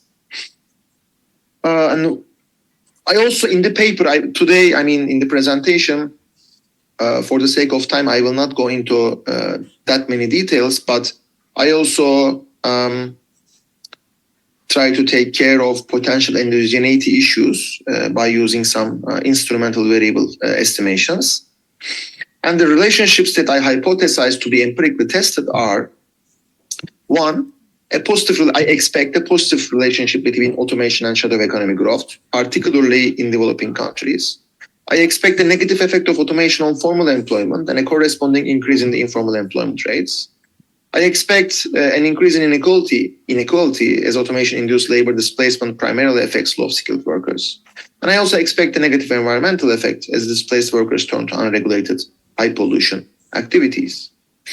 And here are some results for the shadow economy. When I regress shadow economy size as a percentage of GDP on automation and then some bunch of controls, what I see is, the first row, automation seems to have a strong positive effect on the size of the shadow economy, statistically significant at 1% level, suggesting that increased automation leads to a larger informal economy, likely due to displaced workers seeking informal employment. Then I also do a similar regression with informal employment now as a percentage of total non-agricultural employment. So the first one was shadow economy size as a percentage of GDP. The dependent variable here was shadow economy as a percentage GDP. Here it is the informal employment as a percentage of total non-agricultural employment. And again, here automation seems to have a positive coefficient, reinforcing the idea that displaced workers enter the informal sector, informal employment. I ran some results with the Gini coefficient as a dependent variable, where I regress now the Gini index on automation and other variables. Again, automation seems to have a positive coefficient here, suggesting that the higher the automation, the higher the Gini index, the higher the level of income inequality. And then I do some analysis with an environmental indicator, which is the CO2 emissions per capita.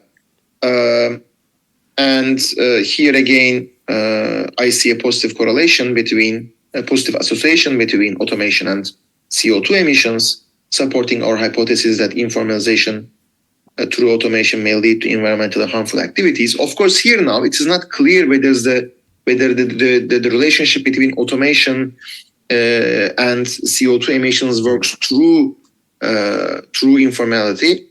And to support that further, I also do the following systems estimations. I run two equations at the same time. In the first one, I regress shadow economy on automation and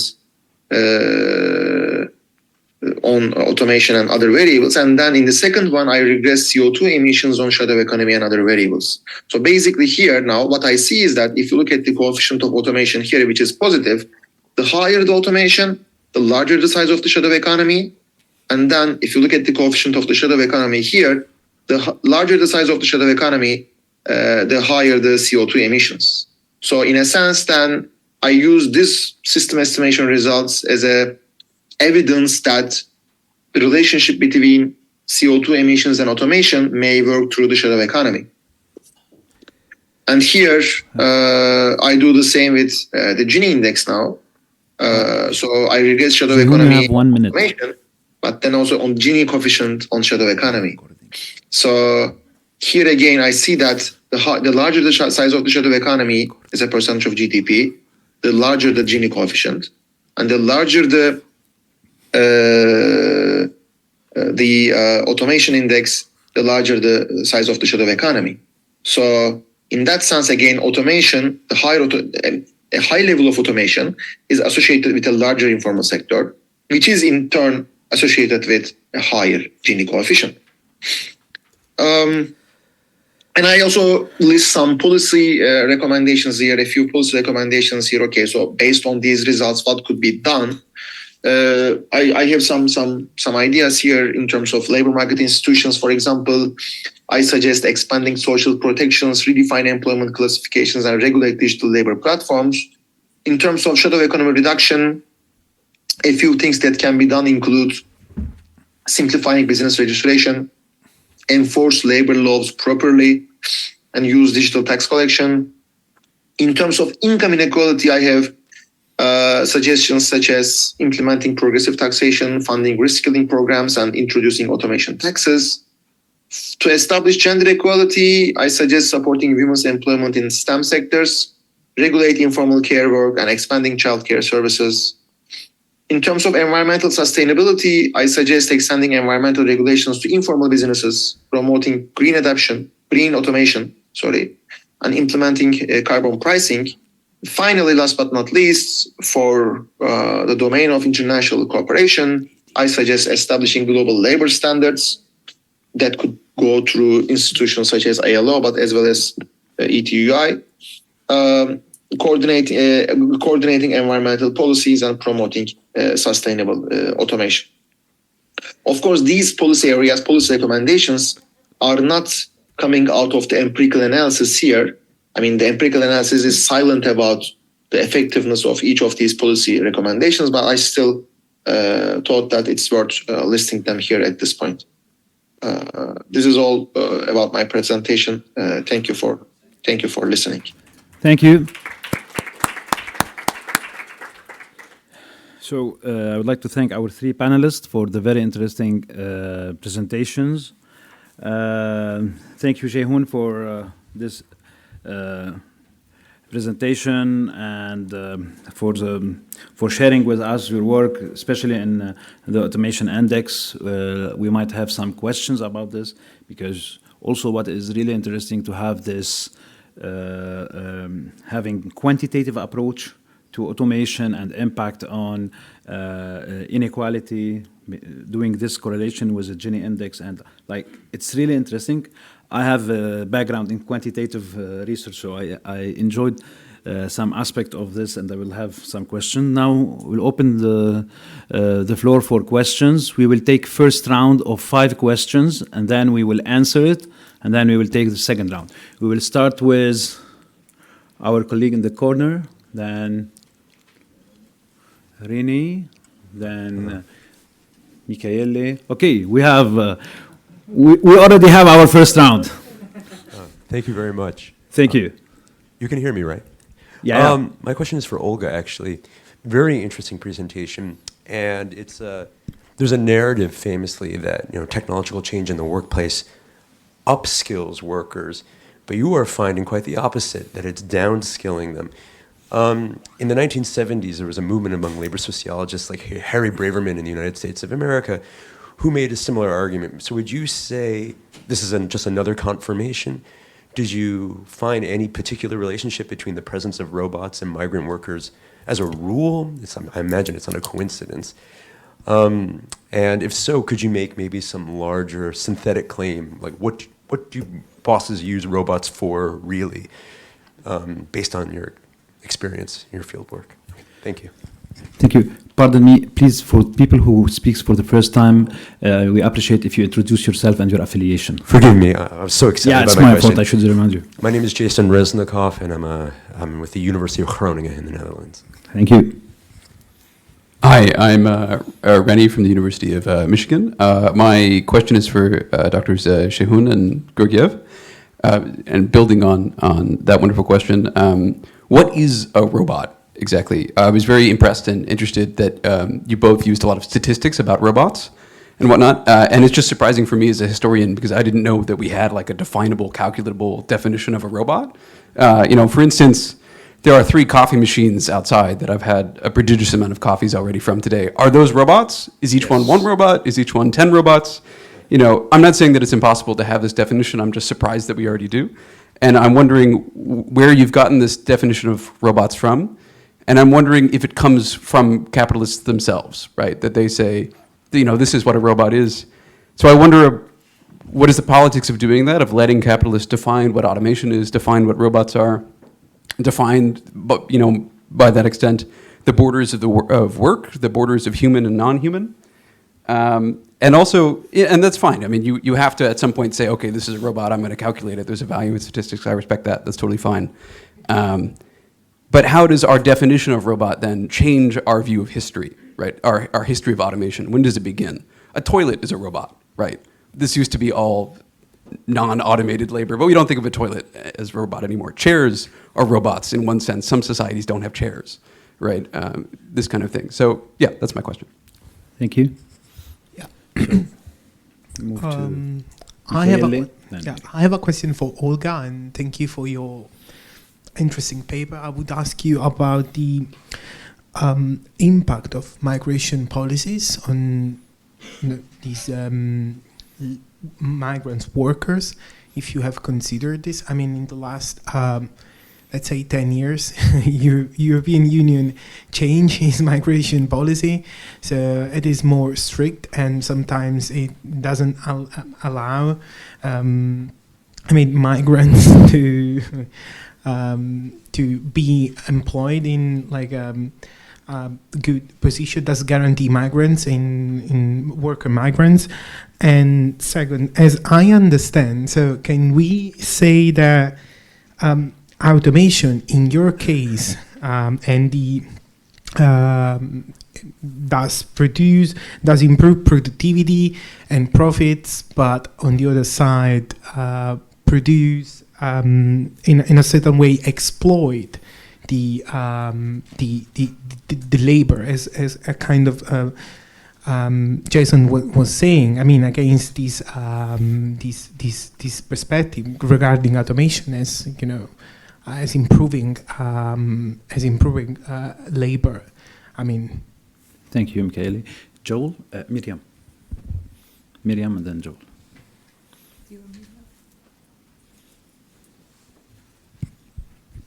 Yeah, thank you everyone for the great presentations. I have 2 questions actually, one for Olga. I really liked your approach, and you said that the automation actually led to more work for manual laborers in the end. And I feel like this is quite interesting because we always associate automation of work with less labor for human people, and we always talk about like automation leads to like replacement of human workers, but now in the end, in fact, we have more work. But this apparently does not lead to having more leisure time for human workers, as it could be promised. We have like we have the promise of we could have less work, but in the end it results in even more work, but more profits for the people who deploy it. So I feel like it's quite interesting, this continuation of like the myth that it will replace everyone, but in the end it leads to more work, even if it could lead to more leisure, but it doesn't. So I think that's very, very interesting. And I wondered if you looked more into these promises and these false promises, I think. And then I have a question for Jae-hoon. because I felt like I did not really get the connection between your hypothesis and the findings you have, because you said that, I think it was your finding number 1, where you said that something has a very strong positive effect on the shadow economy, but I did not see a relating hypothesis to this, because maybe you can reiterate on your hypothesis and how you came to the hypothesis. That would be great. Thank you. Thank you. Yeah, this is the last one. This is the fifth one. Too many questions. Yep. Take this. Yeah, let's.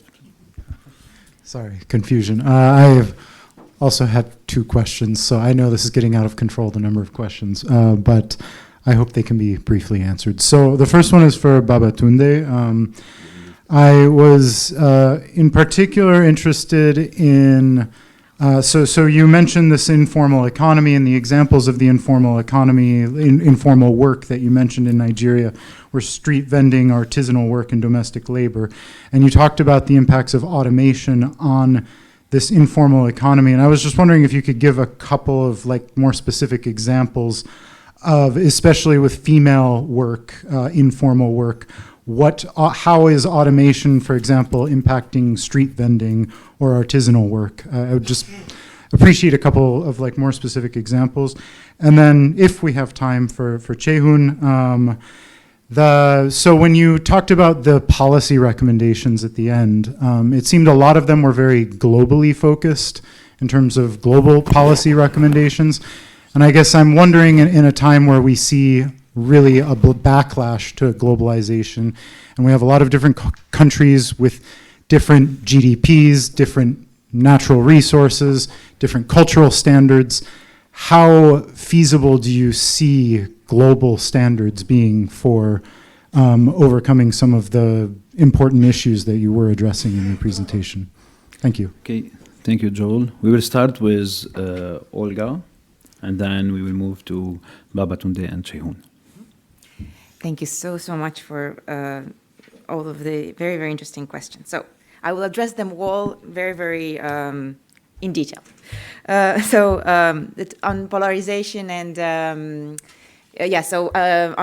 the fact that this argument that automation might actually lead to upskilling workers. There's also this theory that might lead to polarization, being that they were going to have either now going to need very, very highly skilled or also very, very low skilled. And you mentioned Braverman, and I think when you asked about a synthetic argument, I think I would say here that when we talk about automation, we also need to look at what happens to labor relations. And there is a liberalization of labor relations. And I mean by here subcontracting, fragmentation of labor, various employment arrangements that perhaps if there's a negative effect of automation, this amplifies it. So this, I think when we look at the effects of automation, we have to look at it into a larger context and what happened, and most importantly, into a transnational context, and kind of leave the limits of the end of nation states and look at how, what happens on the labor markets and what happens to employment arrangements and just general liberalization, fragmentation of those. So I think that would be my synthetic argument. I completely take the point on robot being a very problematic concept. I take it, and I admit that I did not give it much thought as it will deserve. I really hope I commit to do it in the future. In fact, not only did I not give it much thought, I took advantage of how abstractly defined digitalization in general is when I applied for this project, because I didn't know what kind of actual field work, it was like a hot topic, but also because I didn't know what kind of field work opportunities I have. So I said digitalization, meaning that I'm going to look into platform work and automation, whatever comes my way. But this is problematic because platform work, and it's now increasingly clear that these are two different things, and especially when we talked about the representative talked about informal economy, one is linked to platform work actually. So it's how do we measure this? This is all very problematic, and we need to come up with the terminologies that are. The terminologies they're always a construct, and they're never describe natural processes. But thank you for introducing this topic, and I commit to take it very, very seriously. Migration policies, well, yes, so we have migration policies being strict in the sense of like, border securitization and all of that.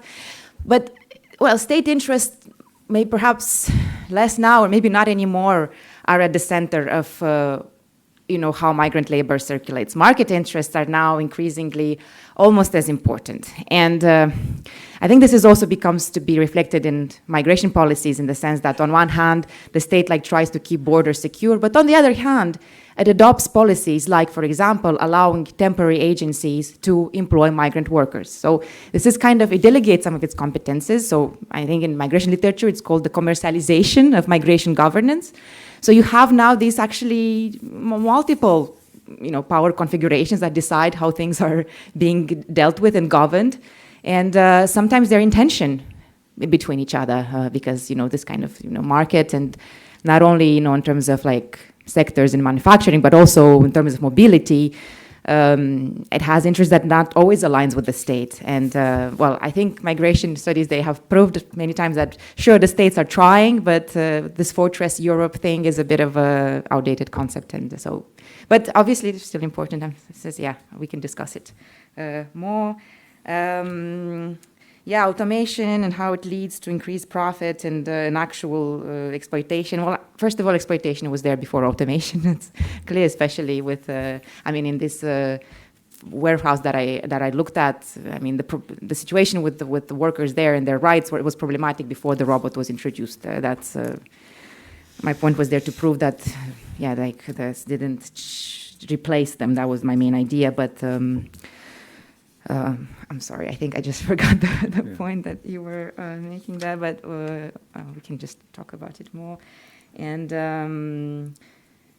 automation and I think automation is just presents new ways of extracting labor or extracting value. That's the main incentive behind it, and either from robots itself or by using robots and extracting value from the workers. That's I guess that's how I see it. I hope that addresses that. Okay. Thank you. And now, Shehun, would you like to answer the questions? Sure, of course. So let me start from the last one, the policy recommendations, and whether nowadays the policy recommendations that I have listed are more globally focused and what should be done in a period where we are now having a decline in globalization. Yes, global coordination is very much weakening, but policy responses to automation-driven informality, inequality, and environmental harm, I believe can still be effective through regional maybe and national and local actions. In terms of regional cooperation, for example, countries can form regional alliances or sectoral agreements to address common challenges. In terms of national resilience strategies, maybe national governments should focus on reskilling programs, adaptive social protections, progressive taxation to mitigate displacement effects. In terms of regulating digital informality locally, things can also be done at the local level. Instead of waiting for imposition of global labor standards, maybe countries should enforce platform regulations, promote localized worker unions, and implement national digital labor laws. And even without global treatments, for example, without global treaties, environmental protection can be improved by tools like carbon border taxes, informal sector inclusion in climate policies, maybe AI-based tracking to address environmental harm at the national or regional level. And also very much, bottom-up and network governance can also be used as a tool. Cities and multi-stakeholder coalitions within cities can try to take the lead in regulating automation and the shadow economy to compensate for the lack of global leadership. Now, for the question about the definition of robots, I am not an expert on automation, but the data that I have used from International Federation of Robotics, I just used the industrial robot definition. And the IFR, the International Federation of Robotics, it defines industrial robots as, I'm just reading from their website, an automatically controlled, reprogrammable, multi-purpose manipulator programmable in 3 or more axes. So that's the quote-unquote general definition of an industrial robot. This is as opposed to service robot. Like, for example, the coffee machine that was given as an example, International Organization for Standardization, it defines a service robot as a robot in personal use or professional use that performs useful tasks for humans and equipment. But the data that I have constructed, and I mean, the empirical analysis that I have presented using the automation data, it is based on the industrial robot definition, not service robot definition. So it does not include service robots. In terms of, another question was about, informality, automation seems to be leading more informality. What is the mechanism here? Actually, I tried to explain some theoretical framework, but I talked about two main factors. I mean, compensatory forces hypothesis and displacement hypothesis. Compensatory forces hypothesis was leading to lower informality through automation, whereas the displacement hypothesis was assuming that informality would be increasing. And it seems that the displacement hypothesis here is more or less like, I mean, it's stronger than the compensatory forces, so that automation seems to be increasing informality. And here, according to this displacement hypothesis, automation deepens labor market segmentation by polarizing employment opportunities between high skill and high wage jobs and low skill and precarious employment, including informal employment. And I think there was also one more question about refugees and migrants in informal employment. I mean, yes, when we look at the data, it seems that especially low-skilled refugees are disproportionately employed in the informal sector.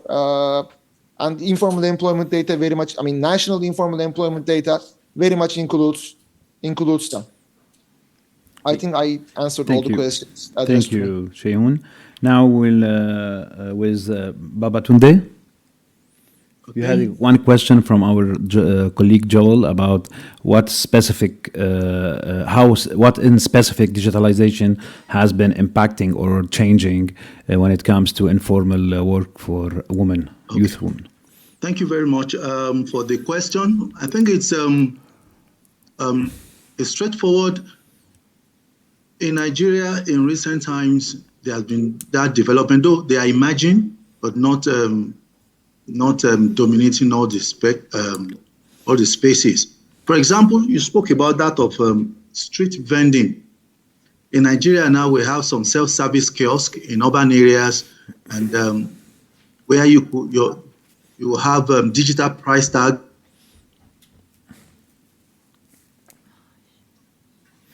It's breaking. These things. Whereas if you are familiar with African terrain or African marketing structure, you go to the open market, get some of these things. Some of them are even displayed in the streets by young people trying to sell one thing or the other. But big companies these days are taking over some of these tasks. They have online platforms wherein you could be in your room interacting with apps and all the rest. And don't forget, when we are talking about automation, we are talking about technology, machines, AI to perform tasks that were traditionally done by humans. So you see all of them, and gradually, those boys, those young ladies in the street selling some of these things are gradually being taken off business because you don't have to go through them. You just need to be in your corner of your room. Many of these organizations who were able to fund some of these big projects, who were able to attract machines to businesses, are taking over. So you'll be in the corner of your room, you order for a particular thing, and then pronto, it comes to you in your house, and then you are pledged. So gradually, all these young people, young ladies in the street selling markets are being taken off. And of course, it's just restricted to certain cities. For example, Lagos, Abuja, where, these major urban cities, that is where you still see some of them. But gradually,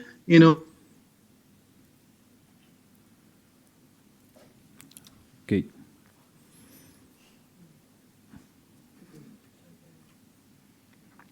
It's breaking. Okay, Babatunde, are you still with us? Okay. Now, we still have like 3 minutes. Is there any question from the room? Okay, we'll take one question, and I have final comment and question. I had a question about issues of accountability and responsibility when it comes to automation, particularly in these cases where workers will work like in tandem with these automated systems. And we spoke very briefly about AI in the healthcare sector, and you see more and more healthcare workers working with AI systems. However, they can't fully automate these processes. That would have a huge social cost and be irresponsible. And this kind of puts an increased strain on healthcare workers because they adopt the responsibility of these systems when mistakes are made. And I was wondering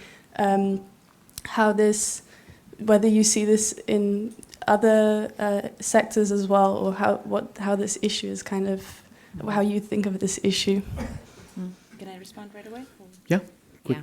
I think this leads to a larger question and some research that has been done in relation to how subcontracting affects the relation between the worker and the management, like the main worker. So there was a lot of discussion being about how subcontracting, so being hired by a third party, like makes you more vulnerable. It worsens your working condition, but it has also proven that the worker themselves can use it as a leverage against management by just not committing as much to work because they're already quite disengaged, disembedded from the labor process, from the working arrangements, and they and I think this is a case in point in the sense that they don't truly feel committed, perhaps in the sense that hospital worker being hired directly or having initially more responsibility would be.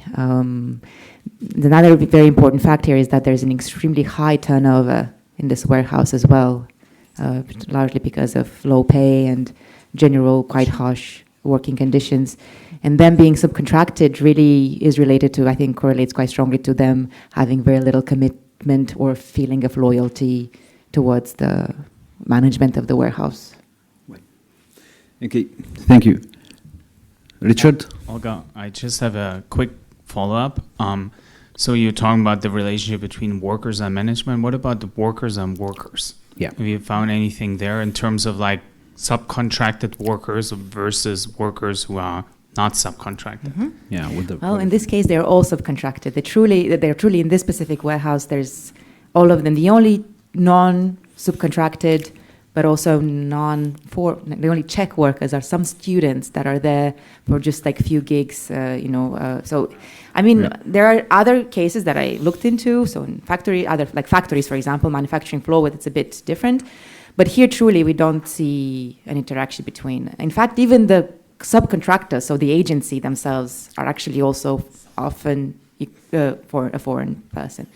But just to answer it doesn't mean that there is stronger communication. There was an example of a strike action as well, and it was actually a really interesting story how the people in the freezing, because they were striking high performance expectancy and also just having to work in freezing conditions because they were in the refrigerated area, and they're thinking, okay, what are we going to do today at 12? We just stop.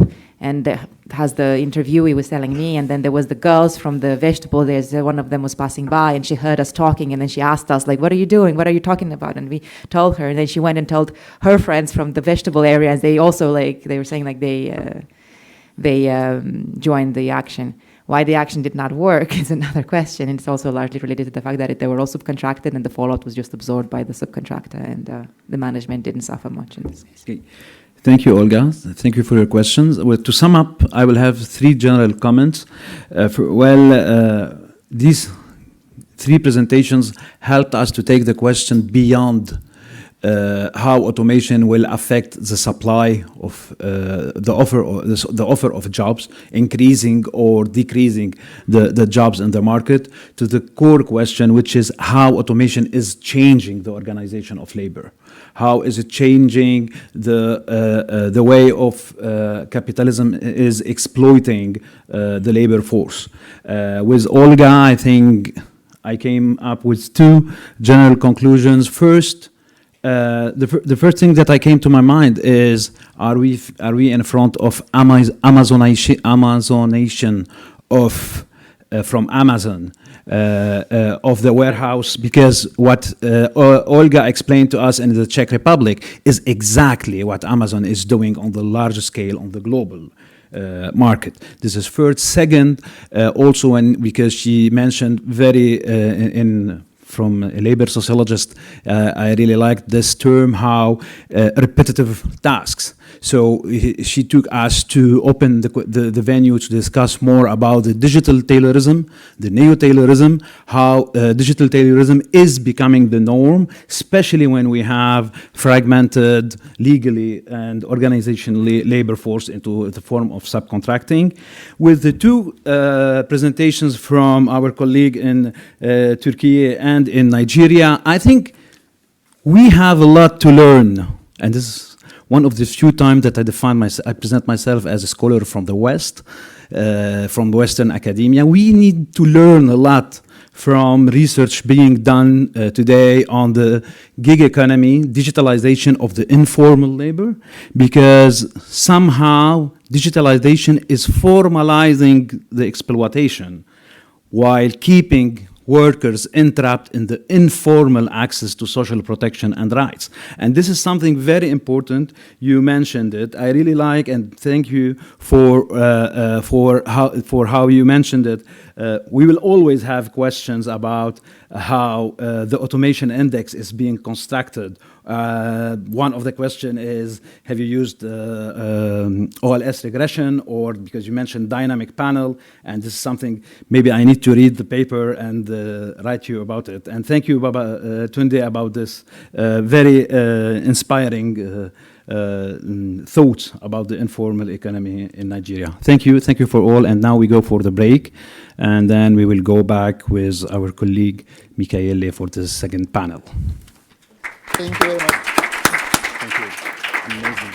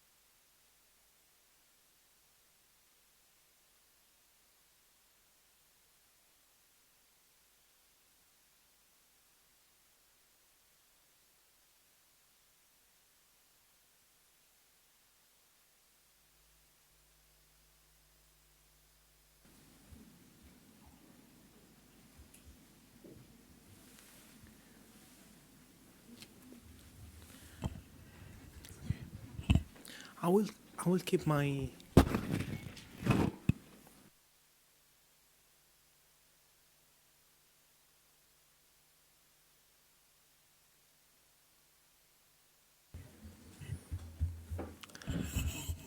Okay, let's start because we are kind of late, and so again, hello to everyone. We're now here, panel 4. We have 3 speakers, Zed in presence and 2 others virtually. As I said before, I will briefly introduce them, and we will hear their presentation and then some questions. So first, We have here Zad from the Indian Institute of Technology in Delhi. He is a doctoral student at the Department of Management Studies. Then we will hear from Heitor Jimenez. He's from Basque Country University, and he is an associate professor in the Department of Law. And finally, Ava Liu from Harvard University. She is a joint postdoctoral fellow at the Berkman Klein Center, and she's the program on law and political economy at the Harvard Law School. So I will fastly proceed with the Z presentation. So please, the floor is yours. Hi, everyone. So thank you for joining and hearing my presentation today. So my presentation will be on digital labor in Web 3.0 applications, the case of play-to-earn games. I'm Zaid bin Ehsan. I'm from the Indian Institute of Technology. So this will be how we will be moving forward. Is first I'll be giving a little bit of the introduction, then I'll be giving a little bit of the introduction, then the research context, the approach, findings, implications, and the recommendations. So just to give a bit of the introduction so that it'll be an idea of what I'm trying to talk about. So a couple of decades back, if you go into the historical context a little bit, some of you might remember or you might have noticed that we used to have websites that were only just pages with information given. They were just read-only pages, and you didn't have any ability to actually interact with those pages itself. Slowly, after a decade or so, there was some changes in the underlying code, and you were able to have an interaction with those websites. A lot of user-generated content was being created, and you were able to not just read those websites, but write on them as well, which actually created large social media platforms and other places where the data was being given by users themselves. At the same time, this also created, these dynamic websites created large tech giants that almost had all control of the data that was being produced by users, us, and the centralization that came with it. However, in the last few years, due to the changes in emerging technologies like blockchains and there are cryptocurrencies, etc., there has been an ability to, there has been actually, the promise has been there that there will be a shift from not just reading and writing on those websites, but also governing your own data on that. So you essentially will have control of your own data there. This has been the promise by these new Web 3.0 applications. One of these applications and a major driver of these applications are play-to-earn games, which I am going to be talking about, the play-to-earn games that are coming nowadays. Now, what these play-to-earn games basically are, they are blockchain-based gaming platforms, which are quite different from the games that you have played before or you might have seen before. Why are they different? Because one, obviously, they are all mostly based on blockchains. Second, that the rewards that are being generated on these games are different from the rewards that were generated on other games. You will have either tokens, crypto tokens that are being distributed here, or NFTs. Now, what does that mean, actually? That means that these rewards can be traded in the open marketplace, and you can actually have dollars, real-world dollars, instead of those rewards that are being generated there. This provides an opportunity for any participants that join there, and also a problem that I'll be discussing later in the context of labor. So one case that I tried to pick up so that it'll be a little more specific here is Axie Infinity. I picked this up because it was one of the largest play-to-earn games at one point of time, just 2 years back when I started looking at this phenomena. Almost had 2 million daily active users every day, was generating so much income that this was the ranked as the third largest decentralized application in all of the applications, not just in games. And a lot of them were having real-world earnings from these play-to-earn games in the form of either two tokens that were distributed, which are AXS or SLP. These are different because one of them is the economic one, the SLP is the economic tokens that are being distributed, and the other is the governance token, which is AXS. The promise was that through these governance tokens, you will be having a say in these games' future, and the participants would have some say in how the decision making would happen in the future.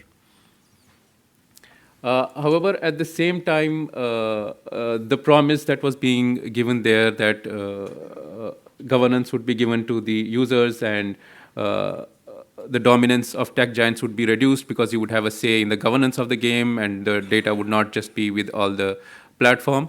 That seemed to be a problem at that particular time, which is why we have been trying to understand how the digital labor that is there present in these Web 3.0 based applications of play-to-earn games, which were designed to decentralize both these gains, financial gains that were being generated, and the ownership, how that is being actually happening there. So I've done a little bit of case studies for different play-to-earn games, basically trying to understand all this decentralization aspect and the economic aspects. The other primary, these are mostly secondary sources. The primary sources are interviews that I have conducted with Axie Infinity players. And it's around, this is also small part of the larger study that I've been doing in my play-to-earn games. So first of all, so what happens on these games is that you can you can start earning on them, but first you have to have particular NFTs, which in this case are called Axies. You need those Axies because without those Axies, you cannot actually play the game. The battles happen because of these Axies. At the same time, these Axies are being traded in the marketplace for a certain number of dollars. At one point of time, it was about 100. Now it's about 10, 20. And you also need to have winnable Axies that are present there. These graphs give you a little bit of an idea of where how the price was at one particular time. So as I was mentioning earlier, that the promise was that you can just join these games and you can start earning from them, which is not actually true, because you need certain amount of capital investments before you start playing on this game and earning on this game. In order to do that, most of the players that are mostly from the developing world, I mean almost more than half of them, almost 60% is just from Philippines itself, and the other parts of the developing world also there are. So as is quite apparent, a lot of them cannot actually have those capital investments to start playing the game. So what happens is that there is a kind of a program, a scholarship program that is being generated there, where wealthy owners, they start leasing out these NFTs, these Axies, to the players, to the participants that want to play there. And these participants then give a part of their earnings to these wealthy owners themselves. So kind of labor starts getting generated on a platform which was meant to decentralize control to everyone, which was meant to give economic incentives to the players, and this scholarship program kind of develops here. So these people are called managers, the wealthy ones are called managers, and the ones who are participating are called scholars. And they have this kind of sharing agreement, which is sometimes skewed in the favor of managers, as can be understood. And the scholars themselves try to think that, at one point of time, we will have so many of these tokens that we will probably own these Axies and start playing ourselves, which is not particularly the case, which I'll be saying in the next couple of slides how that happens. So what basically happens is that there are uncertain earnings for scholars. Why? Because this is quite a volatile market. As you might have noticed, since it's an emerging market and it's an evolving one, the NFTs and the tokens that are being earned, they have quite a volatile value, from a quite high one to a quite low one. And then this decrease in the value which happens makes the scholar even more vulnerable, which in this case is the labor. The scholar is the labor, just to clarify that. They become more vulnerable because they have to trade it at a lower value or a higher value depending on their need at that particular time. And the manager kind of has a say anytime that they want to have this trade. The second one is the breeding of new Axies. So I'll touch on this topic a little bit. The NFTs that are being produced, the Axies that are being produced, happens through a process of breeding, where two parents basically are needed to make a new Axie. And in order to make that new XE, as you might have guessed, these two parents also come from a certain amount of capital investments. So this cycle kind of continues, where the scholar thinks that, at one point of time I'll be able to breed my own XE, but that doesn't happen because the volatile market does not allow it. This promise of breeding that is going to be there for a scholar does not actually materialize, or even if it does materialize, those winnable XEs that could win them more number of tokens also do not happen. The wealthier players are getting a benefit out of it because the scholar kind of continues to play for a longer hour, thinking that they would at one point of time be able to breed their own XE and have a say in their own tokens. These are some of the quotes that I have taken up from the interview itself. So they say how I was asking how they get the payouts for the winnings that they are making and the manager is just having. So typically it's bi-weekly, although some players did say that they get it in a week and some did say they get it in a month. But the trend generally was one time in 2 weeks. The thing here is that the manager is quite free to have those tokens converted into earnings whenever the market is high. However, in the case of the scholars, they are kind of dependent. At the end of 2 weeks, they have to take the price that is present at that moment of time, instead of being so easygoing and just thinking that when the price is high, at that time I'll convert it. These are a couple more quotes which kind of shows the coercions that is happening there for the labor, that is the scholars that are present there. So they have this minimum points that are being set up, that you need to have this much of a ranking in order to continue in the scholarship program, or else I'll be imposing some kind of penalty or some other kind of a consideration they'll be taking. I also kind of looked how there has been a shift to some form of a feudal mode in this new space of Axie Infinity, because the surplus that is being produced for the manager is kind of very apparent to the scholar, but they still do not kind of get back over it. The other part of it, which is distinct from the capitalist way of thinking, is that the scholar kind of has a say in which manager he goes to or does not go to, which is here quite distinct. The last point that I want to talk about here is the aspect of decentralization, which was being promised by the players, by the games that I was speaking about in my initial slide.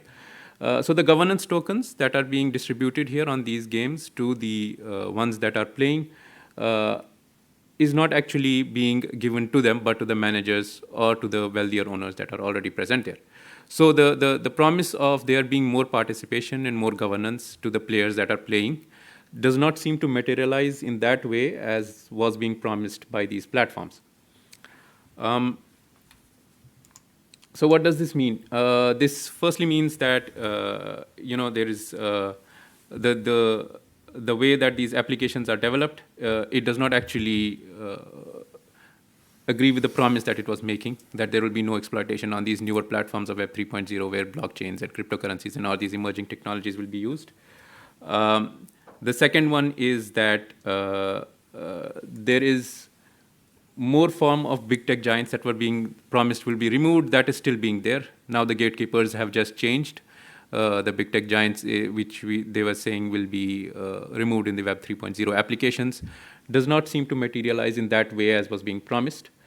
The third is that this narrative of decentralization, that more decision-making rights would be given to us, to the users, to the participants, will not be availed unless the governance tokens are still being kept with the wealthier owners, which makes them, again, the decision-making rights, albeit in a different way than what was being used. Finally, what I think would be some part of the recommendations, which are one, that there should be a more nuanced, a more change in the reward distribution patterns that are being developed there, where rewards are being right now given to the participants, no matter if they are to the owners that are being present there. Second, that there is this continuous generation of tokens, which then goes to the owners and the wealthier players. There can be some kind of caps present on that, so that this continuous generation of scholar bots, that I would like to call it, does not happen. The community that is being developed there, where mostly the governance token holders have the most say, it can change to some form of formalization, where community roles would be given to formal participants who want to actually take up those roles and want to actually decentralize it to the real extent that was being planned. And this can be done through incentivization by forming different type of tokens. That is it. Thank you. Thank you so much, Zed. Interesting for your interesting contribution. And now we are going to hear Hitor. Please, the virtual stage is yours. Cool. Let me share this. Can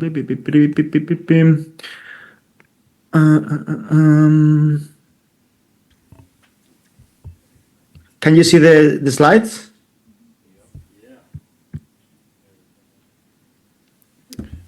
Yeah. Hello? Can you see the slides? Cool. Yes. Please, you have 15 minutes.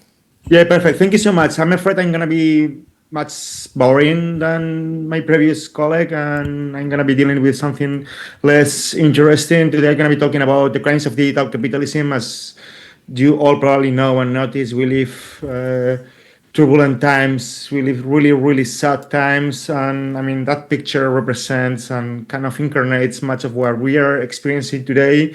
It's a mix of Silicon Valleyization of the public sphere, of techno-fascism, and at the end is a simplistic capitalist takeover of governments. So the crash of digital capitalism is the title of my latest book, and it kind of expresses and relates how the Silicon Valley ideology and economy and way of government is taking over our societies. It's taking over our societies in a very particular and criminal way, as I will unpack. So let me start first by trying to explain why I choose these kind of concepts, because I think it's useful and necessary to kind of discuss the basics. Why digital capitalism and no other concept? As you know, I mean, here in the foreground of the slide, you can see a bunch of very super powerful rich people. Some of the most relevant billionaires in our era, but also they are the controllers of some of the public infrastructures we currently rely on, even right now. Now we are using Zoom and using probably much of us public funding, falling money to these companies. Why digital capitalism and not the digital economy? The digital economy is the concept preferred by the European Union to talk in an ascetic and neutral way of the progressive digitalization of our infrastructures, right?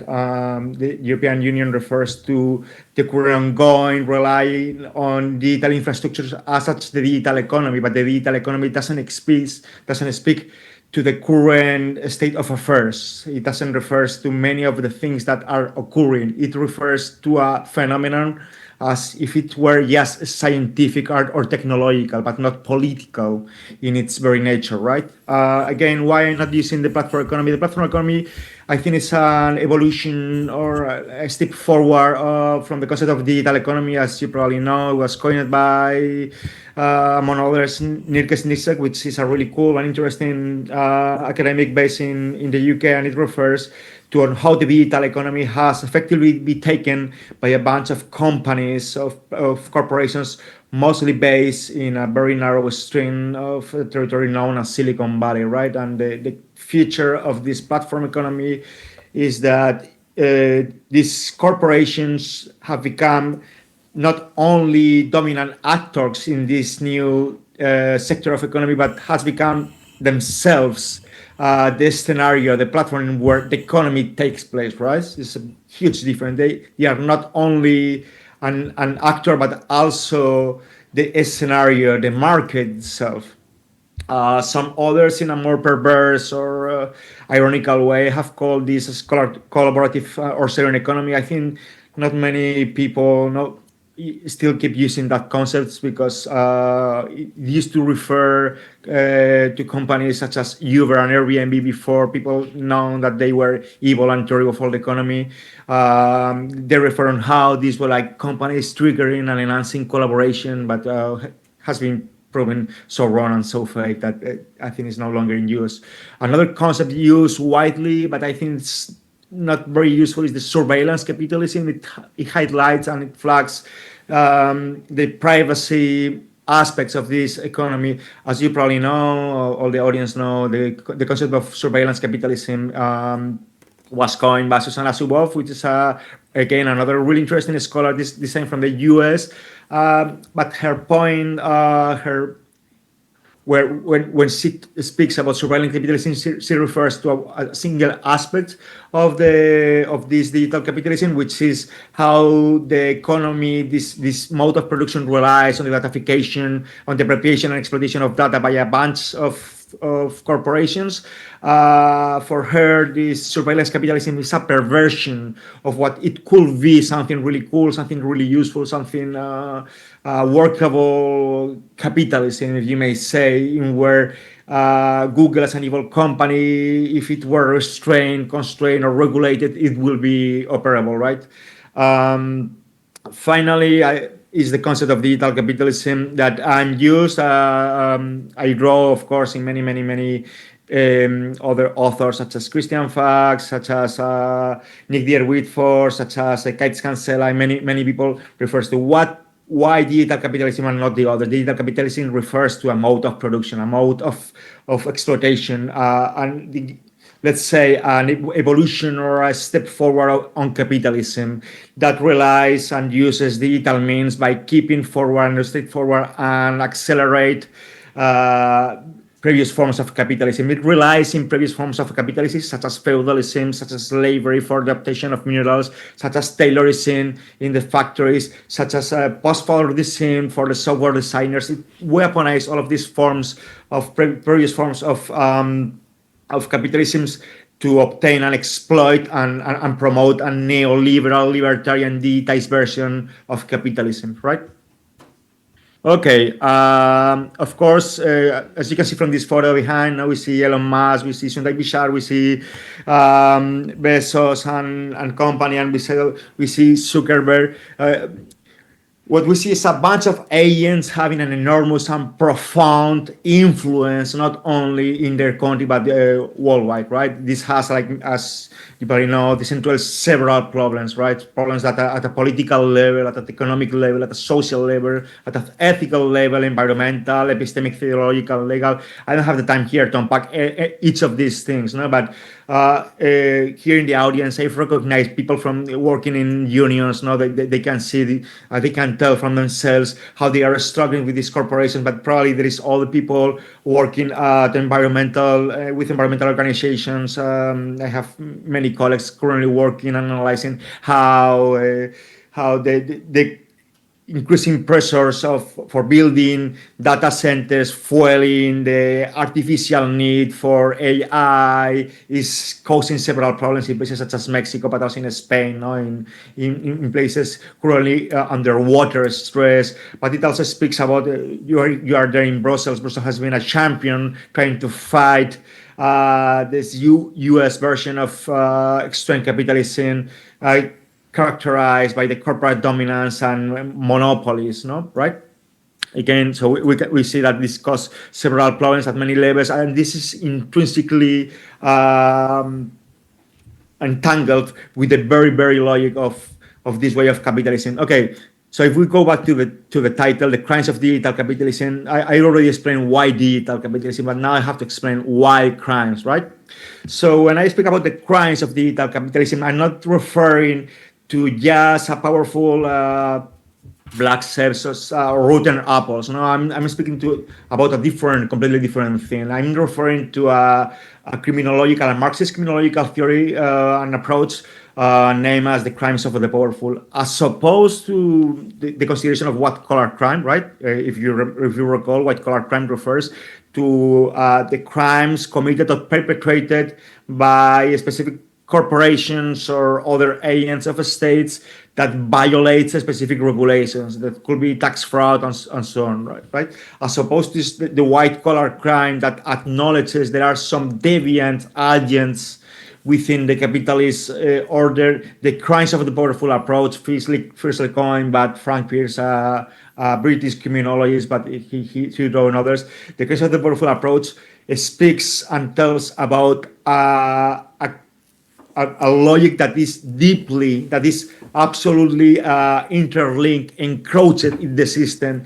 In other words, capitalism to exist depends on particular crimes or particular criminal structures causing and perpetrating social harm. So as opposed to the conceptualization of white-collar crime that considers crime as those behaviors labeled as crimes by the criminal code or any other regulation, the crimes of the powerful identifies crimes as those deviant but routinized behaviors that cause and perpetrates massive social harms. It doesn't matter if it's illegal or legal under the capitalist and bourgeois legal regime. What matters here is the social harm caused, and the social harm caused by the environmental cause, the social harm caused by the data extraction, the social harm caused by selling weapons to terrorist states such as Israel, and so on and so forth, by the collaboration with carceral and repressive structures. Okay, going back again to the crimes of digital capitalism, the crimes of digital capitalism today speaks at a very complex relation that we cannot simplify in a way that some try to do, so especially in Europe, when they say, oh, we can regulate these agents, we can regulate these corporations, what we only need is to have stronger rules, better rules, more clear rules, and I think that problem is that they are not getting the point. They are relying on a very, very, very classical view in where they can distinguish between state crimes. There are particular state crimes, and they have particular corporate crimes, and they have state and corporate crimes, of course. But they don't get that today we cannot deal with this logic through criminal or the political means offered by the current system, because it doesn't work. It doesn't work because the system itself, like the digital capitalist system itself, relies and draws specifically in a set of behaviors that depend and rest upon labor exploitation, that depend on the exploitation of data, that depend on the massive exploitation of the environment, and that depends on the sack of the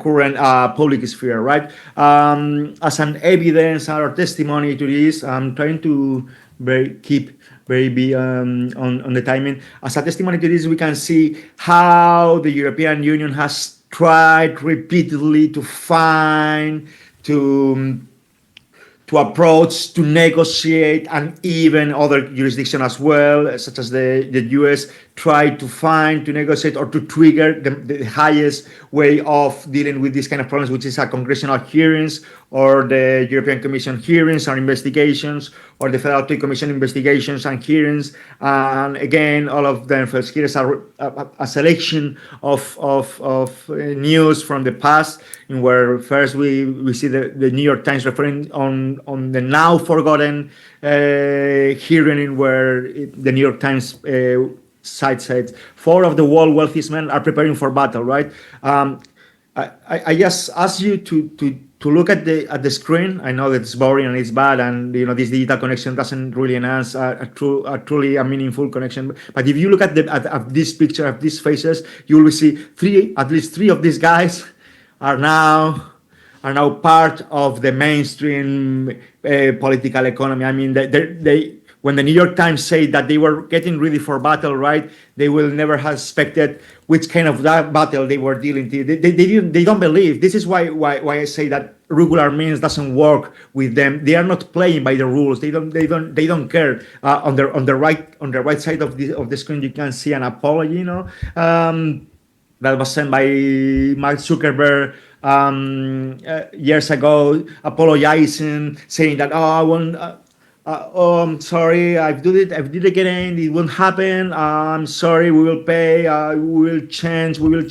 But no, what happens is that they will change us, they will really battle us. And in the US, they won this battle, and they are now applying the dismantling of the state in a really fastest startup version of it, as we can see from Musk, dismantling of education and other. So 2 minutes left. Yeah, sorry? 2 minutes left. I mean, 2 we minutes have 2 left. minutes. Okay, let's solve all the world's problems in 2 minutes. Are you ready for that? No, just kidding. That won't happen. So what is to be done? There are a bunch of solutions on the table. First, there is, this picture is from a really cool documentary film called Machines in Flames that talks about Clodo, which was an armed group that planted bombs in the 80s in data centers. It seems quite modern and old at the same time. There is a strand of critique that came to abolish AI and abolish this kind of technologies, and to put in the center the discussion of why we need this kind of set of technologies. Do we need that? A second strand of critique asks for even more regulation. They say, oh, well, regulation didn't work in the past.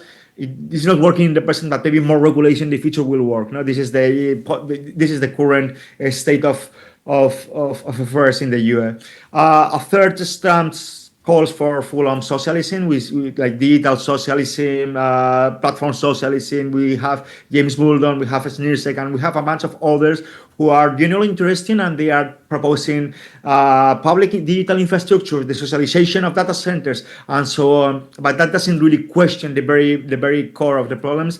And then we have a fourth, like a strand that speaks to a chance, a shift in epistemological terms, in trying to reconsider from the very roots our relation with technology and with economy and with ourselves. I'm gonna keep it there because I don't want to be abusing of the all people times. Thank you so much. I'm looking forward for the questions or comments or critiques. Thank you, Ada. You're perfect on time. So now our last paper from Ava. Please, the virtual floor is yours. Thank you so much. I was wondering, can everyone hear me? Just give me a thumbs up, Michelle, if the audio is okay. Yeah, we can hear you. Okay, great. So thank you all very much for inviting me to speak on this panel. So I've heard some really interesting presentations from Zaire and Aitor, which have really set me up to give some comments. So my presentation or my paper is on universal basic income and evaluating it in the context of labor automation and really critically looking at its limitations, what it is and what it isn't. So how this project came into effect is that UBI is a very hot topic, or kind of a hot term, especially in Silicon Valley, from the tech billionaires that we have been discussing so far on this panel. So Sam Altman, Elon Musk, etc. And the dominant narrative is that radical technological displacement will come from AI, and we have to have a basic income which will keep everybody afloat as a solution to labor automation. And the primary crux of my project is to really show that universal basic income is not a bad proposal, but it's really a proposal that, if it were enacted, is really about income inequality. What it could do at its best in the predominant market system is to allow for some moderate redistribution, primarily through taxation, from the wealthy to the less wealthy. And the first argument there is that mistaking a solution to income inequality as a solution for the problem of labor automation cedes a lot of ground to technologists about how the terms of labor automation is dictated. So before going to that, I'll talk a little bit more about what is UBI and why I place it as this distributive program rather than as something more radical. Because there are different definitions of what universal basic income is. So in some like socialist, futurist agendas, for example, a couple of years ago, the book on like utopian, fully like automated luxury communism, the idea is that we could have a world in which robots do all the labor and all the humans receive a high cash dividend that allows us to separate subsistence from work. So it's a really utopian view of living in an automated luxury state. But the problem is that that sort of world only exists if we've already changed the underlying property structures that we currently exist in. So I thought that Aitor's talk was a really good setup for this because it kind of points out that a lot of the dominant economic logics that operate now are already very extractionist, and they don't exist in a world in which we collectively own the means of production. If we did collectively already have ownership and we were only receiving cash and existing in a state where we have a shared sense of commons, that's a very different world than the one that we currently live in. So picking up from that, what world do we currently live in? So my project sort of explains that the logic of UBI, it's fundamentally a tax and transfer program that is most similar to unconditional cash transfers, which are currently popularized in the developing world as a poverty alleviation strategy. So in the last 20 years, RCT, so randomized control trials on cash transfers have shown that cash transfers can be effective at reducing poverty and increasing mental health. And actually, most of universal basic income follows on that logic and comes even further from what was first envisioned in the market economy during the 1920s and afterwards in the United States as the negative NIT, a negative income tax. And so what that policy was a way to incentivize work by giving out cash that reduces as your income increases. So UBI began within these systems and these intellectual traditions within the West and in the US, coming out of the 1920s and onwards, as an embedded way to think about how we can incentivize work and reduce poverty. It didn't come out of a similar tradition that's parallel to it, but which is about socialized dividend returns. And that refers to a state which you have some sort of collectivized property and then you provide a social dividend from there. So an example of that would be a permanent Alaska fund, which is providing oil revenues as a cash dividend to citizens. But what we have in the UBI tradition more dominantly is about how can we incentivize work by having an income floor, which is redistributive, that allows for the most egregious wrongs of poverty to be alleviated, while slowly, as it incrementally gets higher, still incentivizing work. And the ideology here is that cash allows people to have freedom because cash allows people to choose what they do with the products of their of the work that they receive in the market economy. It's not really about a radical model where all citizens are receiving from what's already an entitlement, like a state entitlement. It's looking at how can we improve the functioning of the market by incentivizing work and reducing the most egregious outcomes of it. So that is the basic introduction for the picture that we come into today when we think about universal basic income. And that is the place at which the labor automation discourse starts as well. So in my paper, I guess my position is that a redistributed UBI that we create through taxation, such as wealth, capital taxes, income taxes, is not bad, but it is limited if you are trying to have some kind of radical solution to a potential world of labor automation in which tech companies currently existing also would own all the data that arises under our current property law arrangements, intellectual property law arrangements, own the technology, so the means of producing what we're using, the outputs, and dictate under Taylorism and post-Fordism in the techno management regime who is being automated when, so the terms of automation as well. So in this kind of world, which we currently exist in, having a redistributive UBI is not even targeting the problems that we're actually facing. It's really taking a prescription for reducing income inequality and then perceiving that as a solution to the bigger problems which come out of the dangers of what we sort of talked about already today, whether we label it surveillance capitalism or digital capitalism. I really liked actually your term, Aitor. I really understand that because it's really about how are we producing the gains, how are we producing the outputs, and how are we putting the places of workers in this entire economy. It's not just about one mode or one mode of surveillance, etc. So what I heard from Zahir's presentation, if I had to summarize that, I heard that as like, you could have new tech, but the same old problems emerging. And I think that my paper, my intervention is to kind of show that UBI would, in the current world, does not really even address the underlying old problems that we really see with labor automation. So what does that mean? One of my goals of the project is to point out the ideological underpinnings that currently exist in how we organize labor relations in what I label my project as techno-capitalism. So why, first of all, has UBI become a popular idea in this current moment as a solution for labor automation? And I argue that it's because it allows the wealthy elites who currently control technology to sort of outsource a solution for the problems that they're creating to the state.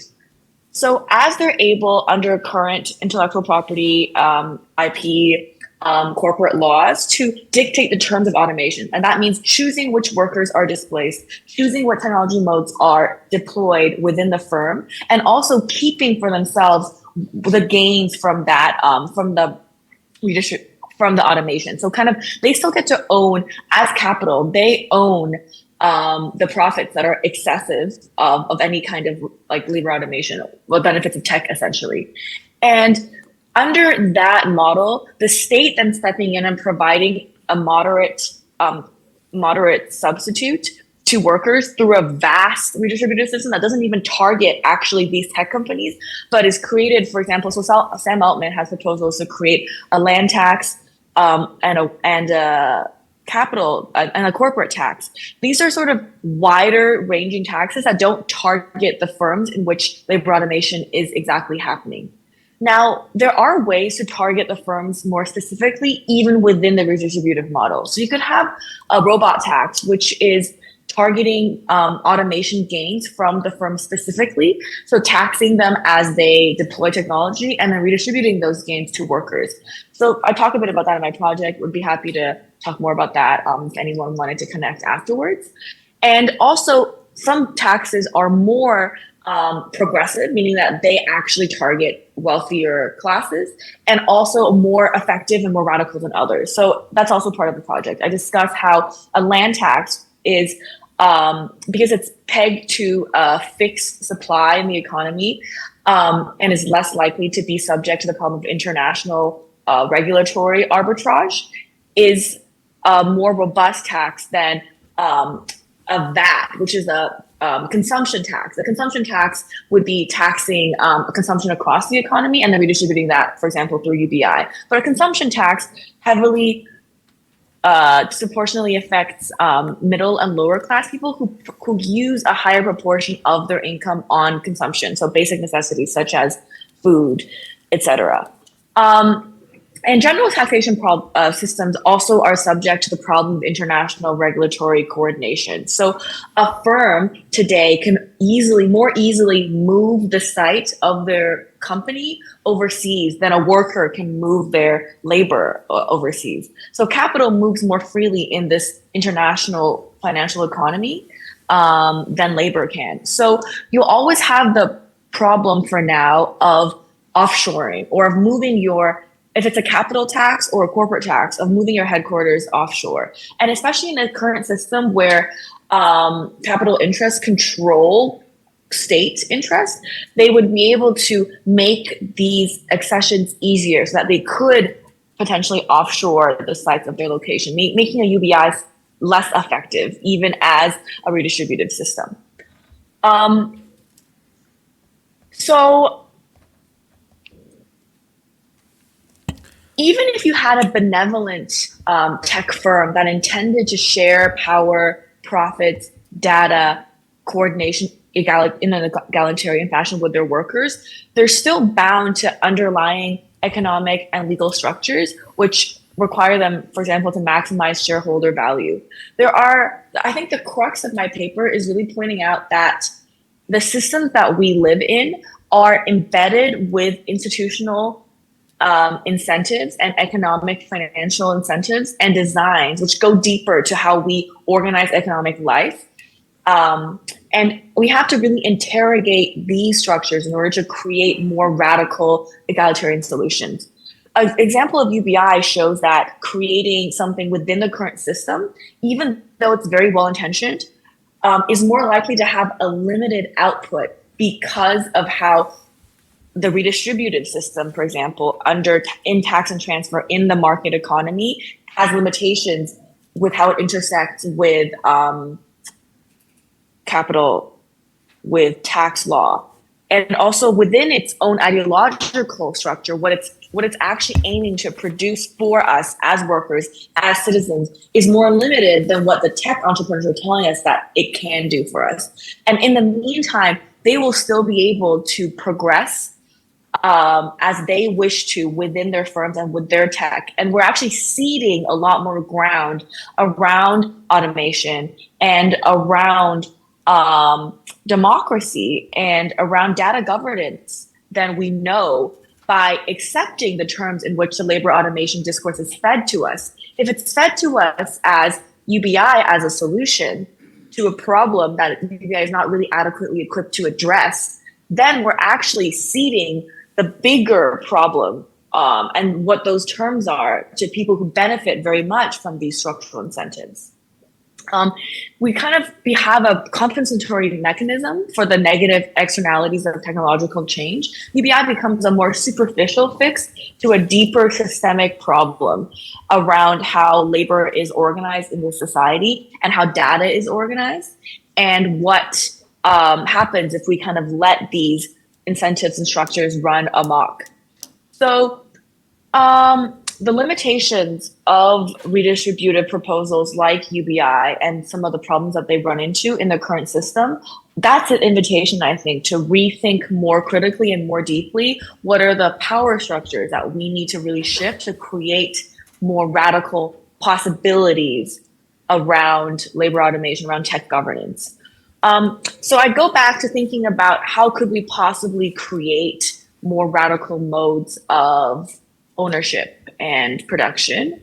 And that's sort of where I leave the paper, I think, today. I'm working on that going forward. I'm starting to think a bit about how can you have a UBI, how can you create a UBI that is more similar to a sovereign wealth fund in which all citizens do receive a very high entitlement that allows them to live if you did have a world in which robots did do all of the labor. So how can we transition from the current system and the limitations and the pitfalls that we have with taxation, with regulatory coordination, to this very different world? And then I think looking at that invitation, I see that you have to really change underlying structures around ownership. Some way of collectivizing data, collectivizing robotics, collectivizing AI. And then from there, if you already have collectivized modes of ownership and power, then maybe when you create redistributive models, you're actually just giving people what they already own or what they're entitled to already. And I think that this is a broad stroke summary of my presentation, what I'm thinking about. There are more like fine-tuned ways to cut it. So as I kind of hinted at, some UBI proposals, even within the current economic model, are already better than others. So the worst that I can think of is a libertarian model as a solution to labor automation. The libertarian model of UBI, which is not even related to the tech capitalist proposal, but that's a long historical existing model. Their hope is to replace the existing welfare state with a single universal basic income payment. And the point of that is to reduce bureaucracy, government interference, and to give people cash in a more efficient manner. So if you only had that and you created that as a solution for labor automation, if you put that solution onto the terms of the current labor automation discourse, that is, I think, quite a dangerous and probably a worst case scenario. So now we're not really doing that. No, even the tech capitalists are not doing that. They're actually putting forward other proposals, which involve, for example, land tax, corporate tax, but potentially even a robot tax, which I think is more radical than a consumption tax. So I'm happy to discuss if anyone wanted to talk more about these minute details. That's sort of what I'm working on and thinking about. But I hope this was interesting and kind of pushed the conversation further and was really building on as well some of the larger theoretical insights that have already been brought out in this panel so far. Thank you. Thank you, Ava. Thank you. So now we have we're kind of late, but yeah, let's take some questions. And if anyone has questions from Zoom, please type in the chat. And okay, we have. Yes, I'm Norbert Fabian from Germany. I'm senior lecturer at the Bochum University. First, thank you for your presentations. But my question is the question of the distribution of property, of ownership. I think we have to discuss it too. It's a new form of companies. The big tech companies do not earn industries, but they are owners of markets. There's another German sociologist, Stab, who has written a book on this case. Perhaps I should mention this old idea of the 1960s, some time ago, of Herbert Marcuse has the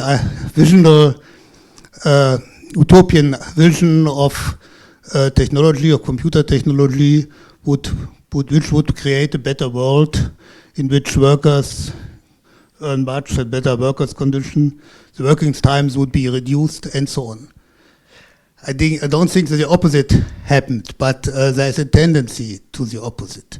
We have more precarious works, and so on, which you have told, the case from India, and you also from the United States.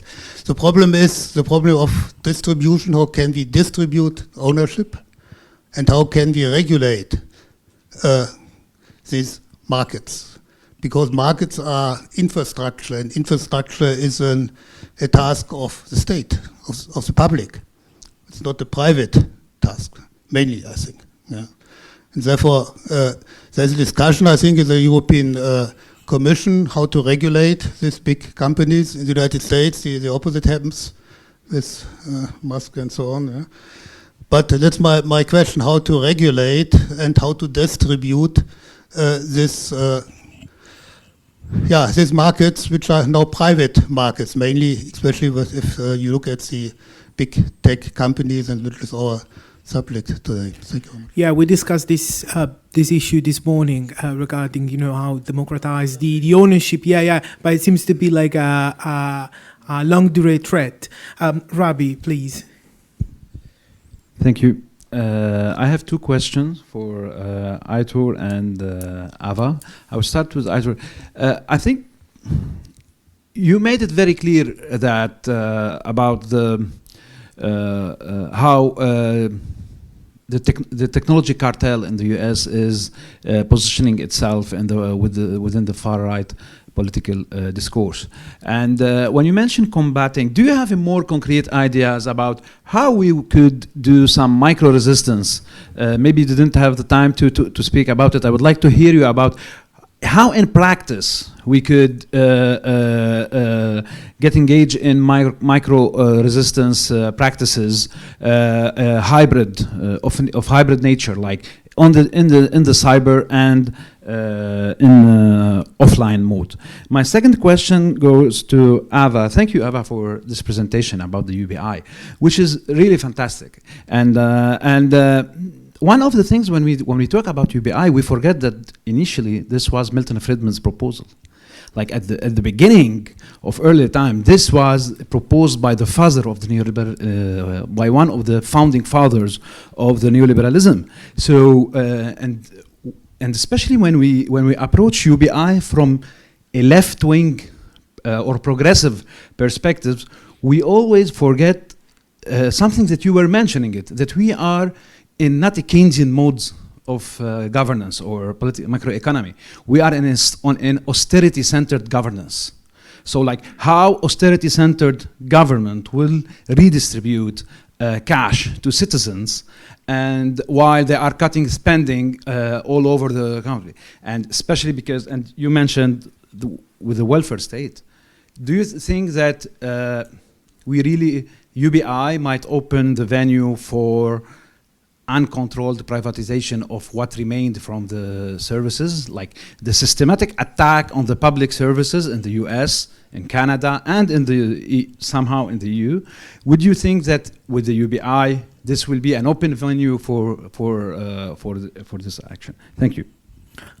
We have another question from the back. Sure. Hi, I'm Daniel Green. I'm an associate professor at the University of Maryland, and I'm vice president of my union. And I have a question for Aitor with that is a live question in our union right now.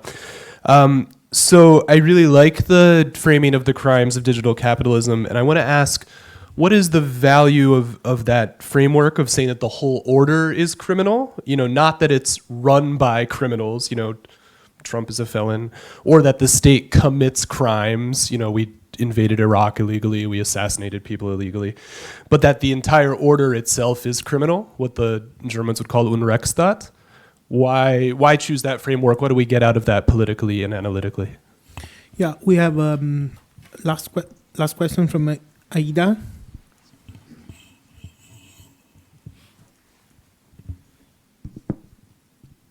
Yeah, thank you to the three of you, and my question is to Said. Said, I think that I have a question on the governance of the platform. I don't know whether they are sold as a blockchain or a digital label platform as we know it, because if we take into account that they are a real blockchain, then we have to ask how is it governed? Is a governance for the blockchain, or is a governance by the blockchain? If it's a governance by the blockchain, then the principles of the distributed ledger apply, which is a broad consensus by the scholars, and the rules are made, and there is a very strong more or less decision-making system that is transparent for everyone. And in theory, that type of governance is very attractive because it's very fair in a way. If it's governance for the blockchain, that means that there are other external actors or stakeholders who are dictating the rules, not really in a blockchain manner, but maybe with some other, let's say, mechanisms, which raises the question, so is it really a blockchain or a platform? So I would like to know what, if you have, in your research, you have deepened into this question, who is really governing this thing, and whether it's really a blockchain or it's just a blockchain in disguise. Thank you. Thank you, Aida. I would go with Ava. I mean, if you start to answer the question, then Aitor, and finally Zaid. Thank you. So I'll respond to the question. That's a really good question about whether UBI could be a pathway to cutting social spending on programs.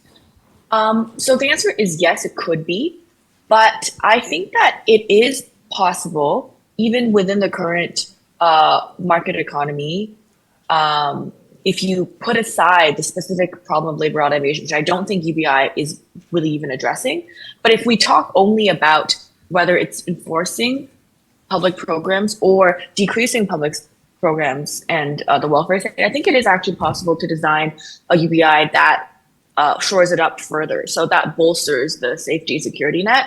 And that would come from not accepting the proposal, the libertarian proposal, to replace the existing entitlement with a single UBI, but to look at a UBI as coming from increased taxation or increased sources of revenue generation, which actually build a more robust state capacity to give out public services.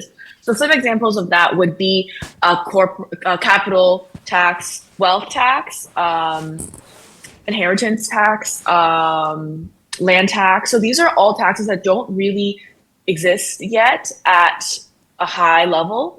And I think that it is possible to use UBI actually as a narrative, even if you combine it with labor automation narratives.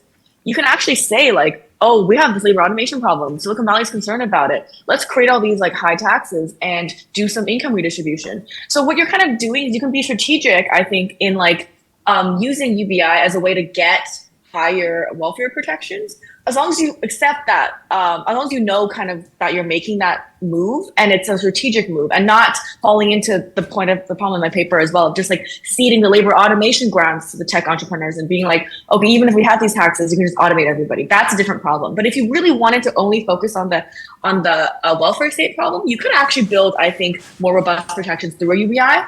But the other challenge here, and is a really important one, is that you also have the international coordination piece. So you could try to build these taxes, but then you still have to have some way of like coordinating them internationally. And I think this goes back to the other question that was given about how do you regulate markets.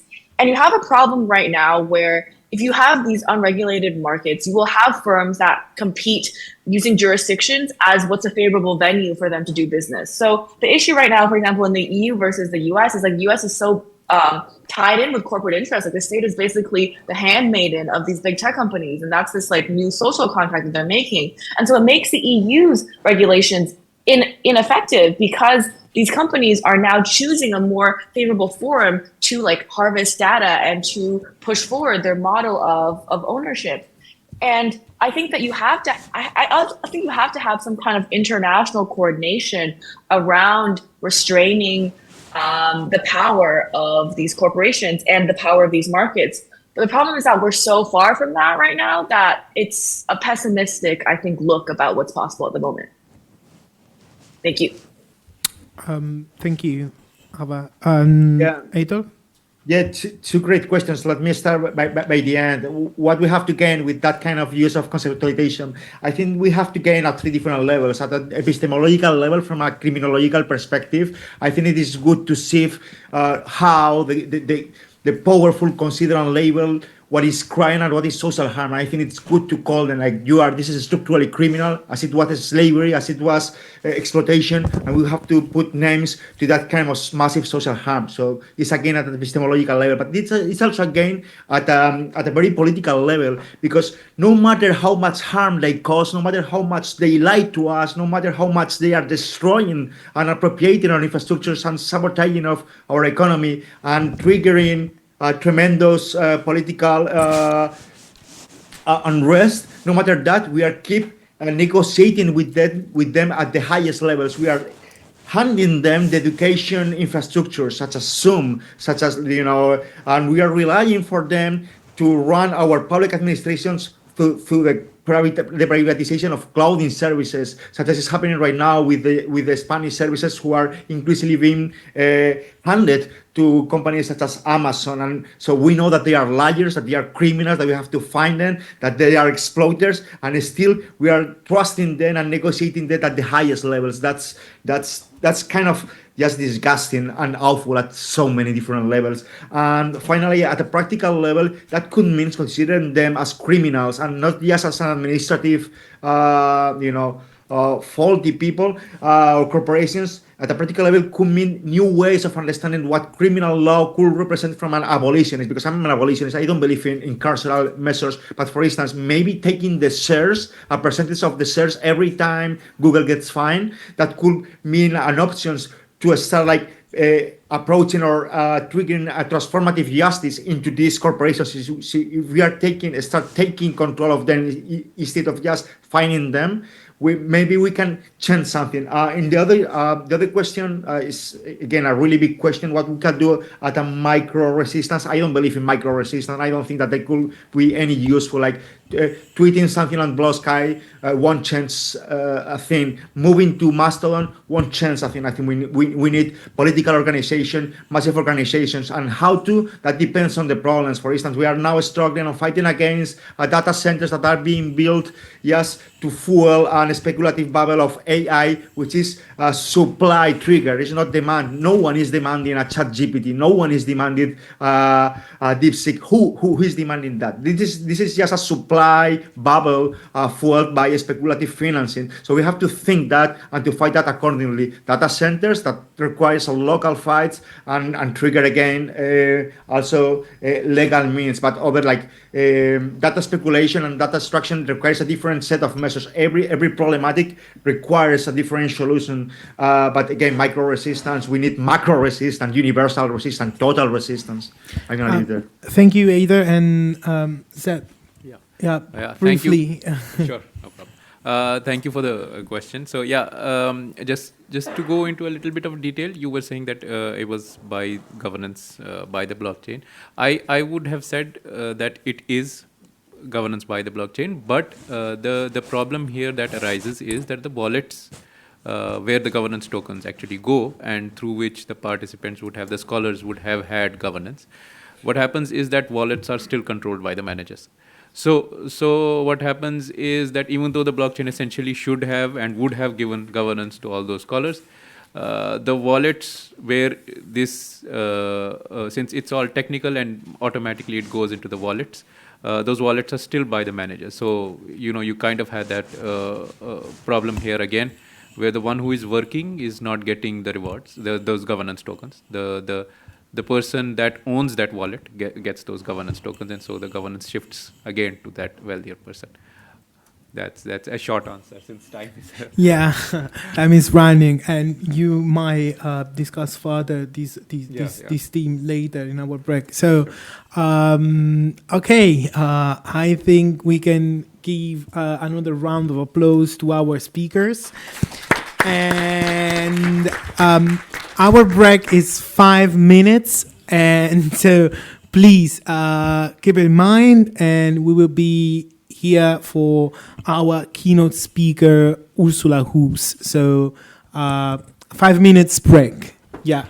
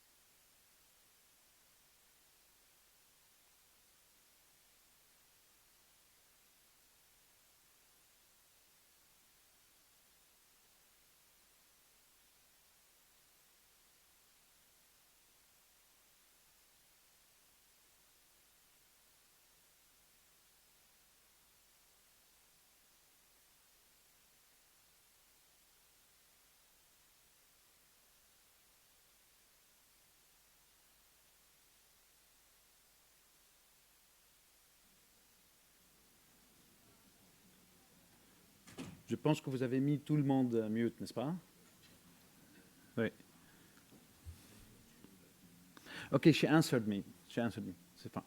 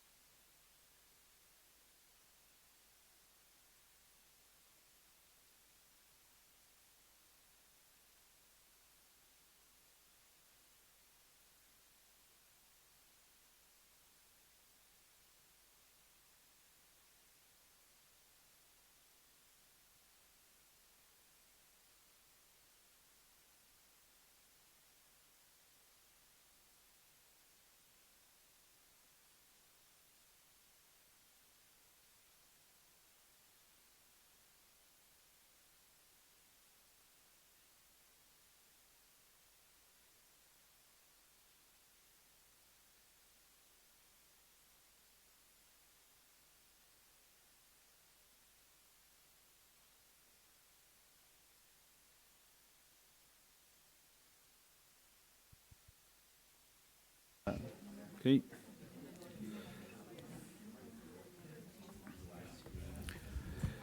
So, welcome back, everybody. This is our last session for today. And we will start now. We will end our discussion today with our first keynote speaker, Professor Ursula Hoos. Is a prominent scholar. She's a professor of labor and globalization at the University of Hartsfield. She's editor of the Journal of Work Organization, Labor and Globalization.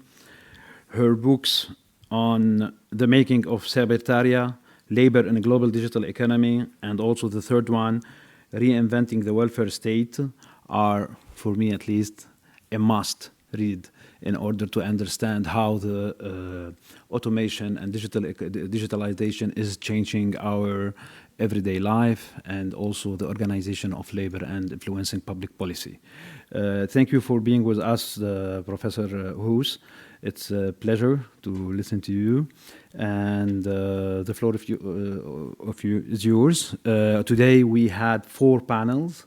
We exchanged around, about automation from historical perspective, environmentalism, and also we discussed about how we could resist or even combating digital capitalism. And also we had some ideas and presentation from scholars and colleagues from the Global South talking about how digitalization is changing or influencing the informal economy. So thank you again for being with us.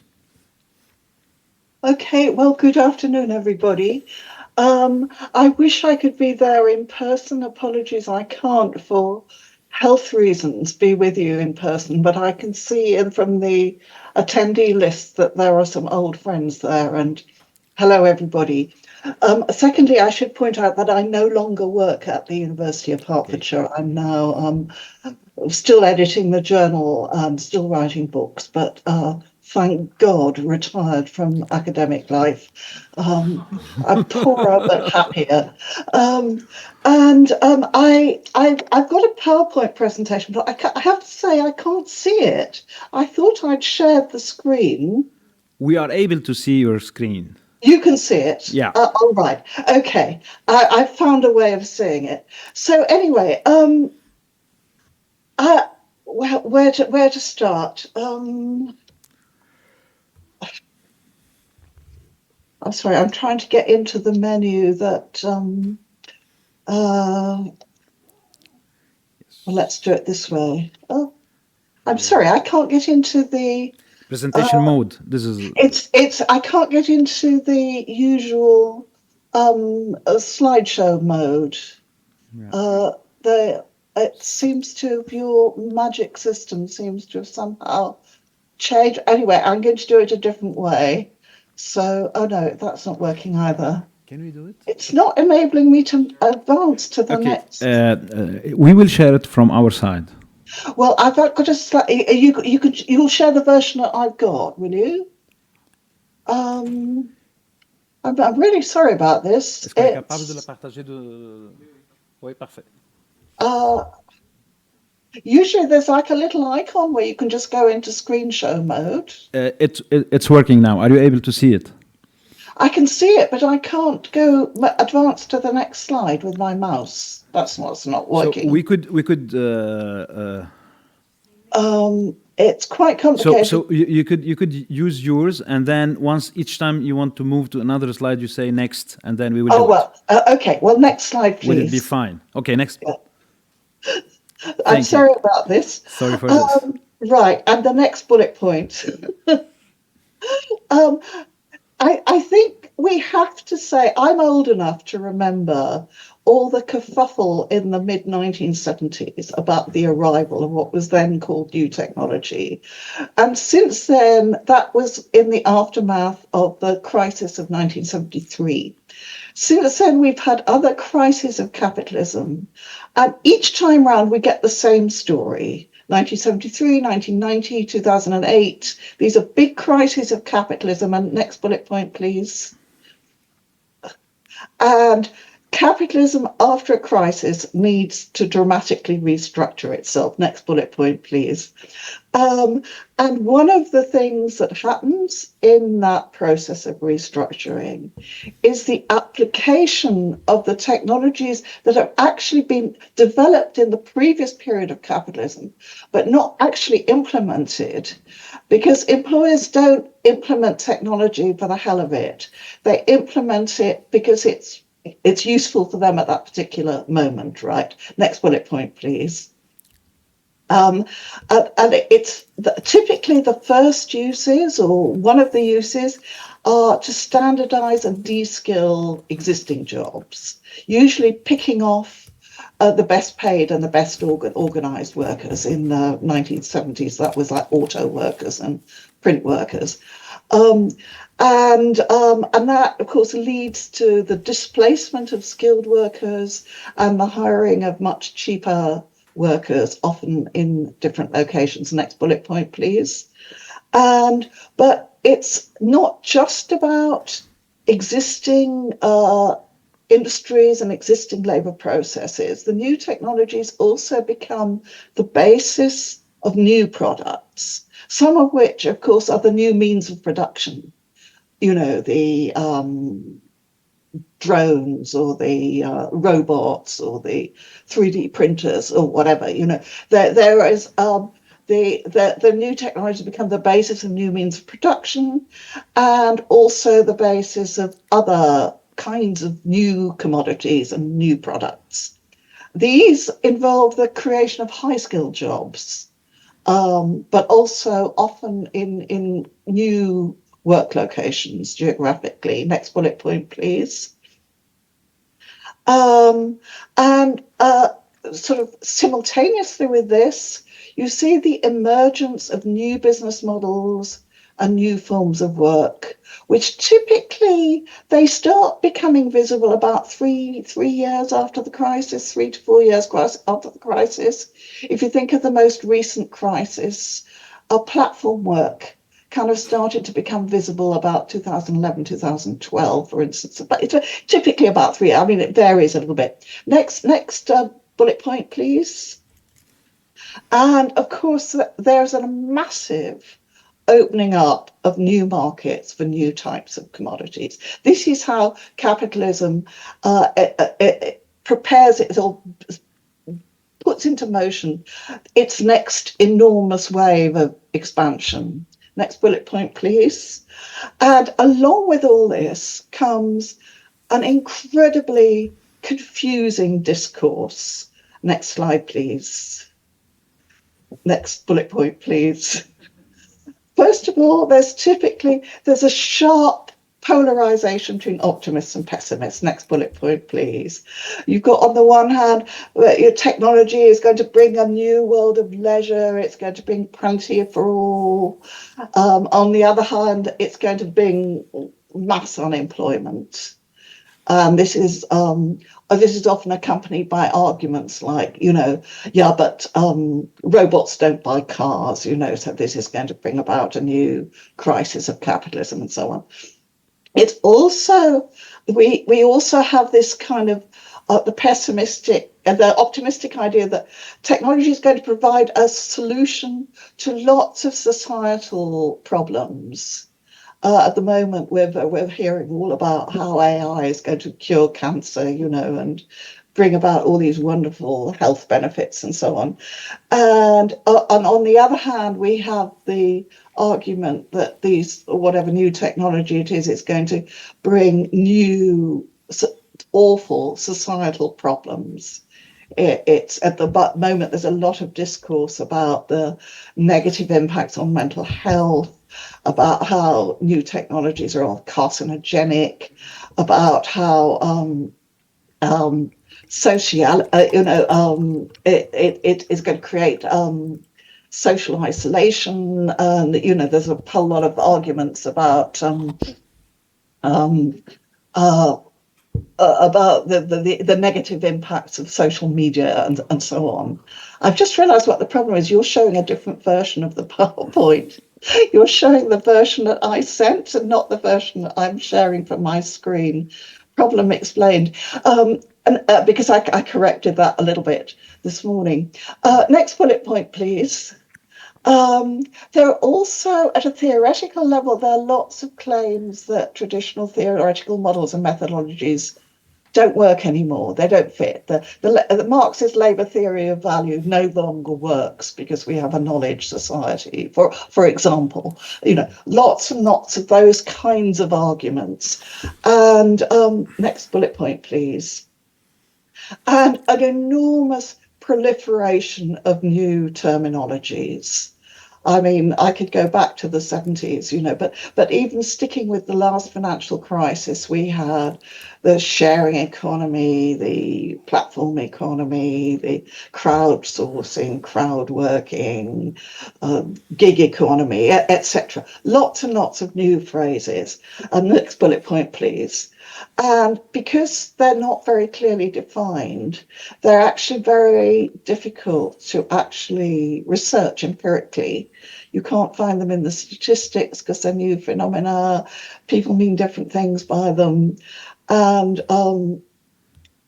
also, and perhaps more importantly, they don't map onto existing legal regulations and structures. So we found it happened, 30 years ago about teleworking. It's happened about platform working. It happened about offshore outsourcing. That they are just, there are not existing regulations that make it possible to actually, so to speak, manage employment, these new forms of employment. So you get a kind of initial kind of Wild West scenario as the new kinds of employment come into being. Next bullet point, please. And also the discourse emphasizes ideas about immateriality and self-perpetuation, and the idea of the technology as having no material existence, but having a life of its own, which Marx actually commented on when he talked about, all that is solid melts into air. This idea that the old material reality doesn't sort of properly exist. There was a lot of discourse before the crash, the 1990s crisis, about the so-called weightless economy and the idea that knowledge in itself was a factor of production, sort of unrelated to material realities. Next slide, please. So how do we make sense of all this? It seems to me that we absolutely have to go back to basics to understand what's going on right now. And the first point is that all value in human society, all social use values and built on that, exchange values under capitalism, are created by the combination of two things, both capable of self-renewal and both limited. Next bullet point, please. And those are nature, the raw materials of the planet and the life that thrives on it. And next bullet point, please. And human beings, human knowledge, human ingenuity, human creativity, dexterity, strength. Without these two things, you don't have any commodities, actually. Next bullet point, please. Of course, highly specialized divisions of labor have evolved in which knowledge is kind of abstracted from its original progenitors, leading to the development of goods and services that seem to be abstract. Although, of course, even the most abstruse mathematical theory is produced by a human being. You're like sitting on a chair in a real body, feeling pain and feeling cold and needing nourishment and so on. But basically, it's this abstracted knowledge is increasingly in people's understanding divorced from both the nature and the human beings. Next bullet point, please. And Marx did say all that is solid melts into air. But however, these supposedly virtual or immaterial items still depend very, very crucially on very solid and material components. Next slide, please. First of all, let's look at nature, the planet. Next bullet point, please. The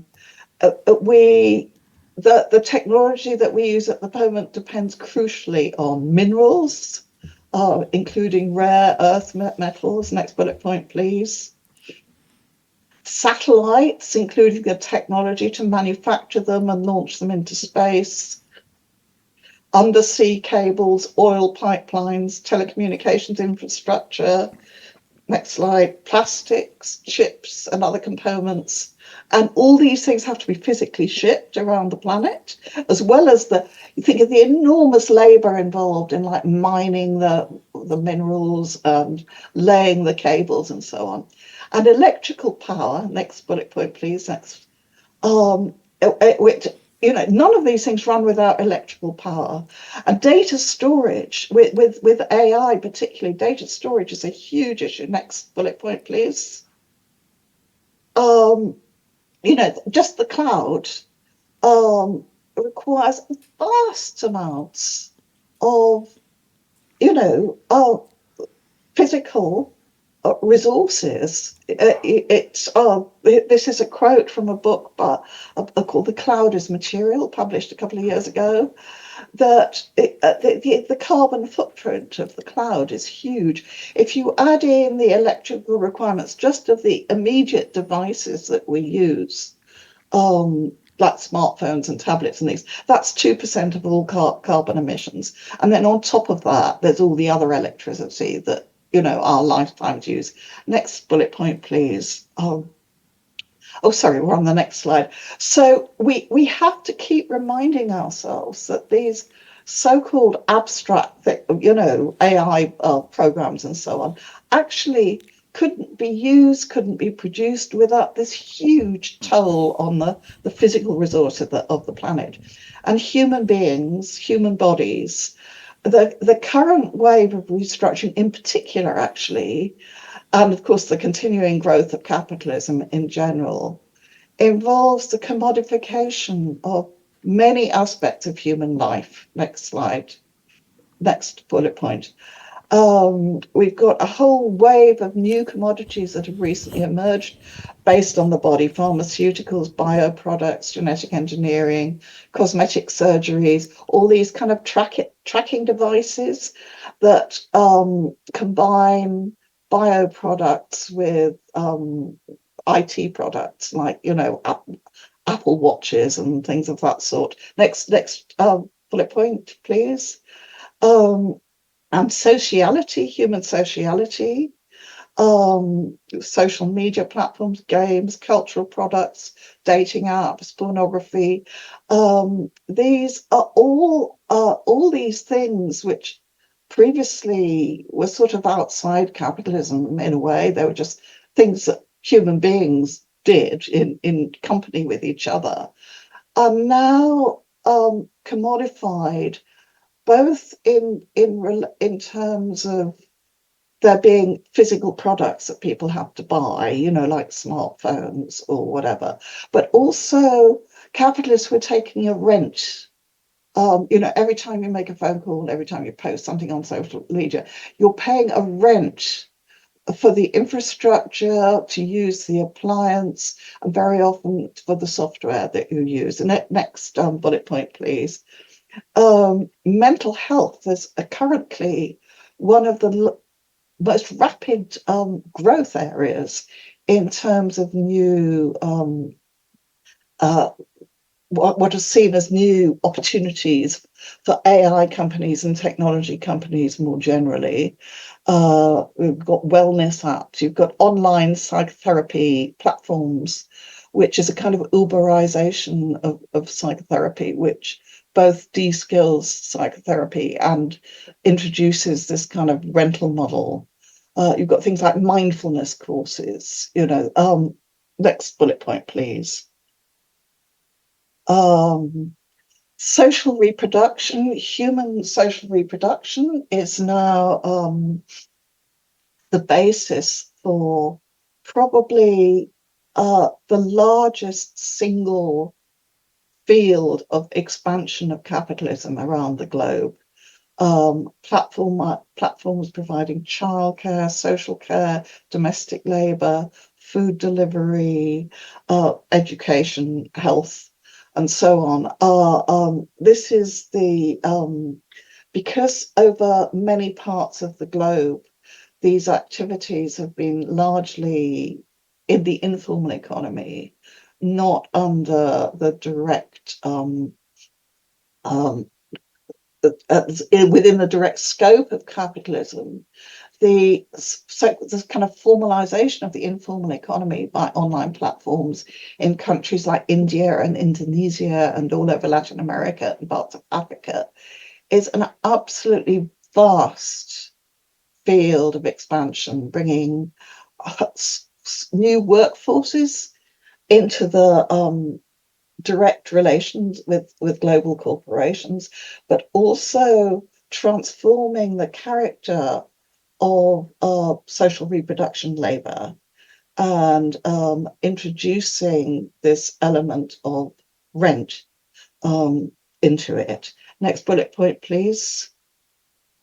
And more fundamentally, of course, it is past and current human activity, including creative work particularly, that provides the raw material for AI data. So there is a kind of harvesting, if you like, of data from both from past human activity and current human activity. Next bullet point, please.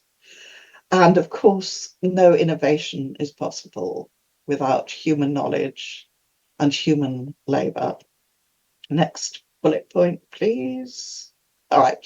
So I've been talking up to now as if we're on a repeat cycle, that there's a crisis of capitalism and then there's a restructure and all this technology is introduced and we still have the basic relationship between labor and capital that's been there, only on a vastly expanded scale. And that is partly the case, but it seems to me that we are now entering, capitalism, of course, evolves and takes new forms.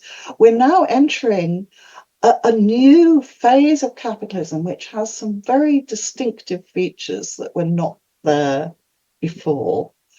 And I don't want to call it that, people are always trying to invent, they talk about surveillance capitalism or information capitalism or not, whatever. Capitalism remains capitalism, it seems to me, operating by the same sort of basic rules, but it has different characteristics in different periods, partly because of the changes in the nature and scale of corporations. I wish Giovanni Arrighi was still alive because he wrote very interestingly historically about this, about these changes in the character of capitalism. But there we are. We have to talk to his ghost, sadly. Next bullet point, please. First of all, there are the scale and geographical scope of what I'm calling it digital capitalism, although I hate that phrase.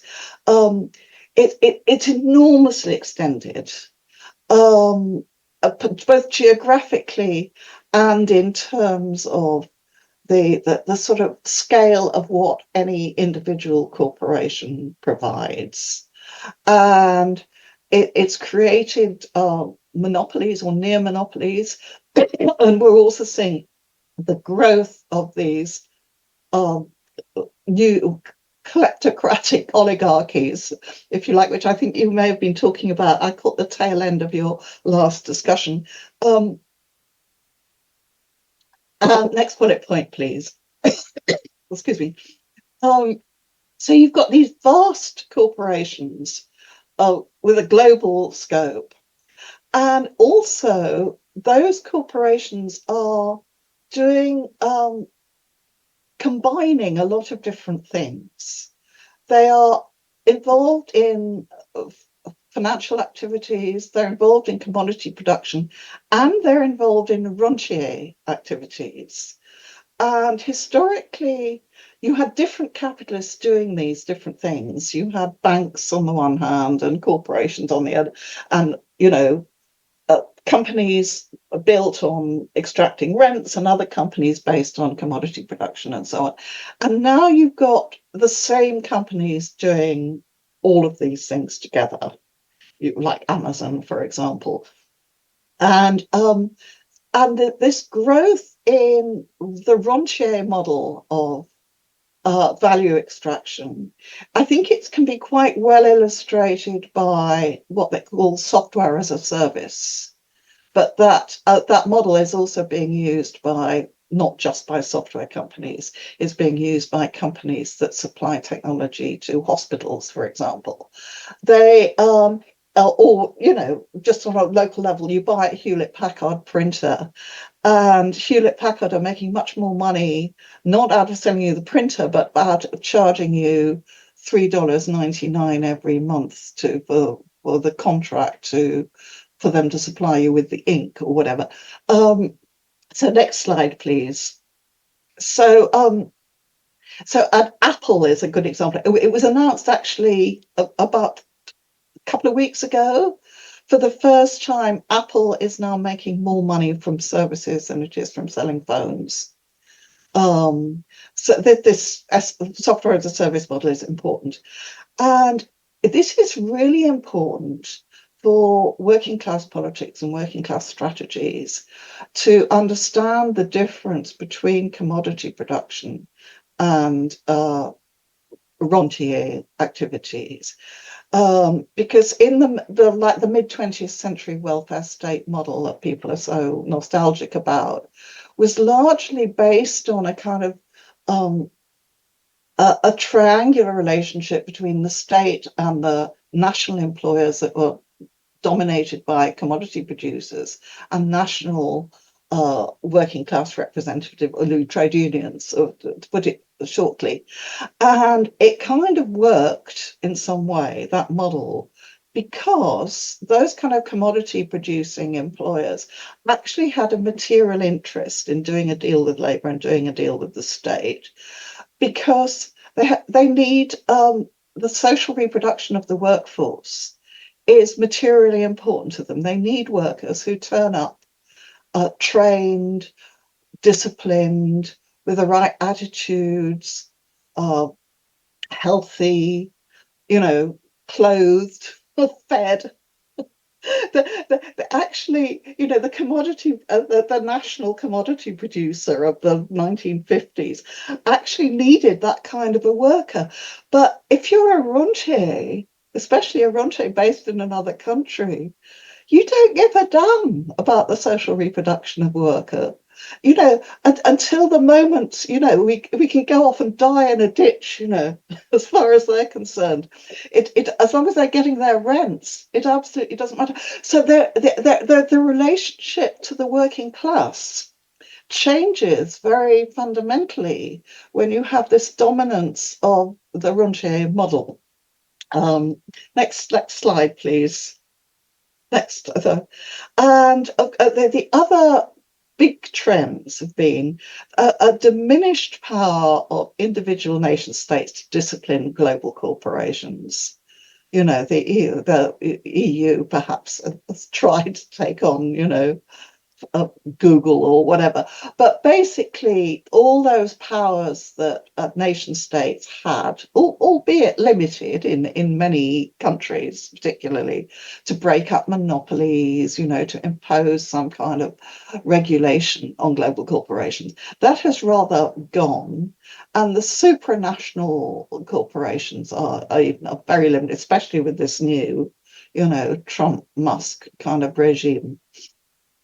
And we've also seen a massive erosion of 20th century welfare models. Next bullet point, please.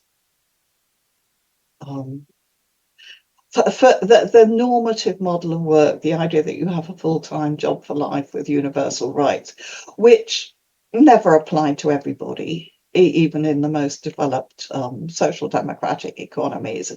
It applied to skilled white male workers, and very few women, and but nevertheless there it was, and it was an aspiration. It was kind of held up, as still is, by the ILO with its idea of decent work. It was held up as a kind of aspiration to every economy in the global south. You do what you're told by the IMF, and you too can end up like Sweden, with this decent work model. But next bullet point, please. And these tripartite national agreements between social partners, which I spoke about earlier, have largely eroded. They were eroded in the previous stage of capitalism by globalization, where increasingly you had migrant workers who were not citizens of the countries that they were employed in, or you had offshoring, you had the work being sent to other countries. You had this idea that you can map onto the same bit of territory a particular set of employers and a particular set of workers, and a government has been badly eroded over the last 40 years or so. Next bullet point, please. And what we're seeing now in the current phase is a political backlash against globalization and against the social democratic parties that people feel have failed them, with some justice in many cases, and this rise of far-right parties. Next slide. So what has been going on below the radar in all this development, all these developments, the slow erosion of the breadwinner housewife model that was embodied in a lot of the social states, the changing gender division of labor, women entering the workforce, the lowering of the male wage, and so on. We now have a situation where in most countries, most women are expected to work on the same basis as men. Meanwhile, austerity policies and so on have removed a lot of the state support for social reproduction. So we now have a massive crisis of social reproduction. This came out of some research I did on platform workers a few years ago. And this, we have a situation where workers need extra income.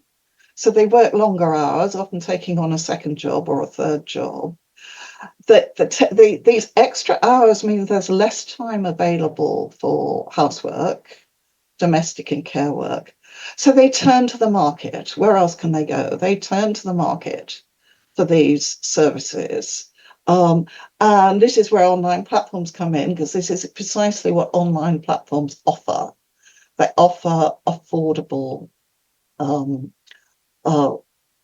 social reproductive services. You don't have time to cook. Oh, you can order a pizza. You've got to work a shift on Friday night. Oh, you can find a babysitter through an online platform, etc.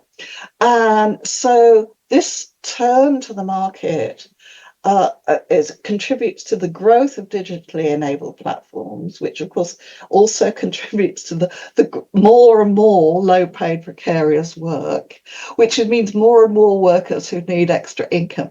So round and round you go through this vicious cycle, which has been accelerating, dramatically accelerating. I've only looked in detail at the statistics for the UK. I'm writing a new book. But I can tell you, it's accelerating really fast, and it is at crisis levels. And that's visible in things like, teenage mental health crises and so on. Anyway, next slide, please. So I now want to talk about how workers confront global corporations. Next bullet point, please. Workers still encounter corporations as commodity producers all around the world, but increasingly in the global south. There's a direct encounter with a global corporation at the workforce. where it's possible to take industrial action, to have a strike, to whatever. But they also increasingly encounter them as rentiers, with growing bills for bullet points, please. Next slide. But I'll keep going. The next one: energy, utilities, broadbands, IT, phone, TV subscriptions. Next bullet point: housing, insurance, transport, online platforms. Next slide: provision of social care. All these things. All these things are increasingly extracting rent from people. And very often in simultaneously in two aspects of their life. One of the things that got me off on this research path was discovering that over 85% of the platform workers that we surveyed across Europe who worked for online platforms were also using those online platforms. So there's basically online platforms become an exchange of services within the working class from which these companies are taking a massive rent. They're taking 20% typically from workers, and they're also taking money from the users of these services. And there's somebody at my door. Oh, what do I do? Oh, I'll ignore it. Sorry about that. So, as I said earlier, the same companies can be involved in both commodity production and rental of services. So you've got this kind of double exploitation. Next bullet point, please. And historically, workers have been most successful in, thank God they've gone away, in confronting corporations at the workplace. You know, this is, you know, the history of trade unions and the history of working class organizations has not exclusively, but mainly been a history of workplace organization and negotiation with employers. But we do know that in the mid-20th century especially, trade union power actually achieved its greatest victories for the working class by linking to political parties, moving beyond the economic demands at the workplace to broader political demand, particularly at the national level. Although, as I said earlier, sometimes this came at the cost of a gendered division of labour in reproductive work. Next bullet point, please. So it seems to me that we really need to think about new strategies to confront big tech in the field of social reproduction. It's no longer possible to say, well, on the one hand, we have workers in the workplace, and on the other hand, we have this field of social reproduction where negotiations are with the state, because these are so interlinked now through the market and through these rentier models that we actually need combined strategies. Next slide, please. This is my final slide, you'll probably be pleased to hear. So it seems to me that is the first of the strategic priorities that we need to really think about, is what kinds of strategies are possible in this field of social reproduction, which of course is also, you know, a lot of people work in this field. You're thinking about hospital workers and social care workers and teachers and so on who are already working in this field. We don't have to start from scratch here, but we have to do a lot of joining up, it seems to me, of different struggles. Firstly, it seems to me that in this conjuncture, there is a need to think in quite a large way about new forms of decommodification. The mid-20th century saw massive movements of decommodification to nationalize key industries, to nationalize infrastructure and services. And it seems to me that one priority has to be to bring infrastructure and essential services back under public control. And speaking about infrastructure, we need to think about infrastructure which hasn't yet been under public control because it's new, like data storage, like data management, like social media platforms and so on. I think linked to that is a way of trying to resist the continuing growth in outsourcing of digitally enabled services from the public sector. I mean, look, if you look at the National Health Services in the UK, they've just jumped into the pockets of the big tech companies, basically. They outsource absolutely everything. You know, you can't communicate with anybody without going through some platform, and they're all different, you know, different platforms that don't talk to each other and so on. But it seems to me that it's, you know, the workers are there with the right skills. Why can't these in-house alternatives be developed, the digitally enabled services, including locally based digital platforms? It seems to me absolutely crazy that you have companies like Uber, you know, creaming off money that is taken out of local economies and accrues in California, when it wouldn't be difficult. These are local, you know, their markets are local, to set up at a city level, you know, a public platform that provides taxi services, that takes people to their hospital appointments, that picks up kids from school. There are a lot. I've written a book about it, so I won't go on about it. But it seems that there's a lot of scope for locally based digital platforms that are under community control or under public control. There are a lot of different models. We also, of course, need digital rights for workers, rights of access to data, rights to challenge algorithmically enabled management decisions, right to information about surveillance and tracking, and bringing this human body back into the picture, where it keeps being written out of the picture that, you know, real workers have real bodies, and psychosocial well-being and work-life balance are as important in negotiations about digitalization as things like, is your IP going to be used to, you know, for GPT or something like that.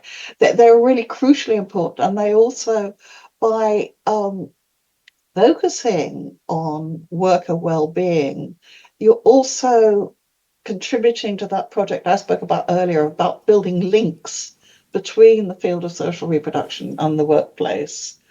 And international solidarity is obviously, you know, you've got global corporations. The more international solidarity there can be, both among users and workers, the better. Amazon has given us, you know, Amazon workers are giving us some good examples here. And finally, and most crucially,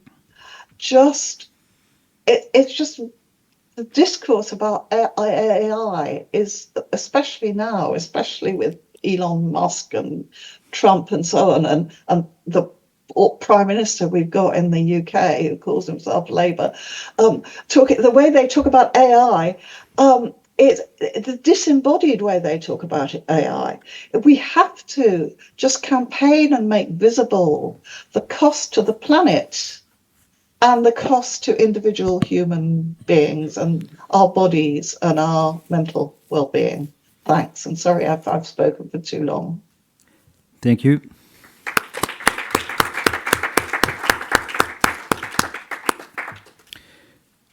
Thank you for this rich presentation and comprehensive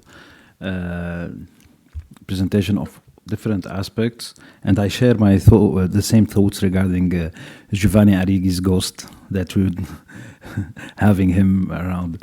Thank you. And now I will give the mic to the floor. Any questions? Yeah, Joel.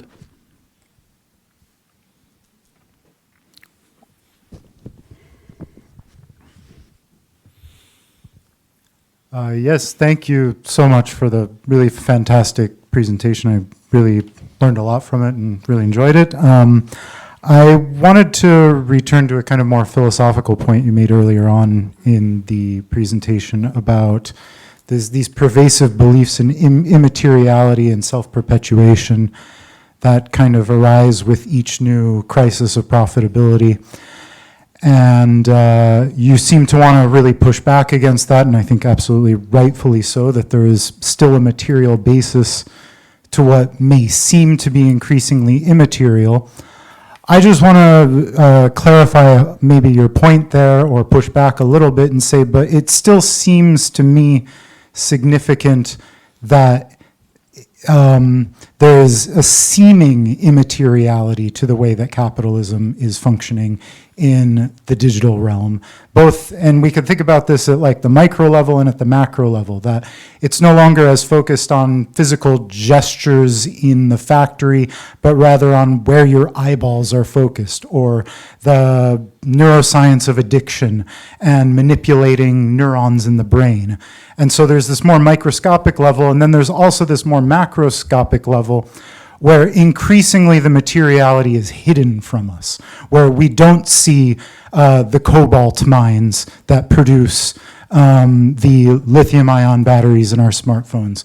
We don't see the data centers that store everything in the supposed immaterial cloud.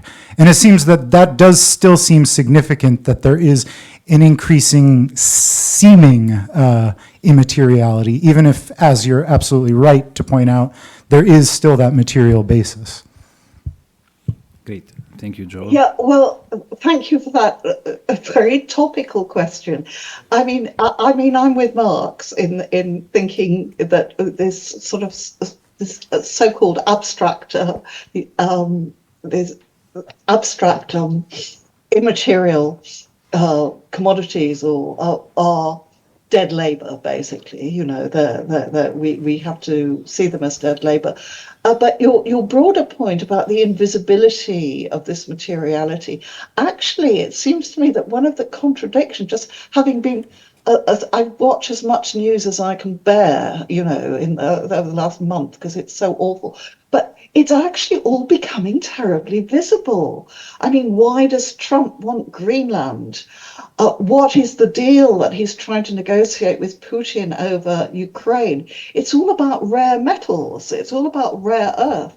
It's all about accessing these minerals, which are suddenly becoming visible as the essential basis of of the AI, which is simultaneously being told it's so abstract.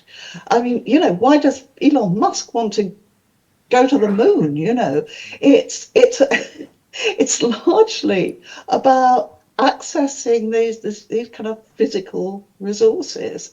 And you know, you can say the same about human bodies. Human bodies are rendered so invisible. I mean, classically with, you know, recapture and you know the kind of Amazon Mechanical Turk idea of the human labor, which is which the kind of user thinks was done by an algorithm, but actually it was done by human beings.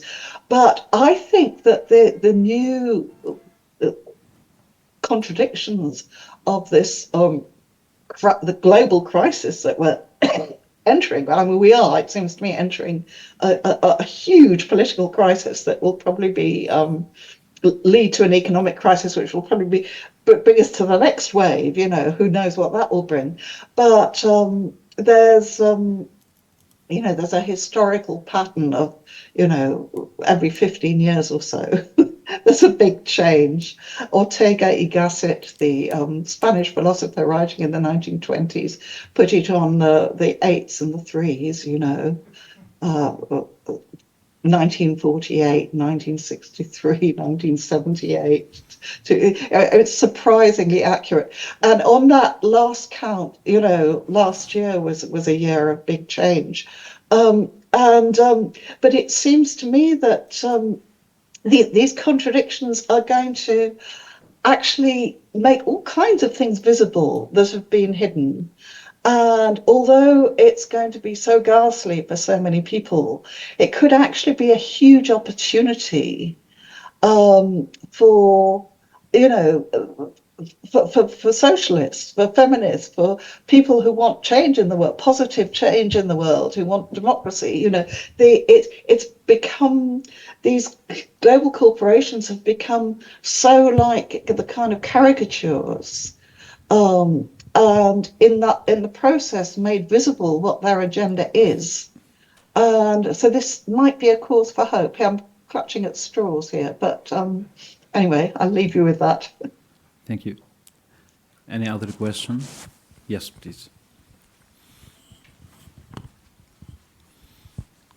Thank you so much for the talk, Ursula. I would also like to light a candle for Giovanni Origi, but I guess the question is more about his wife, about Beverly. What do you see as like the geography of the current crisis, of the current mode of production? How does that geography differ from what was going on in the 70s or the 40s? You know, the crisis of social reproduction would seem to be a pretty local thing. Like, you know, school or healthcare is necessarily local, but maybe it's not. You know, compared to like a General Motors in the 50s, the Apple really doesn't employ that many people, and all of the actual producers are in East Asia. So I just wanted to know what your general thoughts were on how this crisis is distributed geographically. Well, I think it's quite complicated because it's experienced differently depending on the sort of historical state. You know, capitalism has development is uneven. So if you're somewhere like Denmark, you know, where there's the high level of decommodification, it's experienced as a precarization and a casualization, if you like, of work that was previously very secure and protected. If you're in the United States or the UK, where the decommodification of the mid-20th century has already been reversed, and we're in a phase of what you might call recommodification of all what were the assets of the welfare state have been handed over to global corporations, you know, through privatization and through outsourcing. But if you look at somewhere like where the largest populations are in the world, look at India, for example, only a tiny proportion of the economy up until about 15 years ago was in the formal sector at all. The vast majority of the population were outside the direct control of capitalism. Of course, you know, they were buying commodities and so on. But people were working in the informal economy, either in servant-type relationships. You know, I'm not saying there isn't exploitation in the developing world, but in subsistence agriculture, in servant-type relationships, but not directly employed by capitalism.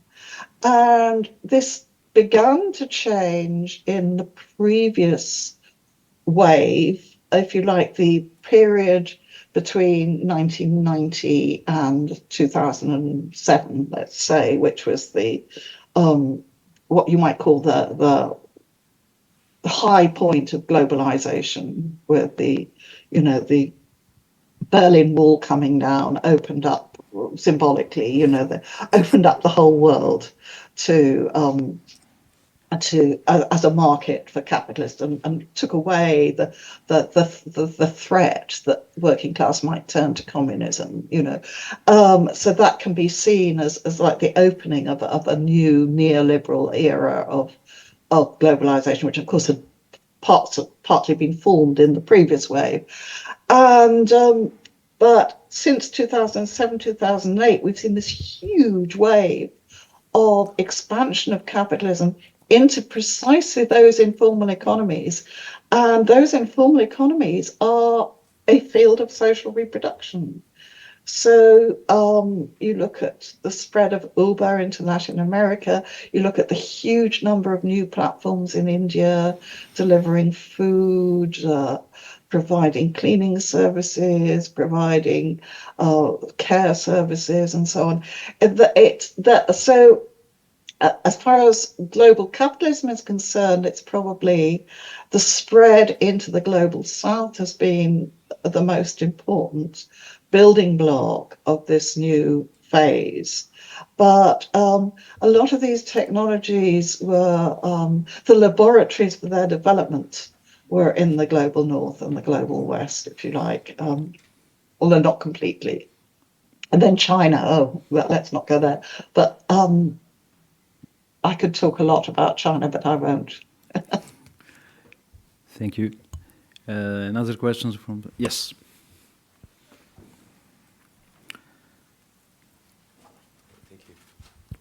Hi, my name is Jason Resnikoff. I'm from the University of Groningen. Thank you for that very wonderful talk. I also learned a great deal from it. I wanted to ask you a question, this very interesting way you put it, of one of the things that these platforms do is they charge a rent on human sociality. Right? They find ways to intercede in human interaction and therefore make money. But I wondered if you had something to say about how they also maybe shape human sociality. If you have some takeaway in how, there's an old argument from the 70s and the 80s that there's the family's becoming increasingly more like a production unit when women enter the workforce and they have to pay for people to blah, blah, blah, to come take care of their families, which has a lot of sexist overtones as well. Or if you think, all that's required is for these platforms to be controlled by local communities and then the problem is solved.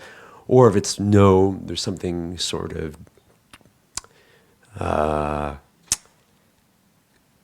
destructive about the very use of the platforms themselves in human interaction in this way. I know it's kind of a vague question, but I'm just curious. Well, I think it's profoundly contradictory. I mean, if we look back to older technology like the telephone, for example, the telephone really limited communication. You had to, you have voice telephony. You have to, I was in the 1970s involved in setting up worker networks, global networks. So I was working with some Unilever workers in Yorkshire, and we were building links with Unilever workers in India, and things like that. And the telephone was wonderful. It was expensive, so you could communicate by telephone, provided people spoke the same language. So it was a very limited kind of communication. So it was, on the one hand, it was a vehicle of democratizing certain kinds of communication and giving people new ways to communicate, and social media have done that as well. But it also profoundly limited the kinds of interaction that were possible. And arguably then, I mean, with social media, we can know for a fact that it also provided new opportunities for surveillance and data collection and so on. But I think there's a more sort of micro level which is complicated and interesting, which is that the ways of human-machine interfaces are there's a sort of process of mutual adaptation. I actually wrote a blog post about this, about the beep, I mean, you actually have to learn. You have to learn how to use a touch screen. You have to learn how hard to press and how far to swipe, Young people are better at it than older people. And things like beeps kind of alert you to whether you've achieved your mission or not, or whether you've done something wrong or whatever. So there's a process that human beings, we have to learn how to communicate with the machine, and then we adapt our behavior to fit that. And of course, the machines are learning from that, but it's also being taken along a particular channel. It's a little bit like the burden of, my first language is Welsh, so I can say this. The burden of having to communicate in the global language of English actually means that when you're communicating internationally, you're constantly narrowing your vocabulary to like global English. And so you can't share poetry, you can't do poetry in global English. You do that in your own language. So there's a very sort of contradictory thing going on of new opportunities being opened up, but also narrow, forms of communication and forms of behavior being narrowed and disciplined and policed by the way that the technology is designed. And it seems to me the more you have, this is going back to ideas from the 70s about human-centered design, but the more you have local groups of empowered workers designing the technology that works for their users in their city, you know, the more likely it is that that technology is going to be capable of enhancing people's quality of life and not forcing everybody to to speak Uber or to speak to force us all into the narrowness of the kind of communication that is profitable for the global corporations to allow us to have, and from which they take these enormous rents. And I think this geographical dimension of the rentier relationship is really important, because every time somebody uses a global company to which they pay a rent, that money is being sucked out of the local economy and it's accruing somewhere else in the world. And it's contributing to more and more wealth polarization. And the more a local economy is self-sufficient, the more the money stays in that community and circulates and makes possible local welfare systems, if you like. Sorry, I've gone on a bit too long there. Yep. Thank you. We will get one question from people online, from Camila Lohenoja. Sorry if I mispronounced the name. The question is about the crisis of social reproduction, where it is stated that since people work longer hours, they use digital platforms to buy household services. So Camila is asking, and she wonders if it is the same people who work longer hours and who use the platform, or it's actually the well-off people who are busy with their increasing pace of life. And I need to just read it. There's a bit of both. The data, it's available online on the University of Hertfordshire website. They've got all this enormous data set where we did surveys of platform workers in 13 countries, and we looked in great detail who uses them, who works for them, what the household income is, etc. The book I'm working on at the moment, we're trying to put together time use data with household expenditure data, with earnings data. And we're doing it because that's the only way we can get the statistics in the UK. We're doing it by quintile, the bottom 20%, etc. The revenue quintiles. Sorry? The revenue quintiles, yeah? Quintiles by revenues. You are classifying them by revenues. By household expenditure. Household income. Okay. By quintile, right? Not individual income, which is something different. Yeah, household. The other data set has both household income and individual income, but it's quite difficult to analyse. But it's there. If anybody wants to go there, I can't send you the link because I left the University of Hertfordshire on very bad terms. They were determined to get rid of me, and they've cut off access to all my files and all my past emails. So you'll have to find the link yourself. It would take me too long to locate it. But all that data is sitting there. But my point is that the poorest 20% of households in the UK both work the longest hours and proportionately spend more of their income on rents. And we can look at various other characteristics. There's been a huge growth in polarization and in poverty in that group. And putting that together with the data from the European survey, we can see very clearly that the more likely you are to work for a platform, the more likely you are to use platforms. And of course, the very rich pay for their, we're not saying they don't pay for reproductive services. Of course they do, but they're more likely to employ cleaners and nannies and so on by traditional means and not through platforms. Okay, thank you. One final question, and then before this, because you mentioned a lot the workers in the digital economy, namely the Uber workers and the Uber drivers, and to what extent you think that it's still fair to not challenge our understanding of the workers' definition, because we are here in front of a new arrangement where workers are procuring, investing, and reinvesting in the means of production that are consumed in the labor process.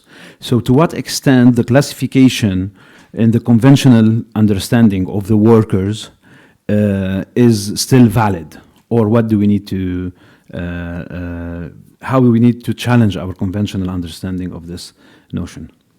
Well, actually, I wrote an article about this in the 80s, would you believe, which is about the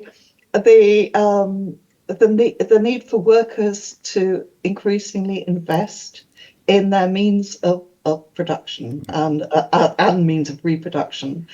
As the work becomes casualized, particularly, and using things like the PC was an example of that. You had to buy your own PC. And I speculated, I didn't get very far with it because the idea dropped like a stone. People weren't interested in this idea in the 80s at all.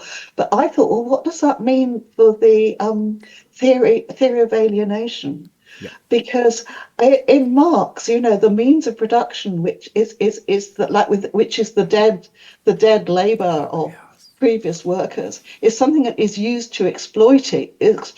So it becomes you're just very materially alienated from it, and it's like it's not just that it's used to oppress you. It's like not just having your arm cut off, but having it used to hit you with, kind of thing, but if you own these means of production yourself, how does that alienation get expressed other than through going crazy? I mean, this could be the explanation for this growth in mental illness that we're seeing right now. I don't know. I never followed that idea through, but it's a really interesting idea, and thank you for raising it.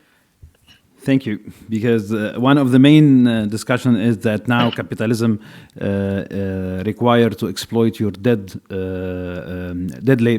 labor, not only the living labor force, which mean the capital. Thank you for this, and if we don't have any question, we need to close. Thank you. Thank you.